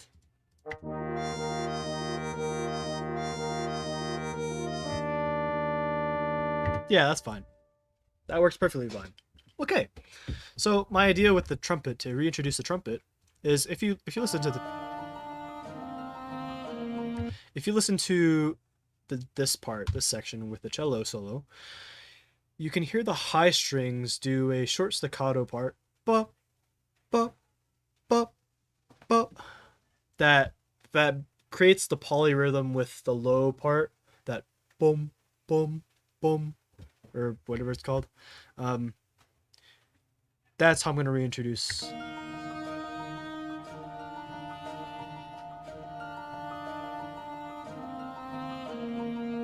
the trumpet one. Not actually as cool of an idea as I thought, but I think it'll work. So I think it's every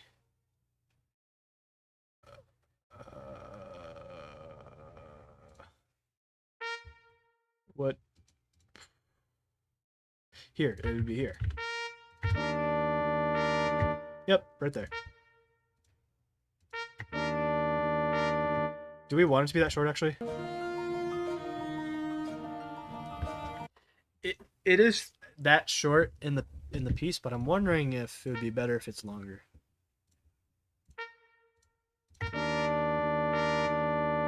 No, it should be short.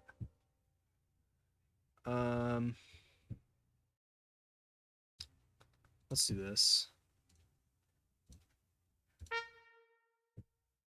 Let's just notate it that way with the staccato. Add the staccato here. They're perfect. And we got this. So it is a 3/2 polyrhythm. Figure it out. It is not a 3/4 polyrhythm. It is a 3/2 polyrhythm. Yeah, 3/2 polyrhythm. If to make it a 3/4 polyrhythm, it would have to be this.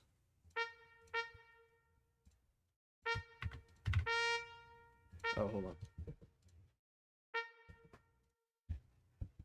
This is a 3/4 polyrhythm. But it's not that. It's a 3/2 polyrhythm. Okay, good to know. Good to know.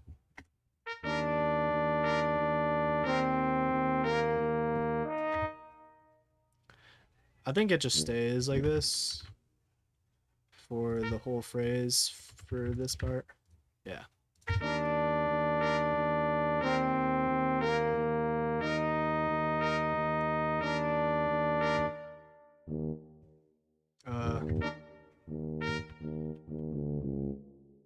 Does the last note go down? Maybe it does. Because then you go like that.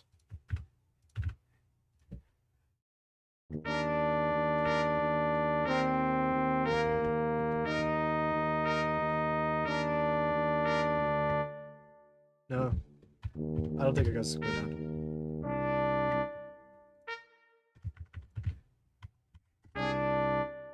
It doesn't change yet, I don't think.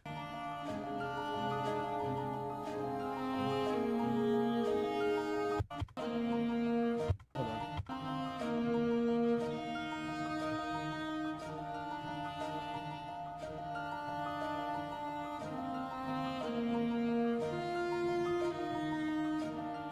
Oh, it's different. It's different from the it's different from the trumpet. Just barely, just really different, just like very minimal change. The cello solo.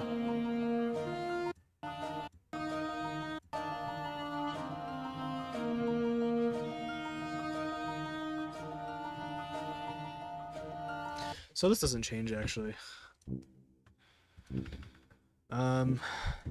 This stays the same for another 8 bars, and I think it goes down after. Which means that these don't change either.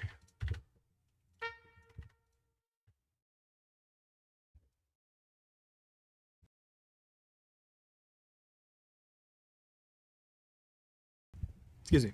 Okay.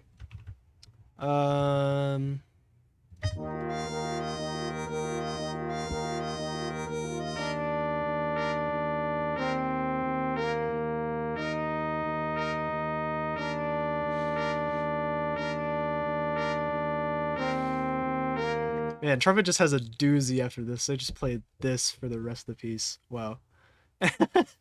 They go from playing the melody into playing just one note. It'll change, but okay.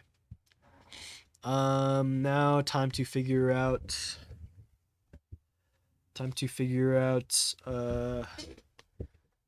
the harp part again. So I think it just stays the same here.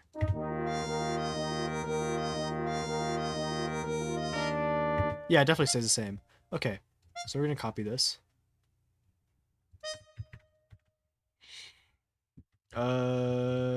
Copy this.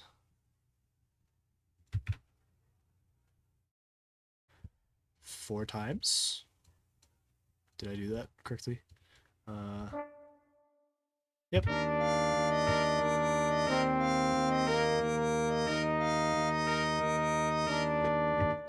Oh, one more time.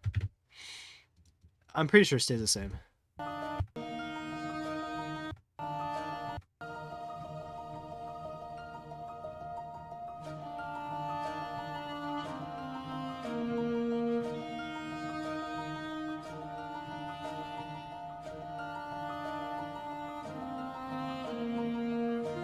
Hold on, it changes a bit, I think.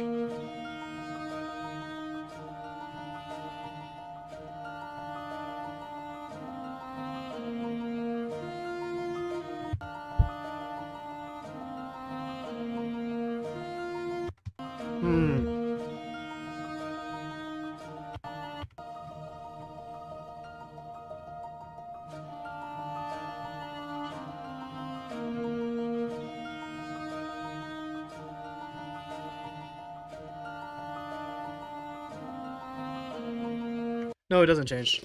I was just hearing things. I was hallucinating. Okay. So this doesn't change either. So we can copy and paste that. And we get a really cool effect going with the polyrhythm here.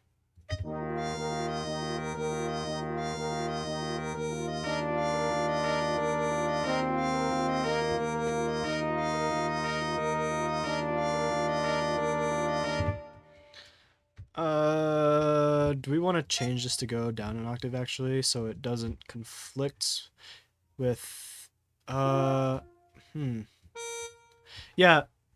we should maybe,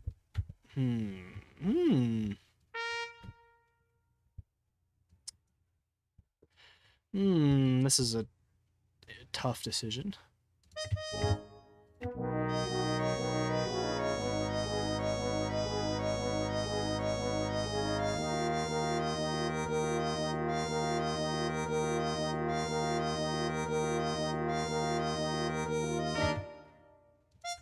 Or maybe we just turn, let's try this. Turn this one, bring this down an octave. Yeah.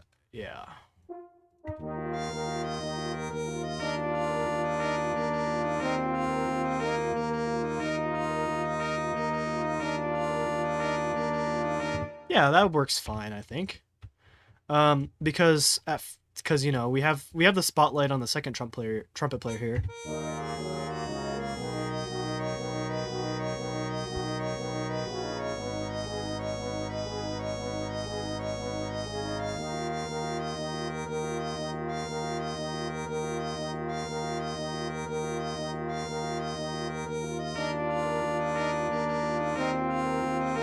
And the way we bring the spotlight off of the second trumpet player is just bringing an octave down.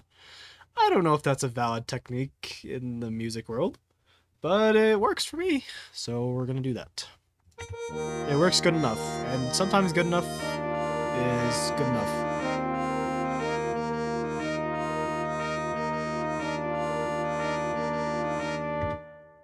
And so now we get neither do I, but sounds good. Yeah. Now we don't have the trumpets playing the same note here, because these are the same note. These are the exact same note. And if this was an octave up, then it would just be quite literally the exact same note. Just one's muted and one isn't muted. So yeah, good that we brought it down.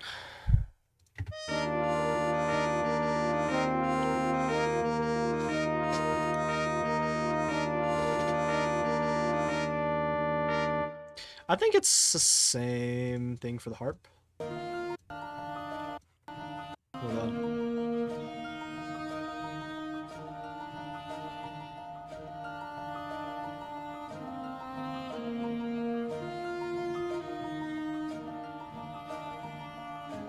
Yep, it's the exact same thing. Okay. So we do another cool trick called copying and pasting. Like this. Cool hack. Cool trick to do if you weren't aware of this. Alright. Do the same thing for the horn. Luckily the horn part is easier to copy and paste because it lines up really neatly with the each measure, each little section here. Okay.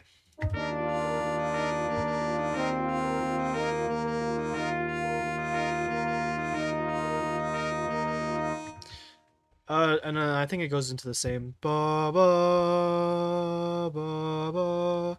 Layers are complementing each other. It's sounding cool. I think it sounds cool too.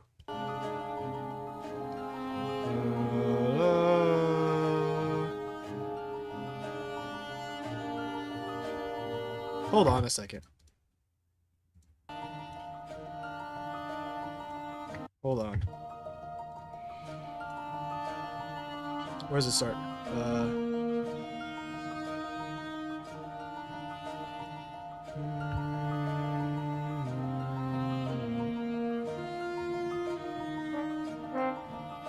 All right. I said that it changed a bit.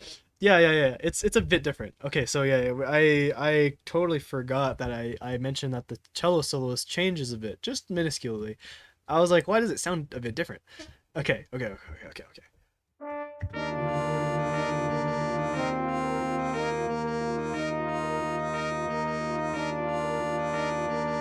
That stays the same, right?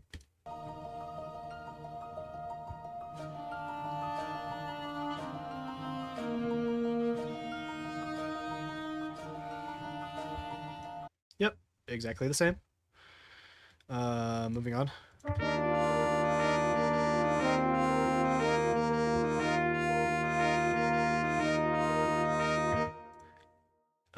That's a different part, I think.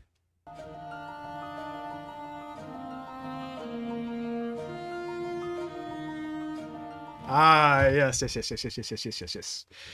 A little bit more movement, which I think is actually really fitting because the trombone player previously had some moving lines. So it's kind of like foreshadowing. You're right. The trombone player is foreshadowing a bit that they might be taking the lead in the next part because they had a couple moving lines in the previous part when the first trumpet was having their solo. So it actually ends up working out really well. So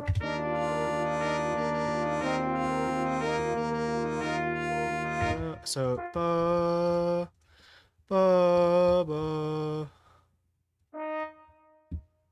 ba. I think that's what it is.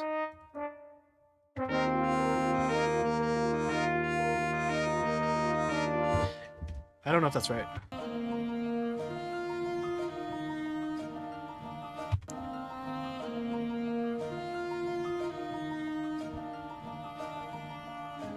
Yeah, that's right, I think. It's harder to tell because there's a polyrhythm. Almost 2 in the morning around here, thank God it's Saturday night. Oh my gosh, 2 in the morning.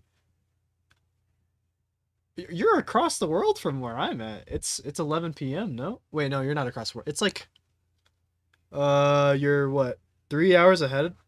So that's you're in East Coast?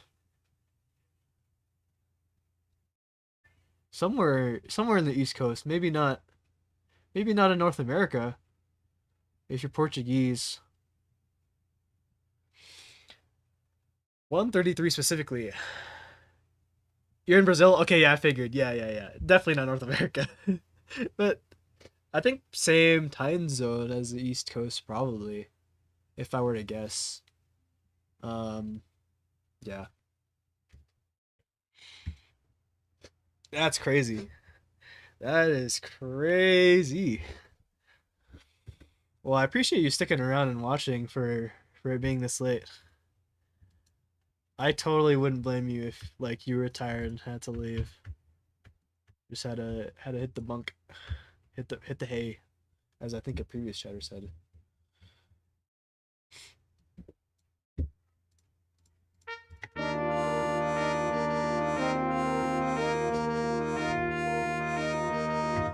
Why does it sound uh why does it sound a bit earlier than the trumpet here? Maybe it doesn't line up nicely.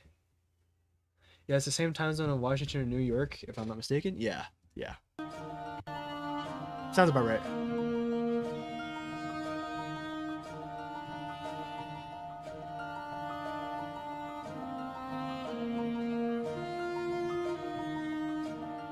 No, it lines up with this, so that's right. Yeah.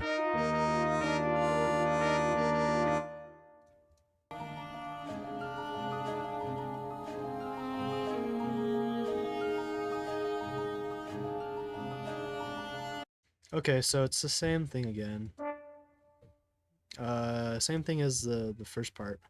So can you copy this? Copy this. That's the French one. Delete the mezzo forte. And then let's get the easy parts out of the way. Just goes down.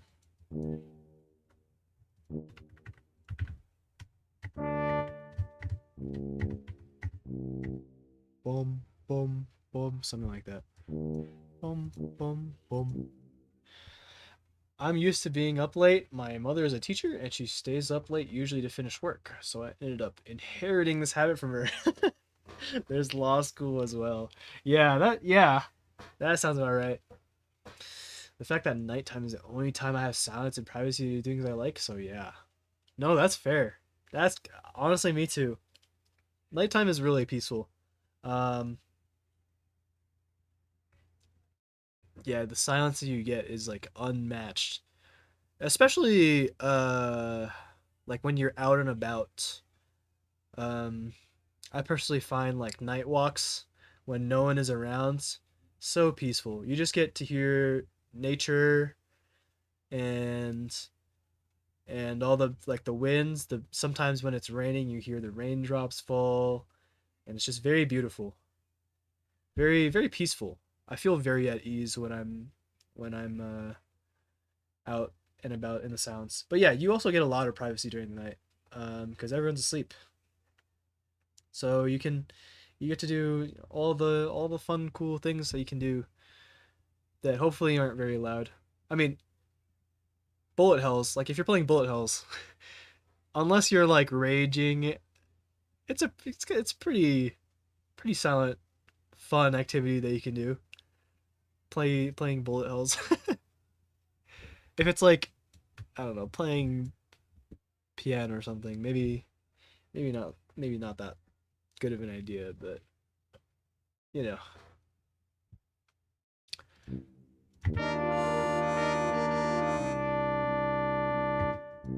Okay, just copy the same thing. Uh, does the trumpet the first trumpet change? It does. It goes down. Ba ba.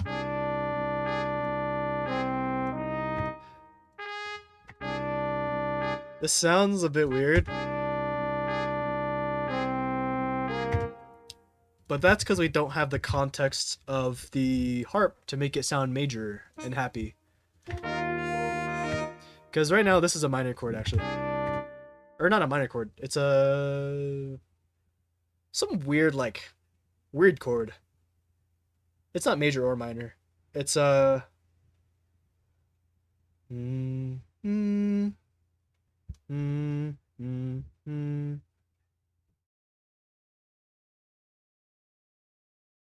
I can't figure out the chord in my head. Just like I need some like sort of reference, but it's a weird chord. And the reason why it doesn't sound it'll sound less weird once we add in the context with the harp. So let's do that.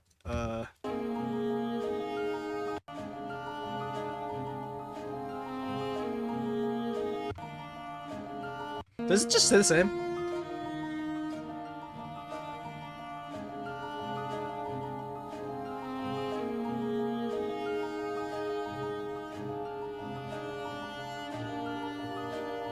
It stays the exact same. Oh my gosh. You got like C, D, F, B flat? Uh, this? So this is D. This is, what is that? C, yep, that's C, D,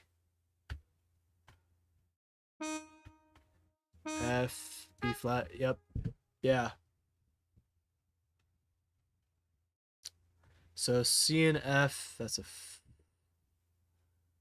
oh, weird chord, super weird chord. C, D, add something that's,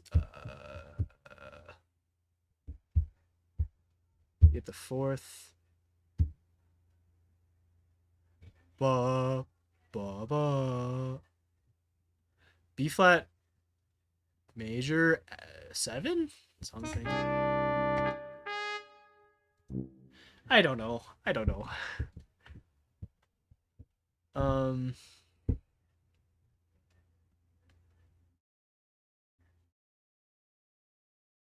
yeah, something like that.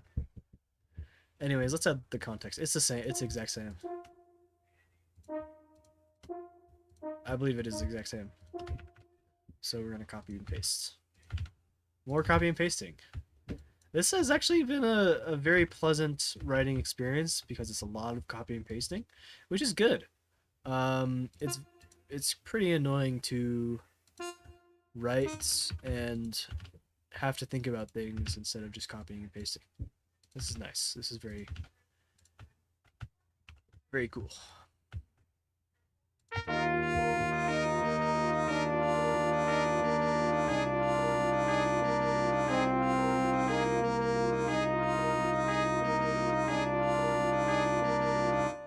think that's right.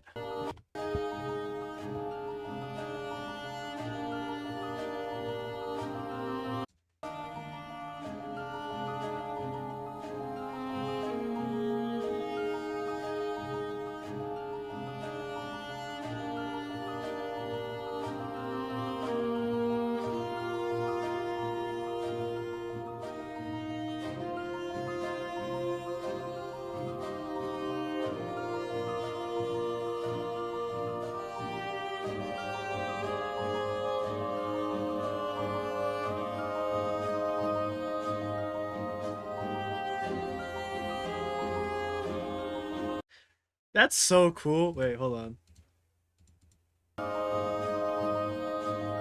This doesn't change at all. And what ends up happening actually is it kind of gets overshadowed by the choir that sings above it much louder, and then it just adds more intensity. I've ran out of voices. Oh, how do I do this actually? I have 5 voices. One voice is doing the the low strings doing a pizzicato, and the upper strings doing the polyrhythm pizzicato. We got the melody, we got the harp. What are we gonna do for the choir? Oh no. We'll figure it out after. We'll get to it. We haven't gotten there yet.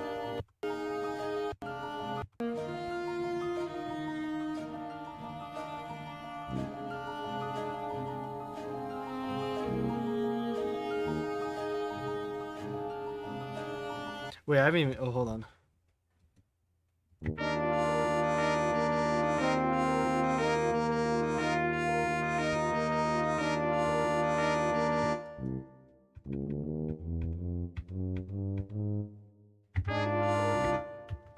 Am I even doing the right note?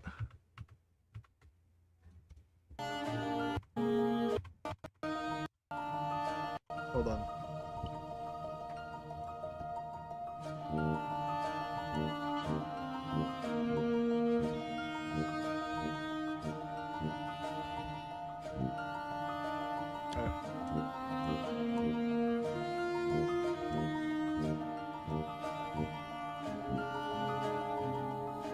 Oh no, I got third note.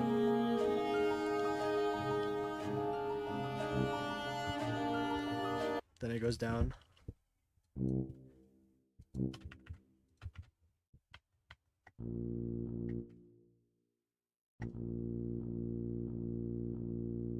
That's a bit too low and too muddy. Also, it's pretty pizzicato-y.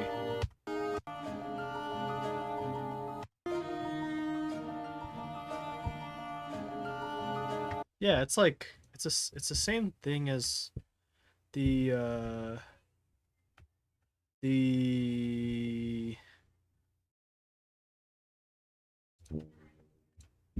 hold on. Let me just hear this.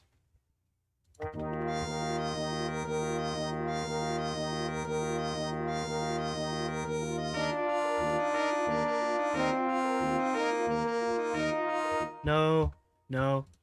The I think it's got to stay as half notes. The only reason why is because it's we only have 5 voices, 5 instruments. So we need to have more space filled. Like they can get away with this because they have the choir. We don't have the choir. So can't do this.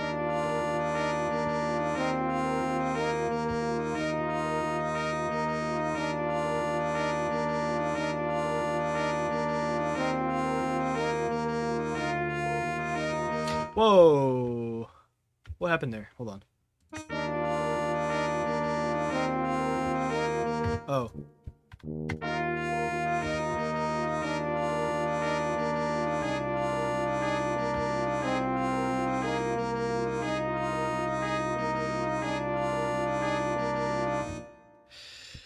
Yeah, there's no choir.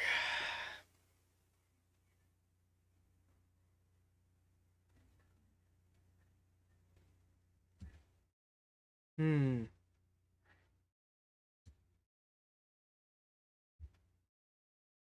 Hmm. How to solve the choir problem? We don't have the choir.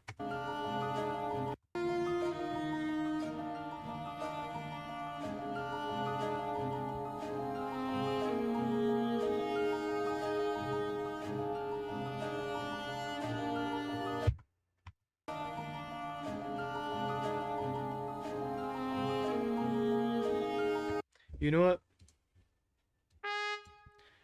It's the same note.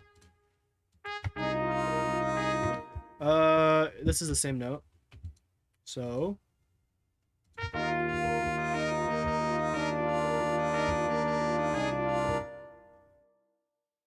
when does the choir start? When does the choir start?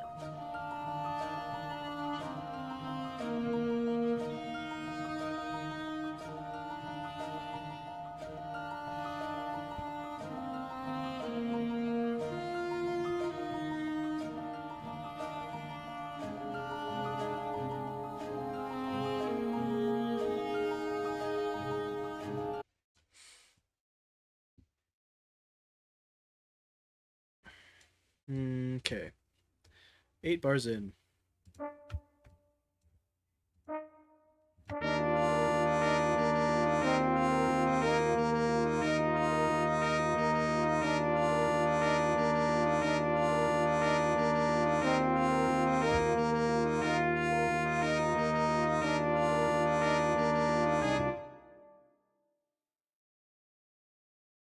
We're gonna make these into full notes to kind of serve into the choir. And then maybe if we need to omit these polyrhythm stuff, then it'll be easier to do that because we changed these into fuller notes to kind of emulate the choir in a way. And hopefully that'll work.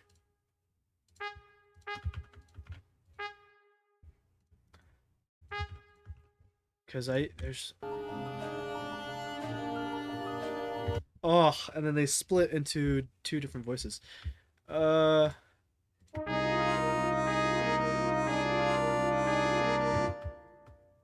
maybe because it's starting to get fuller, I removed the horn from playing that.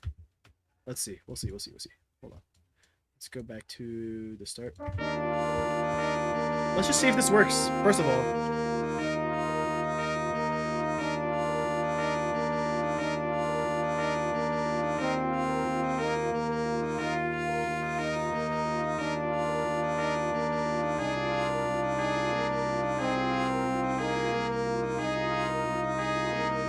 Oh, I need to remove the staccatos. I was like, why does it sound weird? Hold on.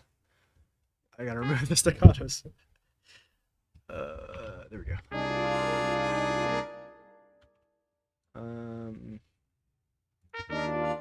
Yeah.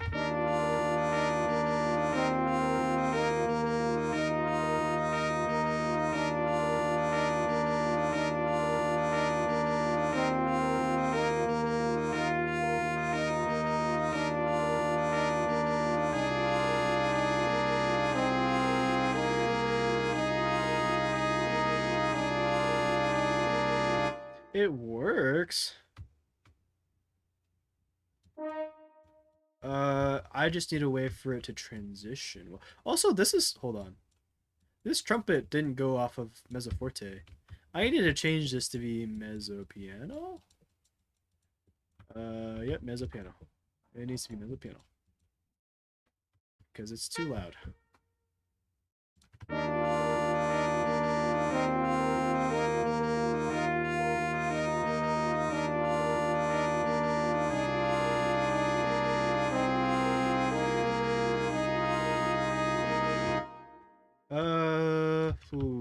Okay. How do I get this to transition nicely?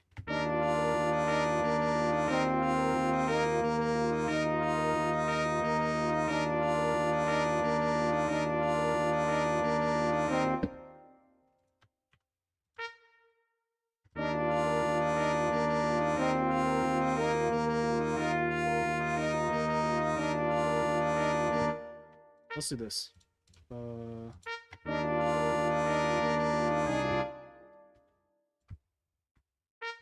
Just ease it in, maybe. By doing that.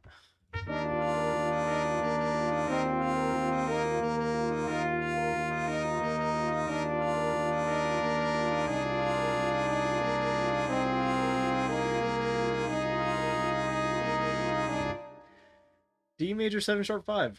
That's the chord? Yeah. I trust that. Or D minor, sorry, D minor 7 sharp 5. Yeah. Weird chord.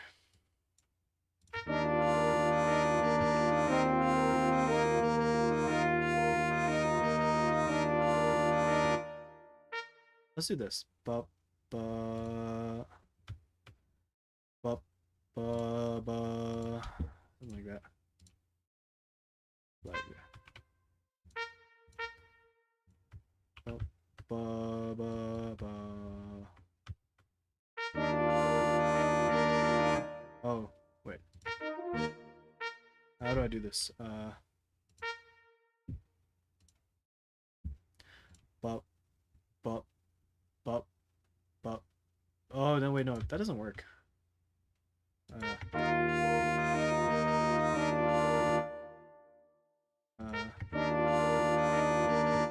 I'd have to make it like this.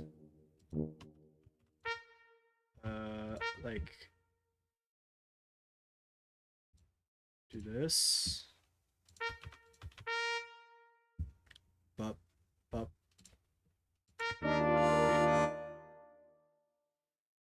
Like, actually, like this. Ba ba ba ba.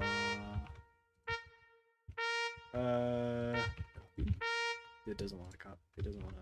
Okay, like this. Yeah, there we go. Okay, okay, okay. Lots of research, but it came to fruition. Yeah, I appreciate you looking into what the chord is.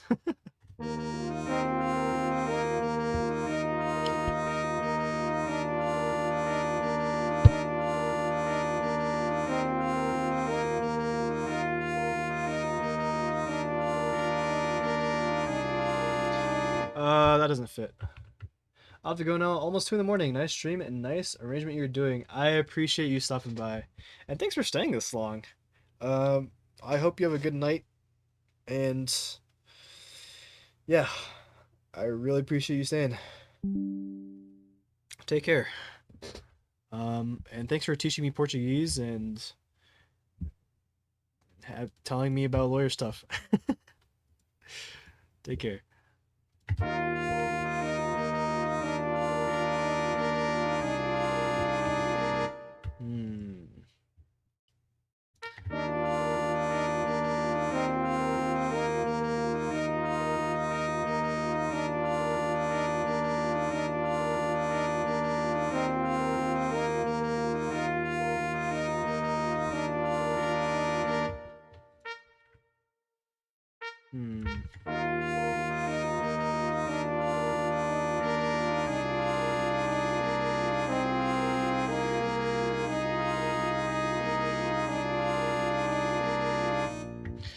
Yeah, this at this point, this part of the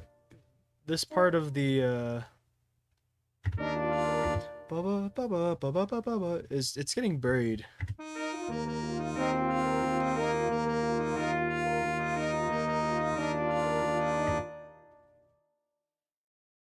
Thank heavens it's Sunday tomorrow. Yeah, yeah. I mean, I can't imagine being up till like 2 and it being like a Monday. Yeah, have a good night.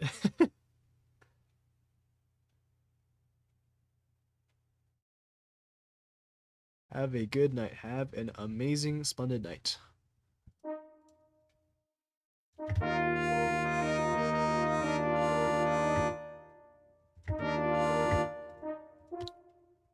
Okay, we're gonna change the horn to not do that. So, how can we do this?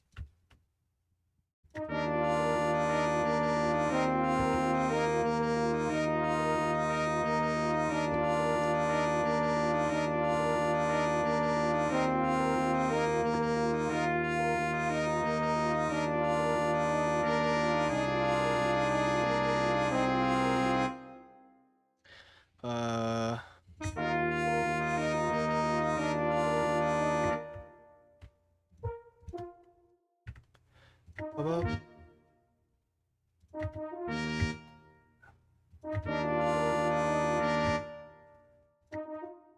Ba-ba-ba-ba-ba. Ba-ba-ba. Ba-ba-ba. Maybe this? Like. Uh, let's see. Let's see. Maybe this works.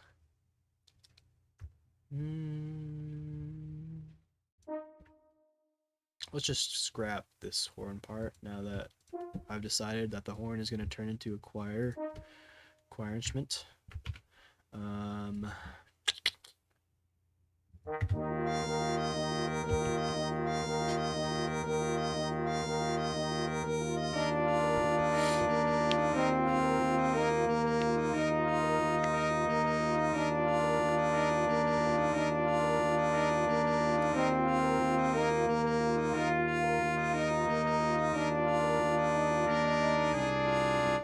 That works.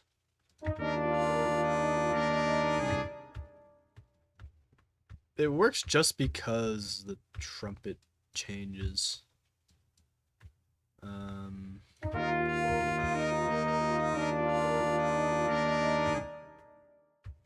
Da da da da. Let's do this. Da da da da.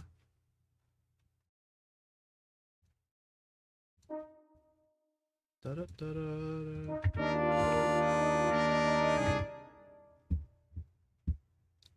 And then.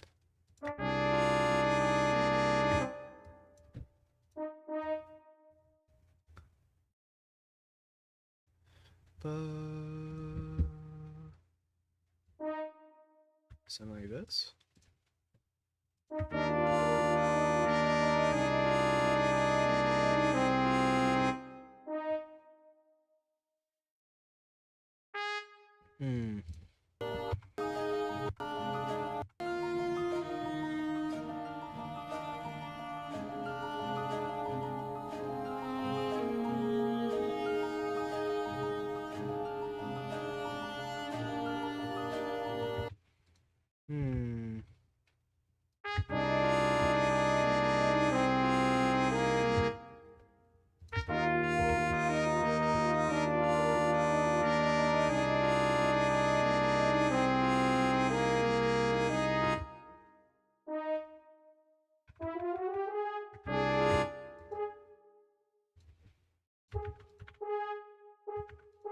Maybe this? No, it's gonna be too loud, too overpowering. What's in the chord too? This?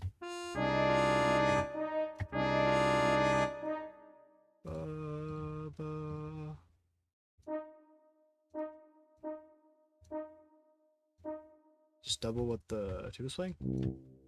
Okay.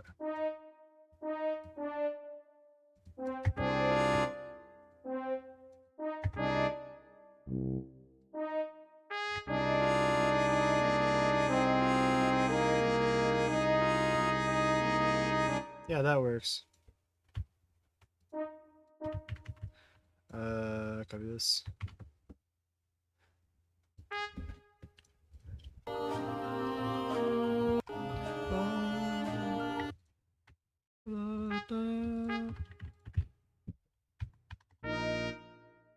Yeah, but it just goes up.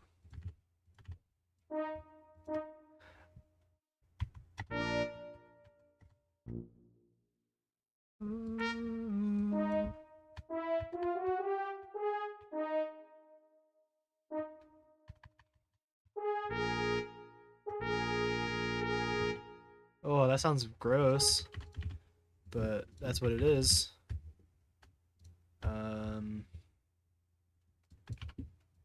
Let's see if this works.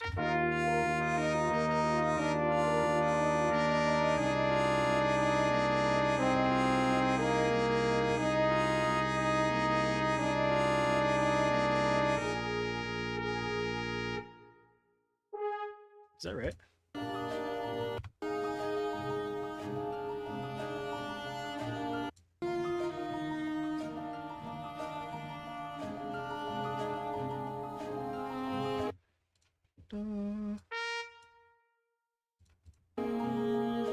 Oh, hold on.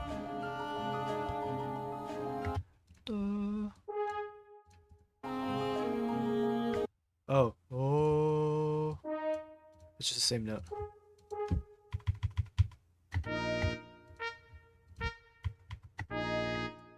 There we go.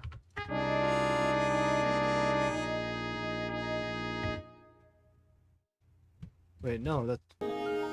Oh, that's the note we were just playing.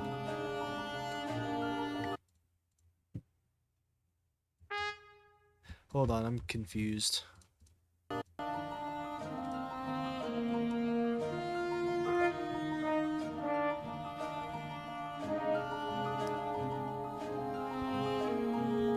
Oh, did I just get the... Oh my gosh, I just accidentally perfectly did the choir. Okay.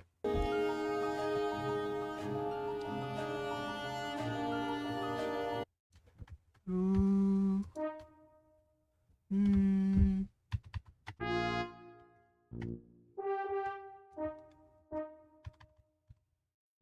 I think it's that.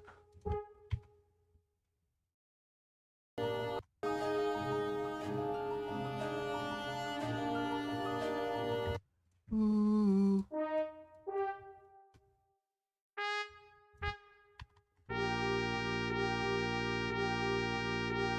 There we go, that's right now. Yep. Okay. This stays the same.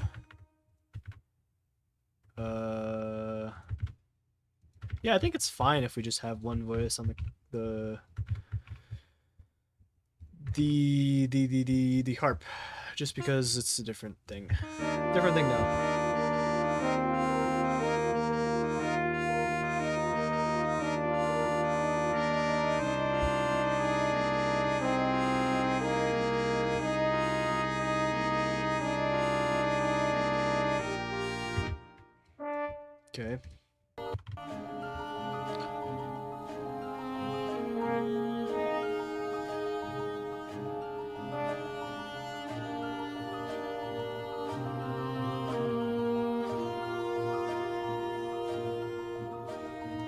Okay. Okay. It just does this. Ba, ba, ba, and then it just stays on that note.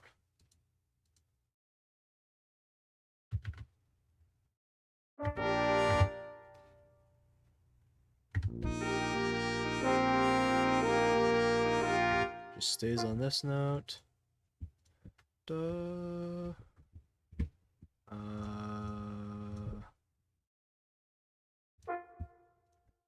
Right? I think that's how it goes. One,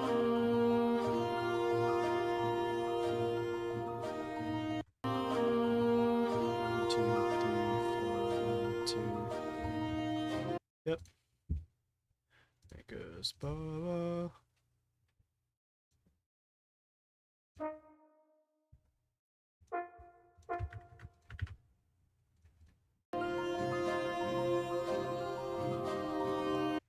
Donut MP3, welcome to the stream. Peak, thank you. I appreciate you stopping by. Almost done. I'm so close to being done. Literally like 30 seconds left. Ba, ba, ba.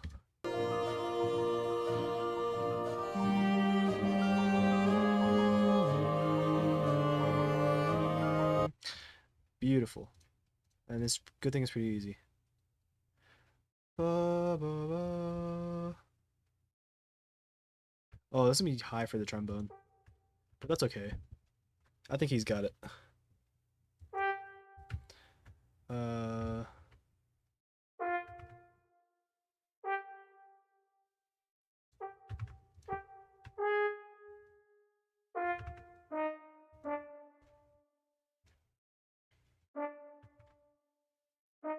think that's what it is. Let's see. And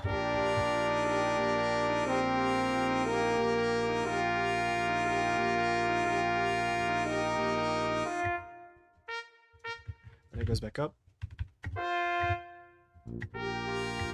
Same thing with the tuba. This stays the same.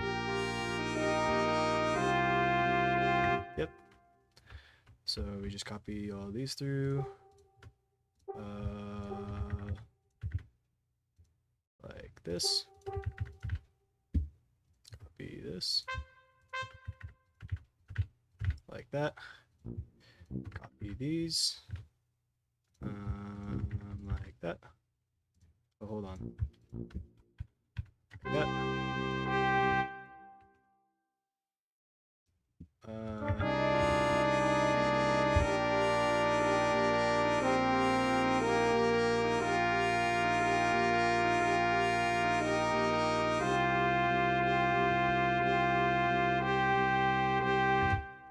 Oh! No, I did something wrong.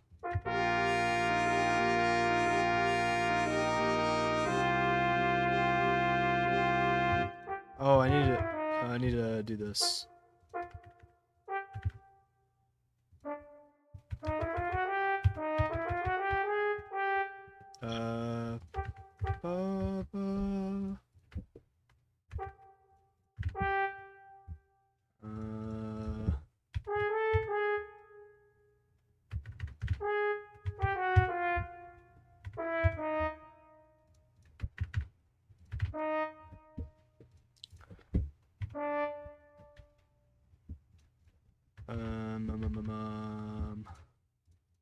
Like this. Okay.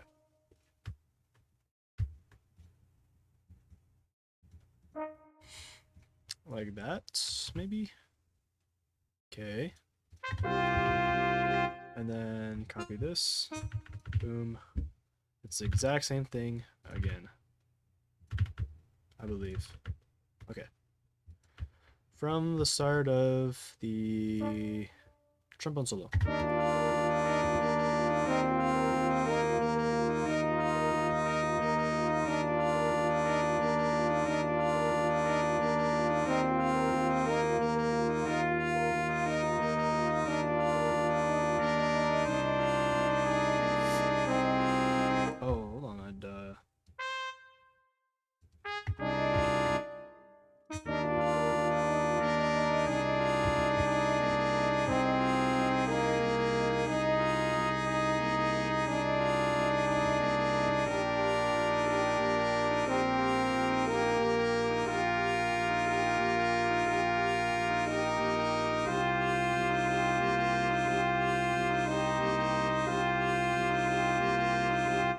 Okay, so the trumpet 2-part changes. I lied.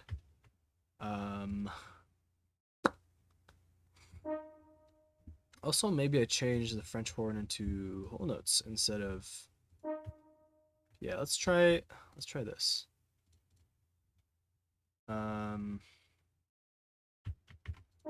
Just because it's a bit too strong, too syncopated, too polyrhythmic. Oh, do I have to seriously do this manually? Hold on.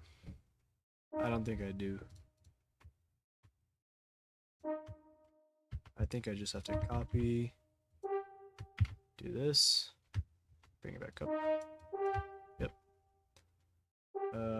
Copy this. There we go. Okay. So the harp changes a bit.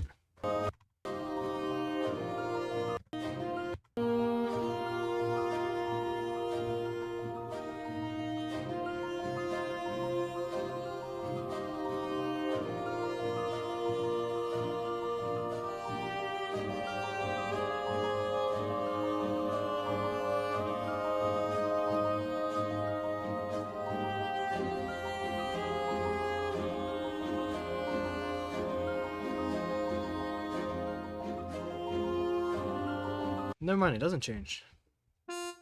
Okay. Interesting.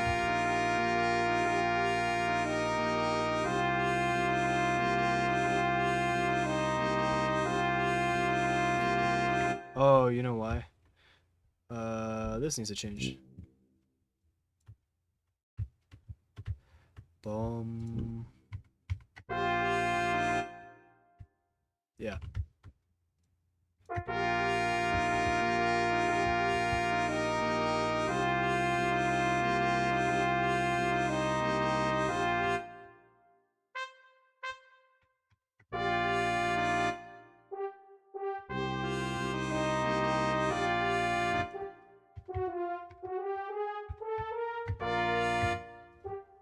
Maybe this?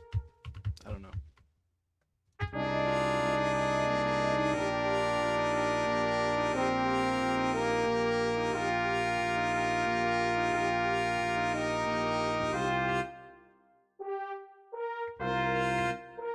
Actually, let's hear the choir.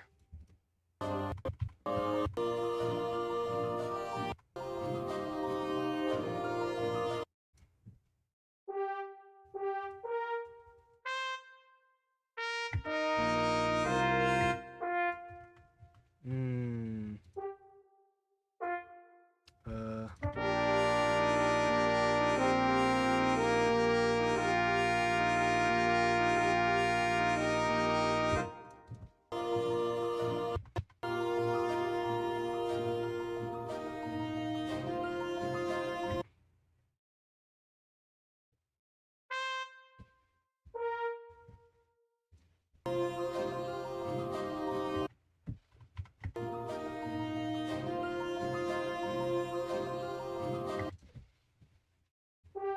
Okay, so it just stays the same.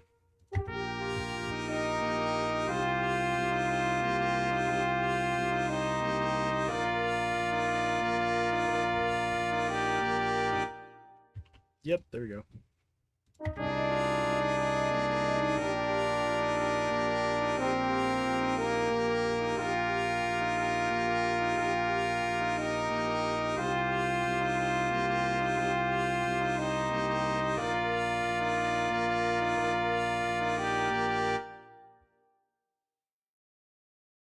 Okay, the chords need to sound really good here. Boom, boom.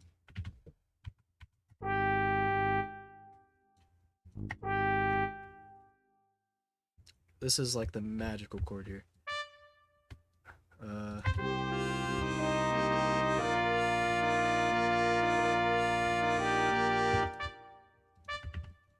The good thing is it's pretty easy to predict what it is. And then this goes.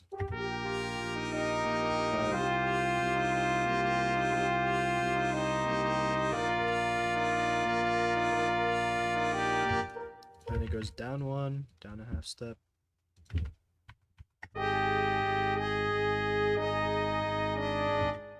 Nice. And this stays the same. Somehow, it just stays the same. This is gonna be a really boring part for the trumpet. I'm sorry, trumpet 2. Oh, you get this.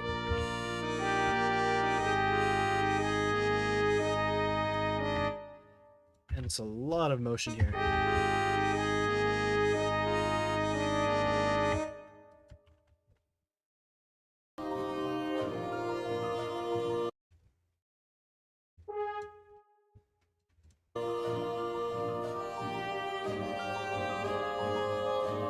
Oh, right, because Christopher Larkin was high on something when he wrote this.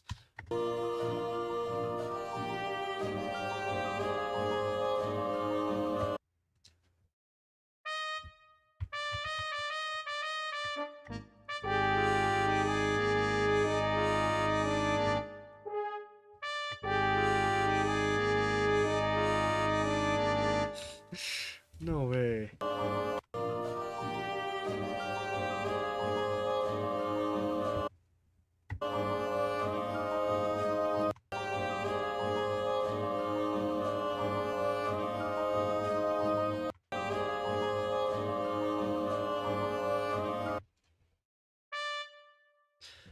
Why?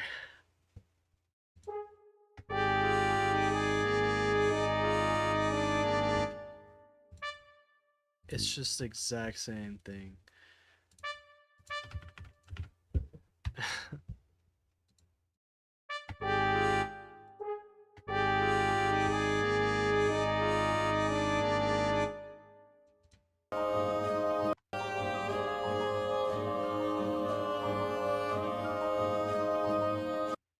Yep. Same thing, dissonant here.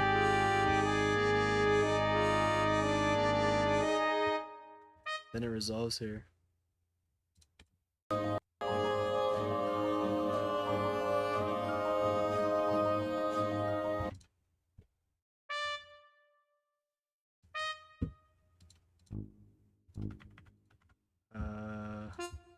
think this is what it's supposed to be.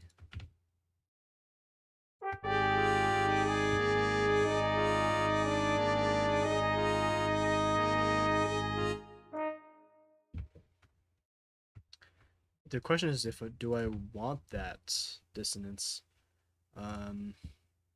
All things considered, I don't know. We'll see.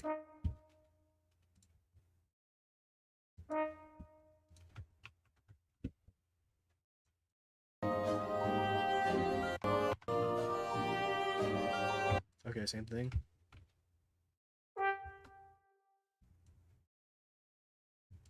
The exact same thing. So we can copy paste.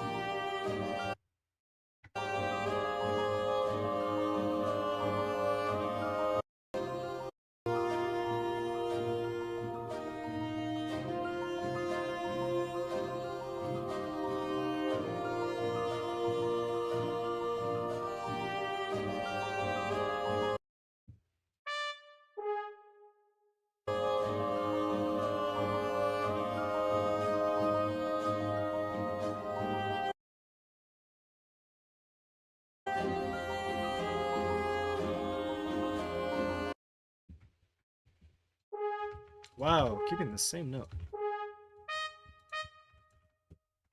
But except... Wow. Love the dissonance.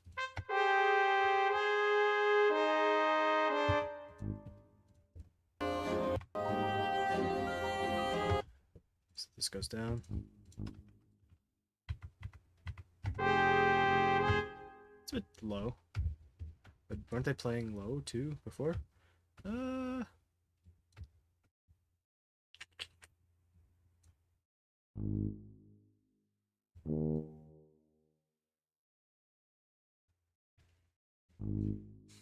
It's a bit too low.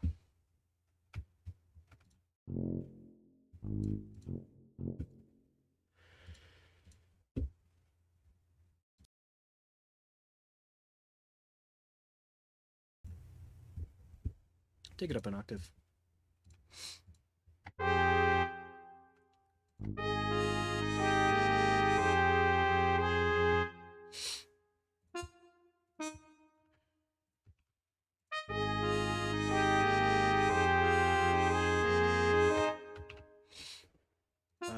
Yep, like that. Oh my gosh, I have a migraine. This is not good. Alright, gotta finish this quick.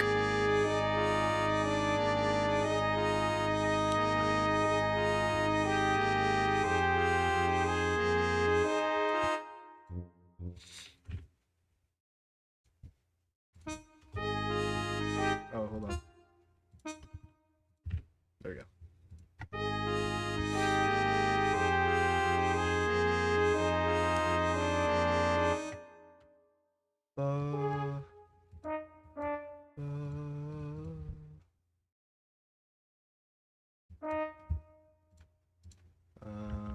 Yep.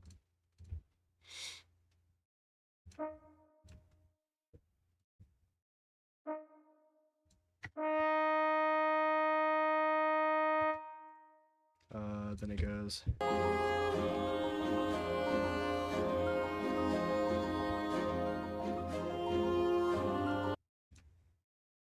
Then it goes, oops.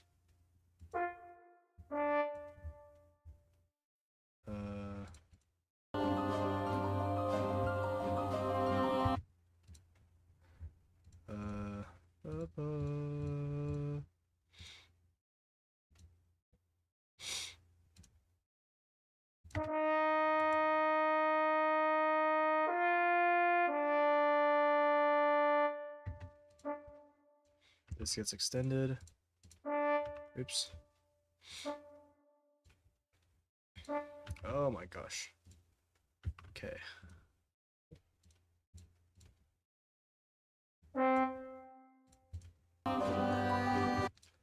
Ba, ba.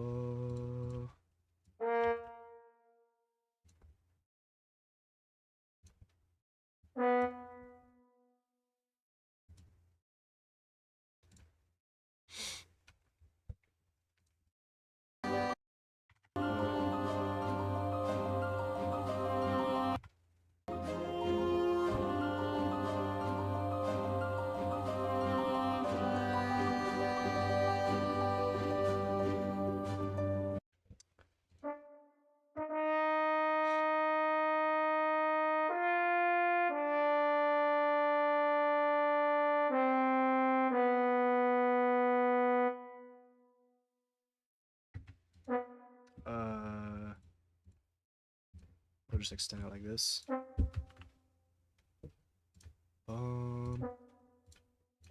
Okay. Figure out the rest. No.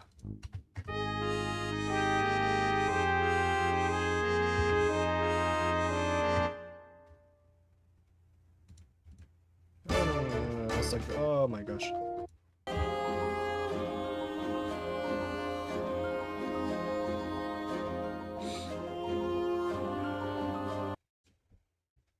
Okay.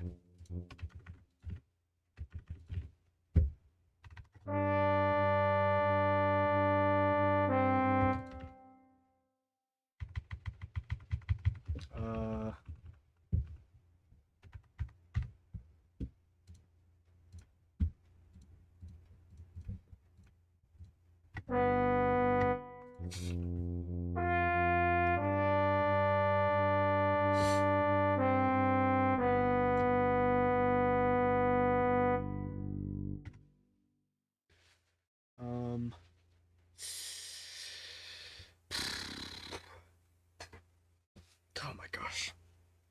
Okay. This migraine is getting bad. I'm gonna end stream. It's like literally like 90% done. This migraine is getting too bad though. Okay. Bye stream.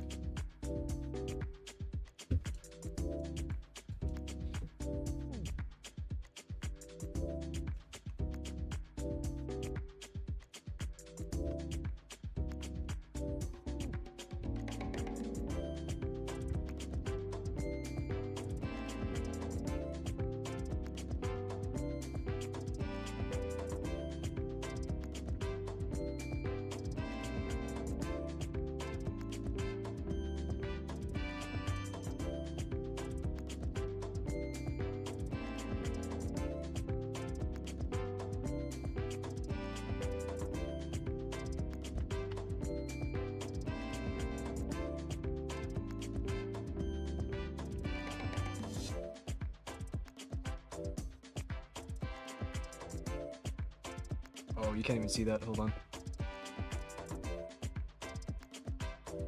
Let's make it pink.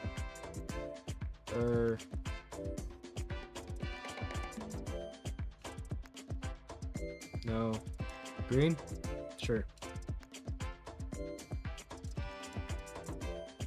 And then let's get the, what was it called? Oh, what's it called?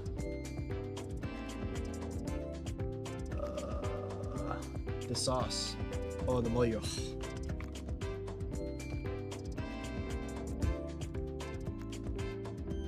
There we go. Oh wait, I have a screenshot of it.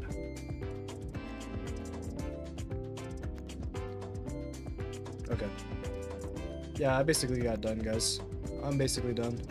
So... Oh, this hurts so badly. This migraine hurts. Okay, bye. Bye-bye.